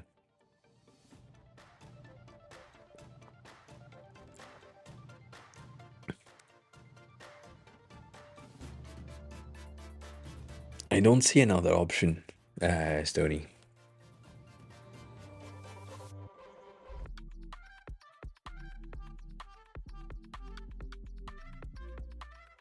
No, I lied. I see another option. I don't want to do that.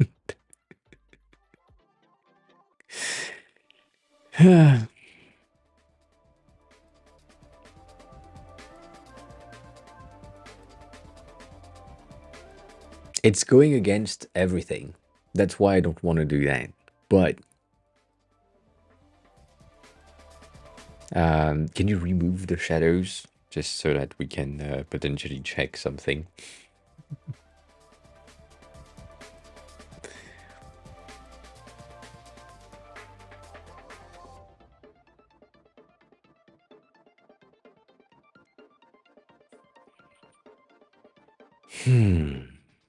Maybe.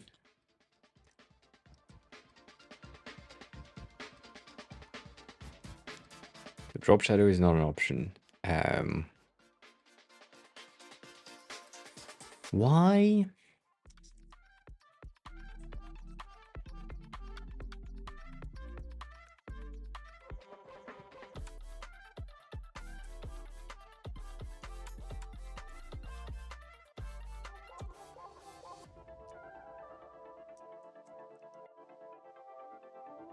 Oh, I made a mistake.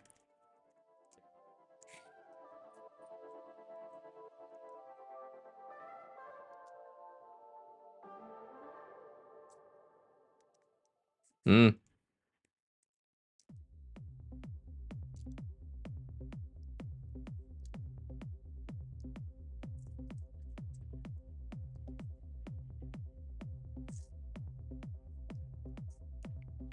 Yeah, if I can't type pixel as a px. Yeah. All right. So, if you get your blow like that, and your minus 160 maybe, you can then use the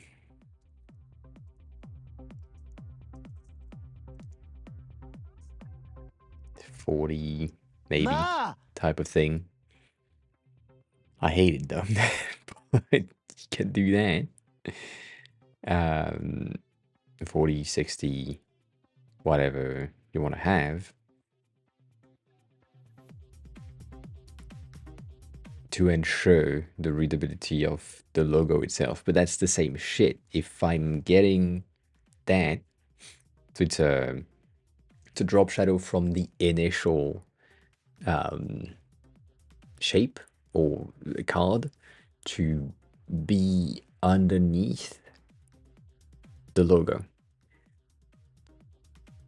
But that's the same thing. If you have a logo that is primarily white, it's not going to work.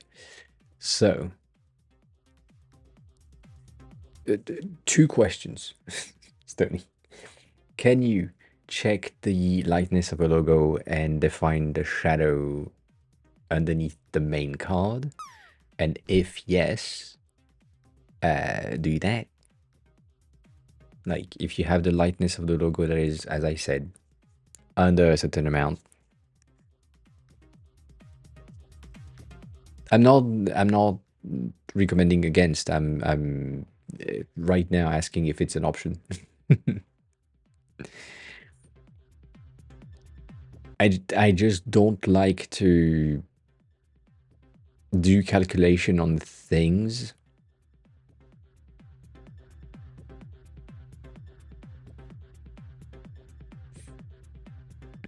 It's just to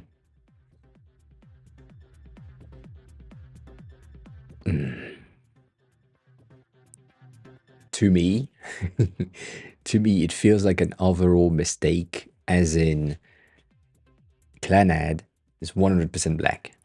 Like, it's pure black shit. If you get the median value of that, it's gonna be black. So we kind of good. However, if you have a logo like the Spider-Man logo, which is red, yellow, blue, black, right? You have all the things. Red being a fucking annoyance in the lightness value, plus the yellow as well. You're gonna be at somehow 52 maybe, so it's a bit lighter than black, so you will have a shadow that is going to be black underneath to ensure that this works. And there is some situation where the logo is getting a color that is not supposed to be, or that's not going to be the same. That's mainly what I'm trying to say. Like, this one is white, we're good. This one, if we had the logo, I don't think it will load, but it's like a gold plus red plus black plus it already has a shadow if that's the one that they get, which means kind of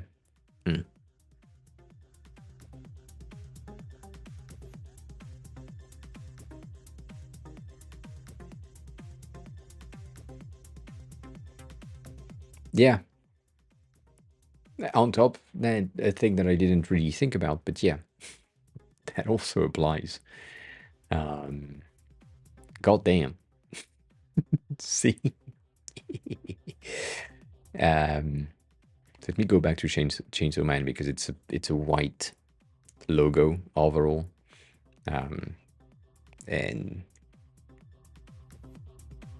like, it would need a black shadow to go through. And that pisses me off already. Like, if you did the same thing with a black shadow here, it means that there is no real point in having the backdrop fully untouched. And it would be easier for everyone to just do that. Like the thing that I did in the first place, which is the backdrop has 50% opacity black on top anyways, so that we don't have issues with readability. Because other than that, you end up with this. But because we wanted to have the backdrop highlighted, we didn't. But that was the initial design. I think it's better. I think it's easier for everyone. But for some reason, Stoney said no. So I don't know. I don't know.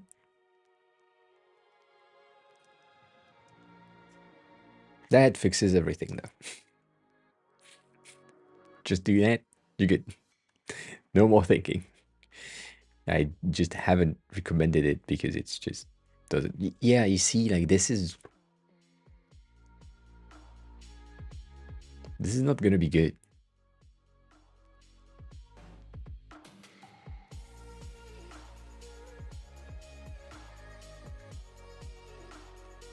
It ensures readability. Like, no problem. Now the logo is more readable than before. We fine. But we lose the benefits and the visual of the backdrop being useful and interesting.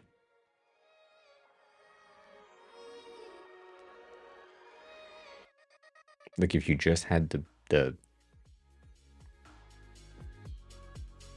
backdrop at that level, just that would be enough.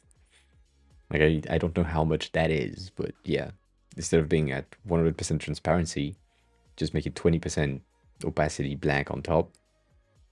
You can forget about that shadow thing. I think it would be better. I think it would be better.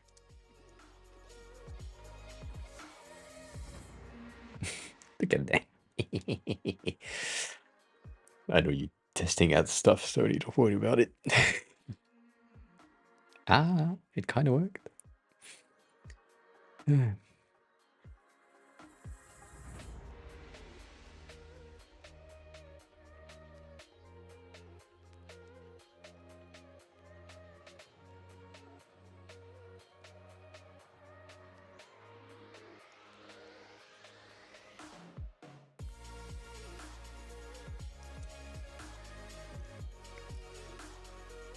And Stoney, I know you will tell me the same thing as usual, but what do you think of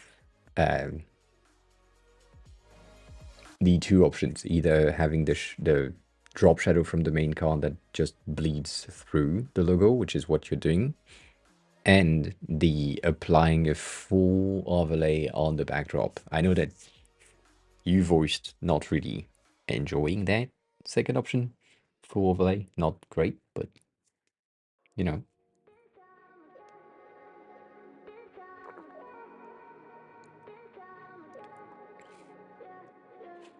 It's readable.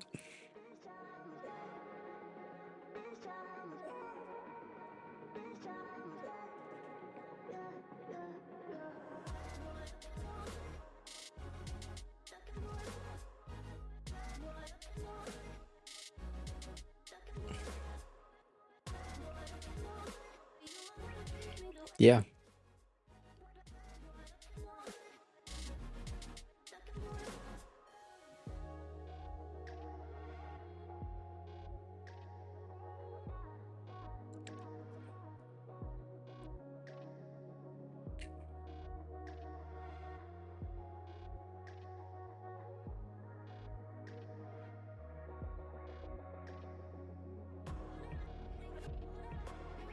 Hmm.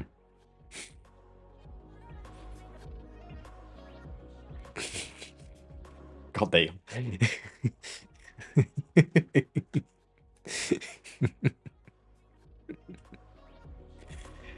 Ah, no, you're right. Also have the black on black issue. Um,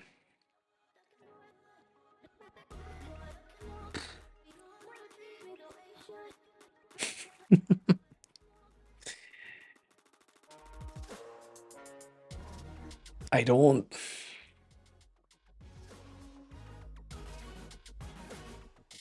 And Chris, you said, well, the backdrop with the radial gradient transparency on the opposite side. We did that in the first place, and I think we already have that in the main recommended card, if it loads. Like on the card that is supposed to be here. If I remember correctly, if it loads internet. Yeah, that gradient that you saw for a second, there used to be a full like arc thing to get the logo there or there. I forgot which side you had it, but yeah, was a thing.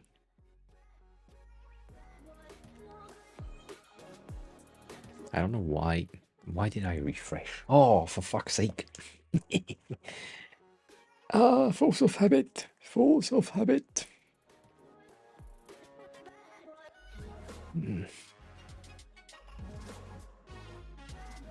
And so, yeah, from the Chainsaw Man thing, you seem to have used the primary color that is used for the theme as the shadow for the blue thing, I think. But yeah, I mean,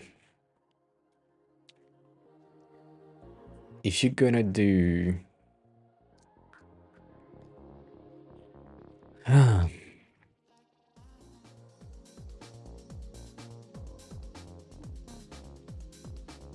now it's 0%. Okay.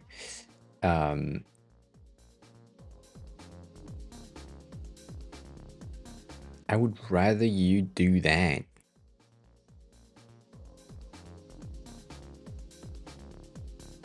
personally than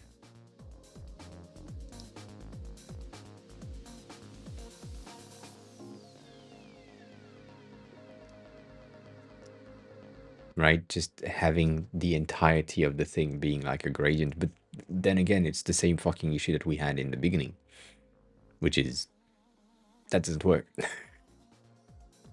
Right now, it's just like a once solid opacity color that is from 0 to 10%. I forgot that goes from 10 to 60% so that we have on scroll the right amount of information and you can read every title and everything.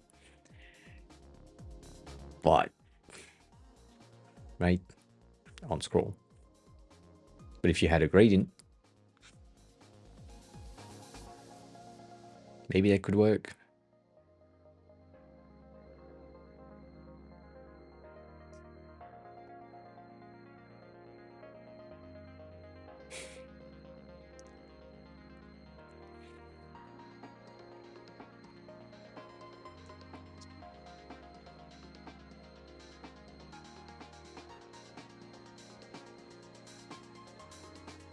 Like for me, this is the best option kind of situation because you ensure readability. In any case, you ensure full visibility of the colors at the top section. And it's a clean enough gradient that will then send you to the darkest shade, which is already the case, like at 72. So the bottom of your screen will be what you will see underneath anyways. Well, then you need to scroll the gradient through, and I don't like that at all. At all.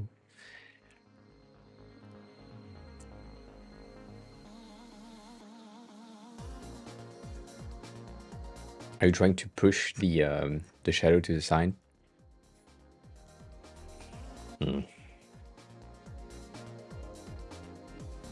It could work. It could work. I don't know.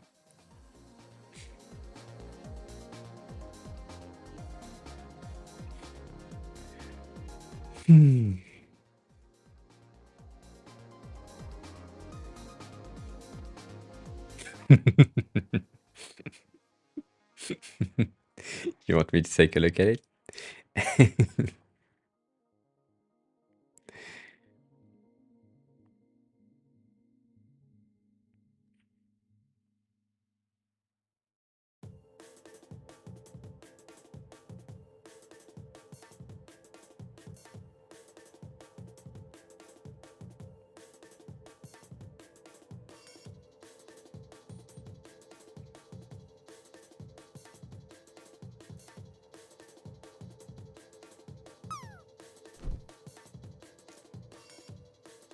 So you're, I think you missed it, Arkham.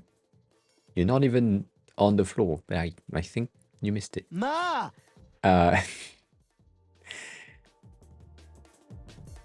the first one is the X value, so you don't really need to change anything. I think the X value should be at 0 in my views, because otherwise it's kind of weird. The second value is your Y value, so it's how much you want it to go back up, which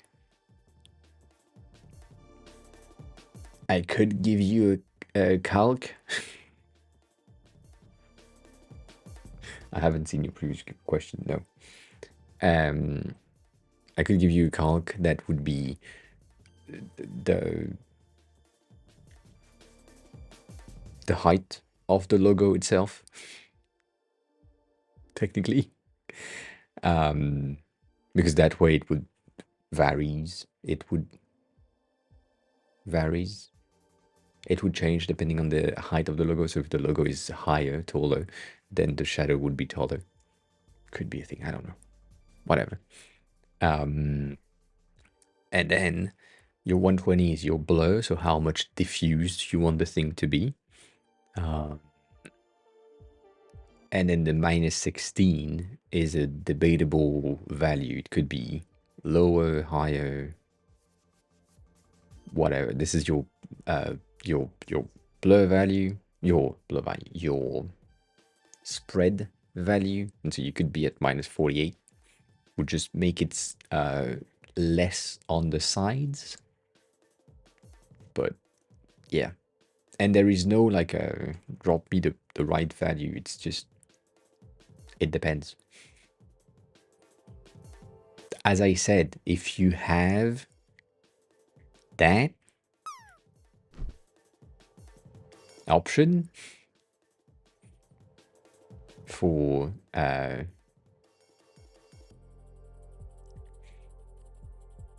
the gradient, would be much better. Like that linear gradient right there.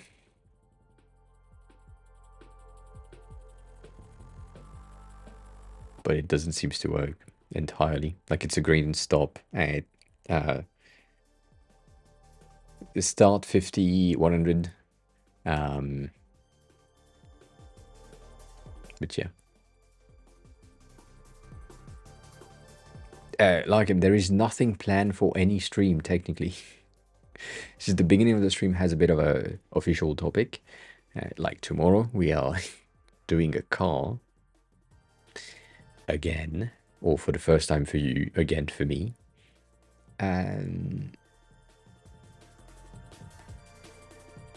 But yeah.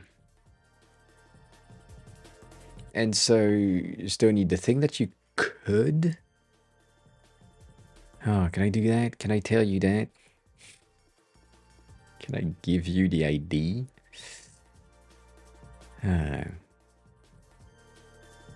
Maybe I can't give you the ID. 1 second.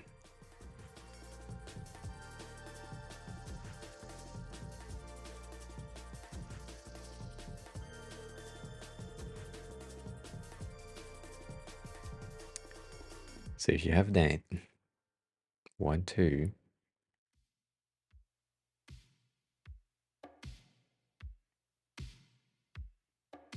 Yeah. You could do that. You could have your gradient be 200 VH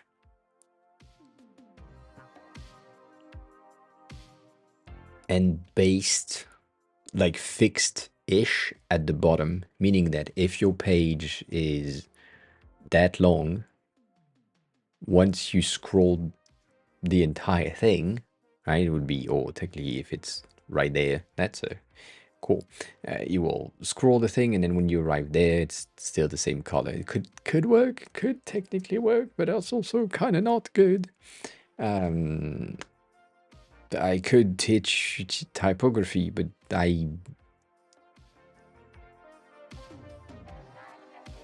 it depends. What do you want to know about typography? Because it's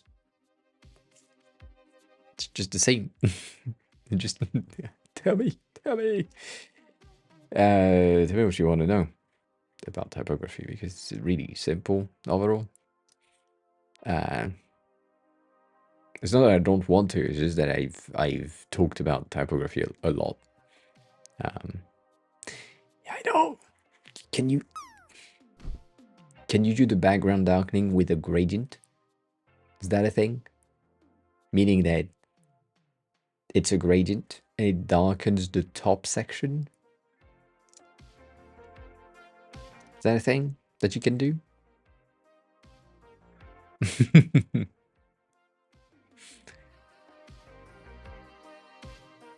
So if it's already a gradient background that has 3 stops.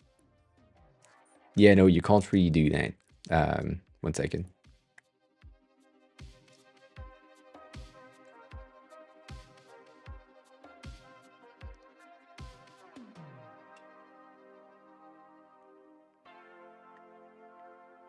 That's the gradient.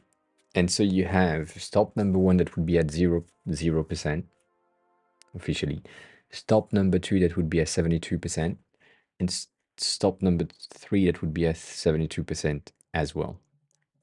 Let me just give you the right values first.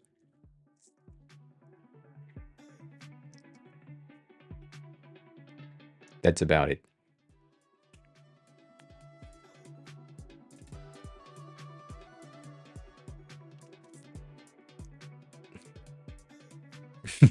What do you mean you don't see the gradient?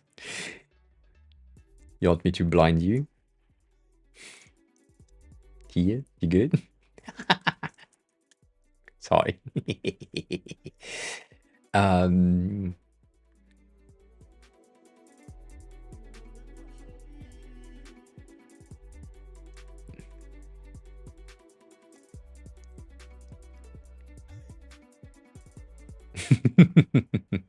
Okay, fine.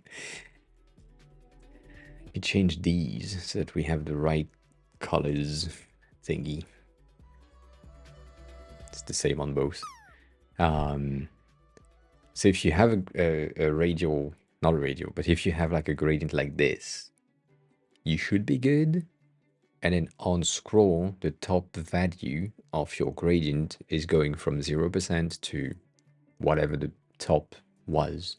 If that works for you, that would be way better than this. If this is bad. If you really can do the 3 stops. Other than that, it kind of will be complicated. But yeah, otherwise you can do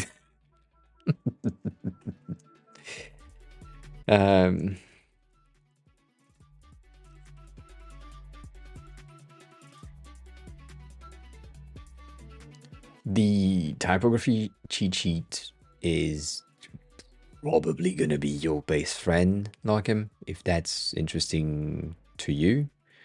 Bitch.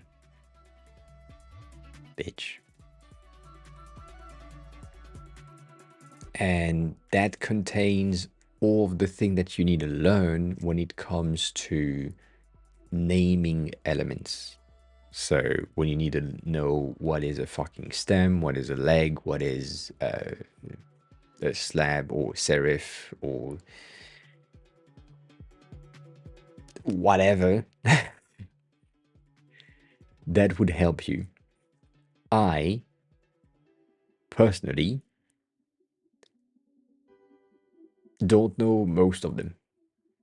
I know the one that makes sense and that have a use case. But other than that, I don't. So the one that are important to learn are these values. The X height, cap line, like baseline, beard line, which is not really necessary, but whatever. The X height is the one that you will hear the most, the cap line as well, which is based on your capital letters. All of that are some of the things that you need to understand in order to then be able to find the right font for your design.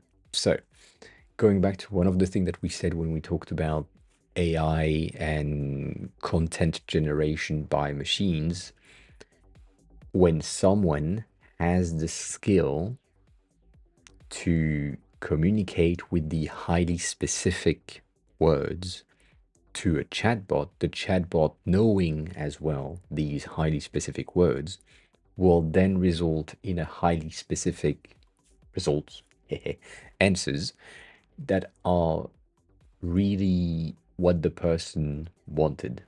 When you don't really know what you're looking for and you just say, "Oh, I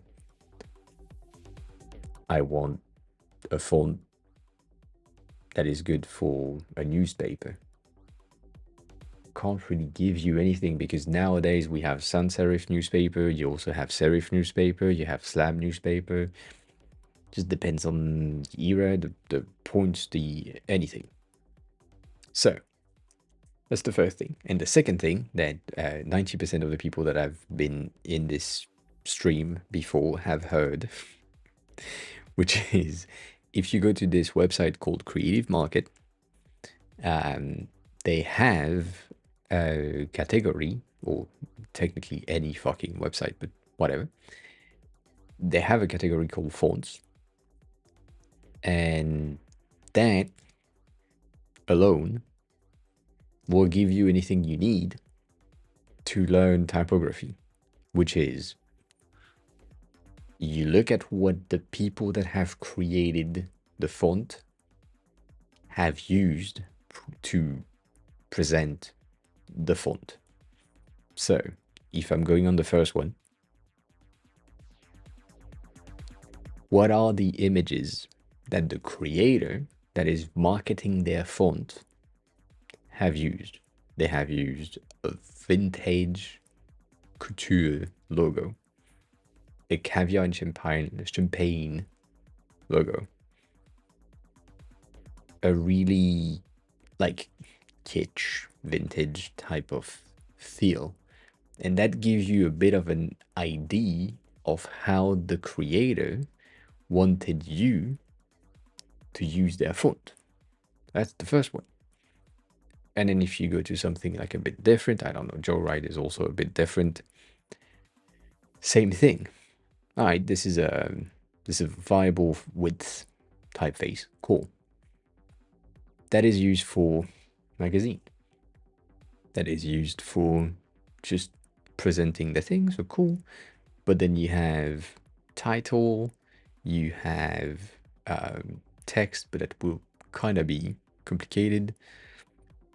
Posters, and so all of these things just give you an idea of how the creator wanted you to use the thing. And that's about it on how to learn fonts. Like you go there, you see how the creators said, okay, that this thing is going to be mainly used for like notebooks, thoughtful messages, tote bags, decoration, things like this. And that's about it. And now you know that this font that is handwritten, which seems to be the main tag that they want, like that is used for that type of design. I mean, that's about it. And you just need to feed yourself with the most amount of fonts to get a bit of a good idea or bad idea of how you need to use things.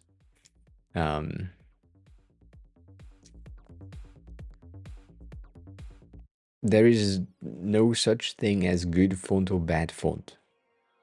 Once again, Comic Sans is a great font.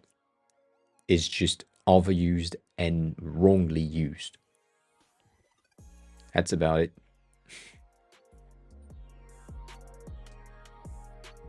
Like this may not work, like that font specifically will probably not work for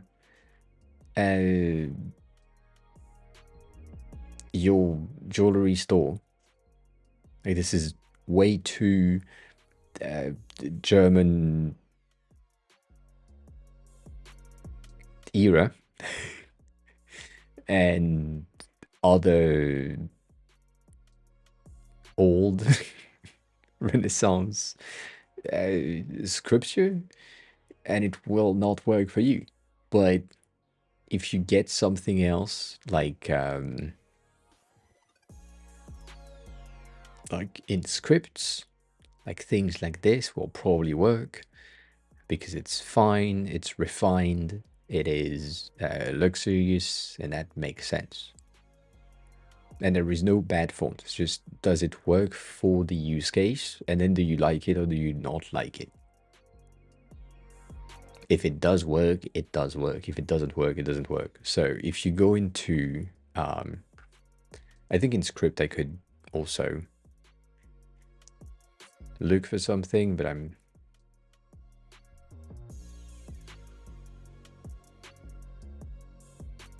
don't know if we have that.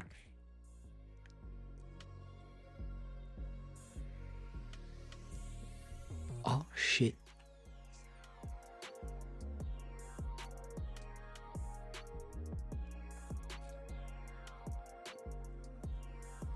Comic Con was made for comics. So if you use that type for comics, it's good. If you use it for a physics test, it's not good. And that's about it. Does it work for your design? Does it not work for your design? That's the only thing that you need to ask yourself. Is it what I need right now? Is it not what I need right now on the thing that I'm trying to convey? And in the beginning, as I said, in the beginning, you don't know what you are trying to convey from.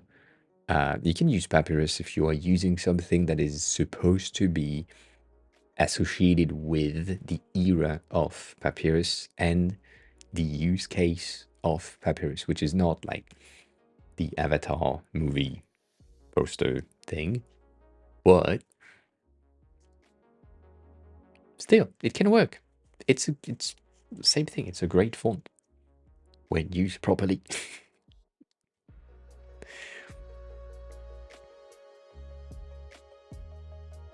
Then yeah, so the thing that I was saying is when you don't really know what's the sentiment that you have behind fonts, it's just like you go in these websites and you look at what the user that created the font decided to showcase with their font.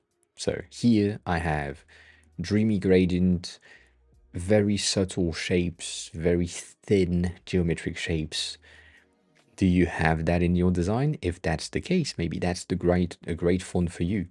If you don't fit with that vibe that the creator decided to go with, maybe that's not gonna work. Maybe it will. Maybe it will. But we don't really know. You need to test it out. But fonts is the most complicated thing that you can learn, and I cannot teach you anything other than feed your fucking face. That's about it.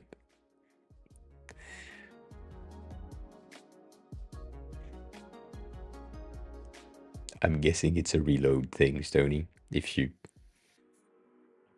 have done something, or is it just not working? I'm gonna force refresh just in case. Just in case. I don't know. We never know. We never know. So yeah, Narkim, that's about it. No need for a full Friday to teach you fonts. Like other than, as I said, other than feeding yourself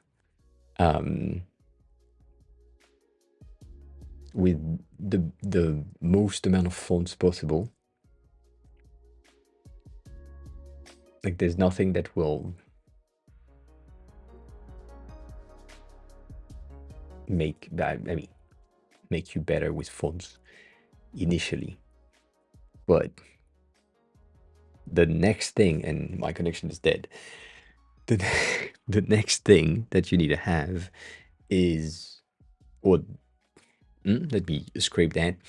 The most important thing that you need to have before or in combination with fonts is pairing and spacing. So if you understand layout and the space in between a title and a subtitle and a body text and all of that, which is technically the same thing as the spacing in between a big rectangle and a smaller rectangle and a smaller, thinner rectangle. That's it. Yeah. I don't know, Stony, why it's so slow. Was it so slow? Was it so slow? Why am I blocked by client? Why? Can you tell me? Can you tell me why? Why is that? Why is that a thing? Ah.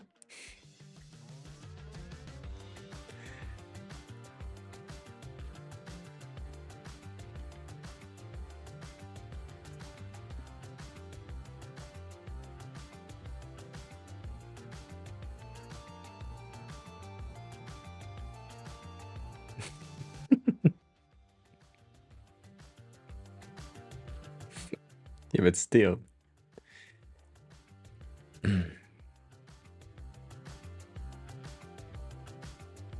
I think you made it a bit too strong at the top, but also I get it. You don't have the same amount of space that I have, which makes sense. You could make it lighter. You could make it 0.4864 if you wanted to still get a gradient, but not being that strong. But still, you kind of need to have that that value.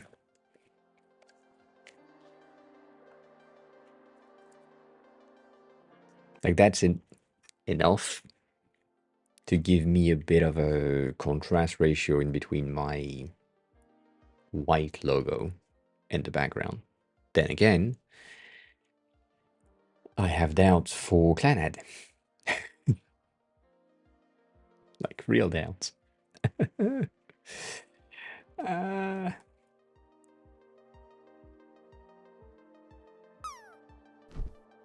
Yeah.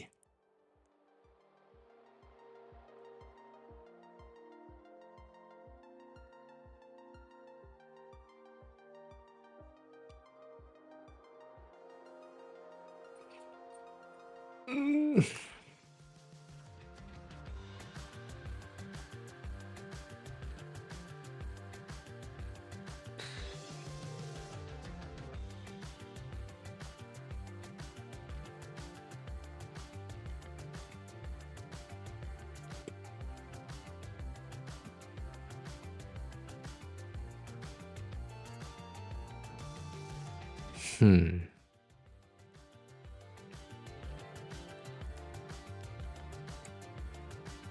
Yeah, that's not gonna change anything.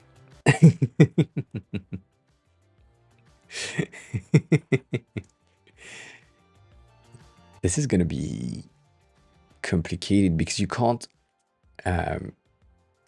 really highlight, and it's not really, you can't highlight instead of darken based on the thing that you have underneath. The only thing that you could potentially do is if the logo is black, then use the white logo on top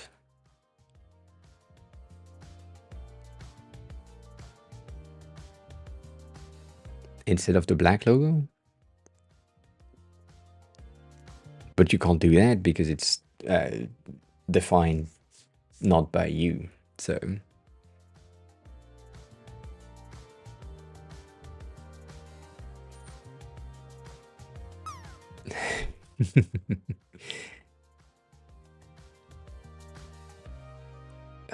fuck. You could. No, you can't. You could.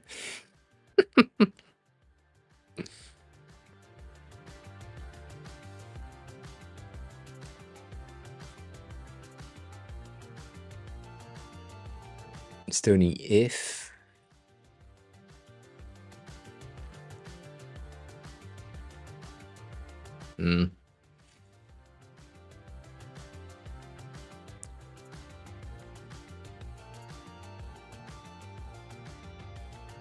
can you do a check when you get the logo from the movie DB? Like every time, I remember that you basically, you tell me if I'm wrong, you get the data that is from the media that the user is providing, or based on the title of the thing, whatever, and then you fetch the data related to that thing to the movie DB. Can you check at that instant if the logo that is the most upvoted has a lightness that is above 50? If it's the case, then you load that logo. If it's not the case, you check the next in line. Like a for loop. Until lightness is above 50, then you're good. Is that an option? Or would that be an option? It feels like a bad idea in my head. But it feels also like a way to ensure that the logo you get is most likely going to be light enough to be displayed on top of the black overlay.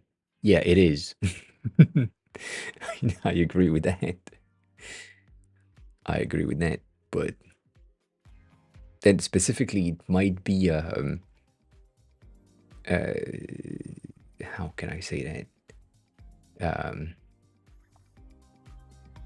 A heavy processing thing to do if your user is just opening the 10 terabytes, 20 terabytes drive that they have that hold the entire thing of their media library, and then just asking you to do that.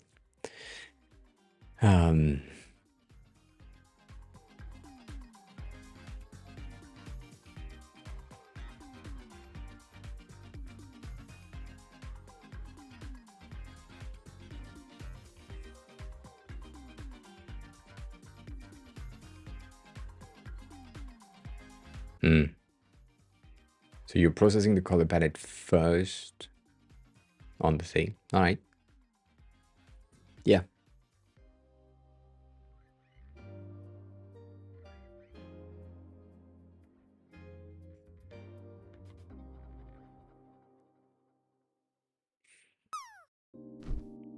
Yeah. All right. Like him, you missed it again.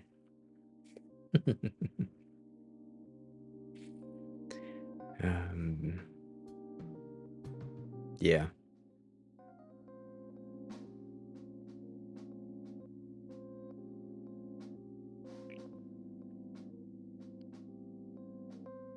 Do you store the data, Stony?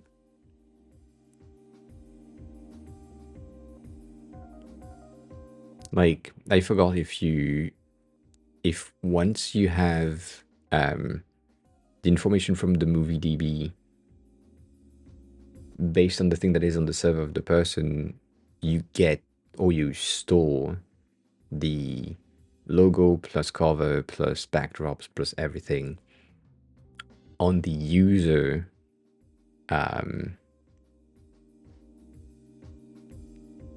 server, like on their drive. It's not. I'm talking about the images, not the colors.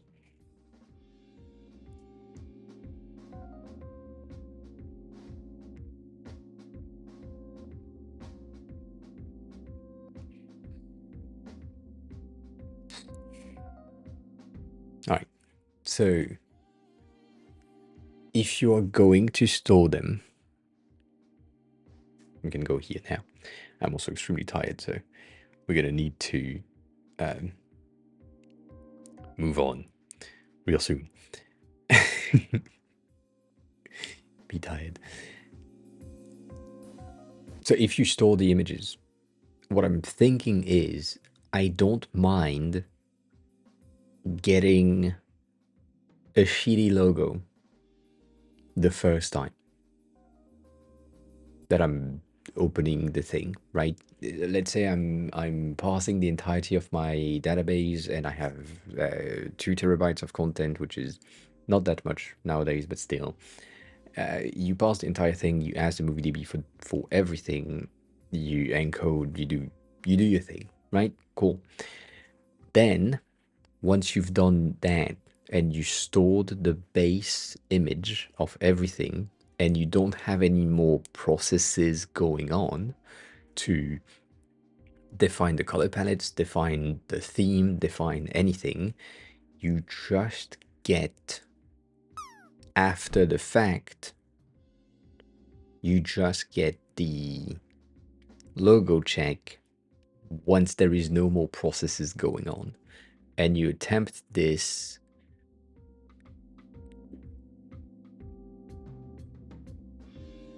when the user is not looking at the data. But then again, I do feel like I'm asking things that I absolutely have no fucking clue how to do. And maybe you don't either. But you have a better understanding than me, so you probably are in a better place than me. Nonetheless, yeah.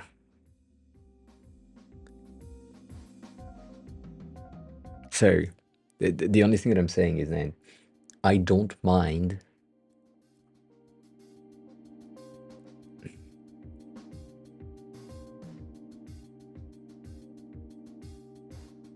a shitty logo in that spot for the first 2 days of parsing content, technically. The main reason being the probability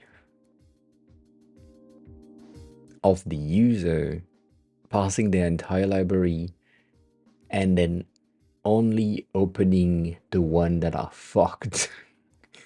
It's kind of small. It's probably not gonna happen, right? You will have the user that just get their content and then from there watch something, maybe.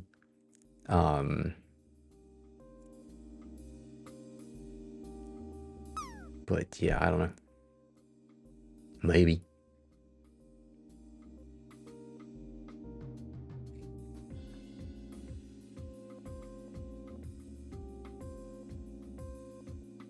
That, I don't know. Kobe is live? What the fuck? Wasn't he at a conference or something?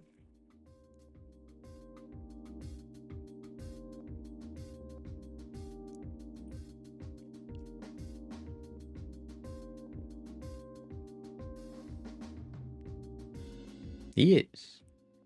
Not.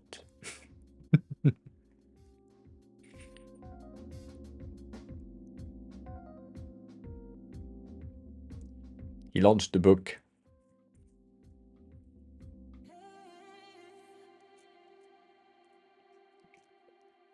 We're gonna do that. That's gonna make sense. He's making money. All right. I'm gonna send you two there, you know, because I'm tired as fuck. Um, and yeah, that's gonna be it. Please. Thanks a lot for being here. If you enjoyed the stream, please click the follow button. That would be highly appreciated. As always, the VOD, if I can make it happy appear in the playlist, is going to be in the playlist, and we'll see about that. And then you can join the Discord if you want to have, or if you have a question when I'm not live. Which, by the way, when I'm not live is what the sweater is from Uniqlo.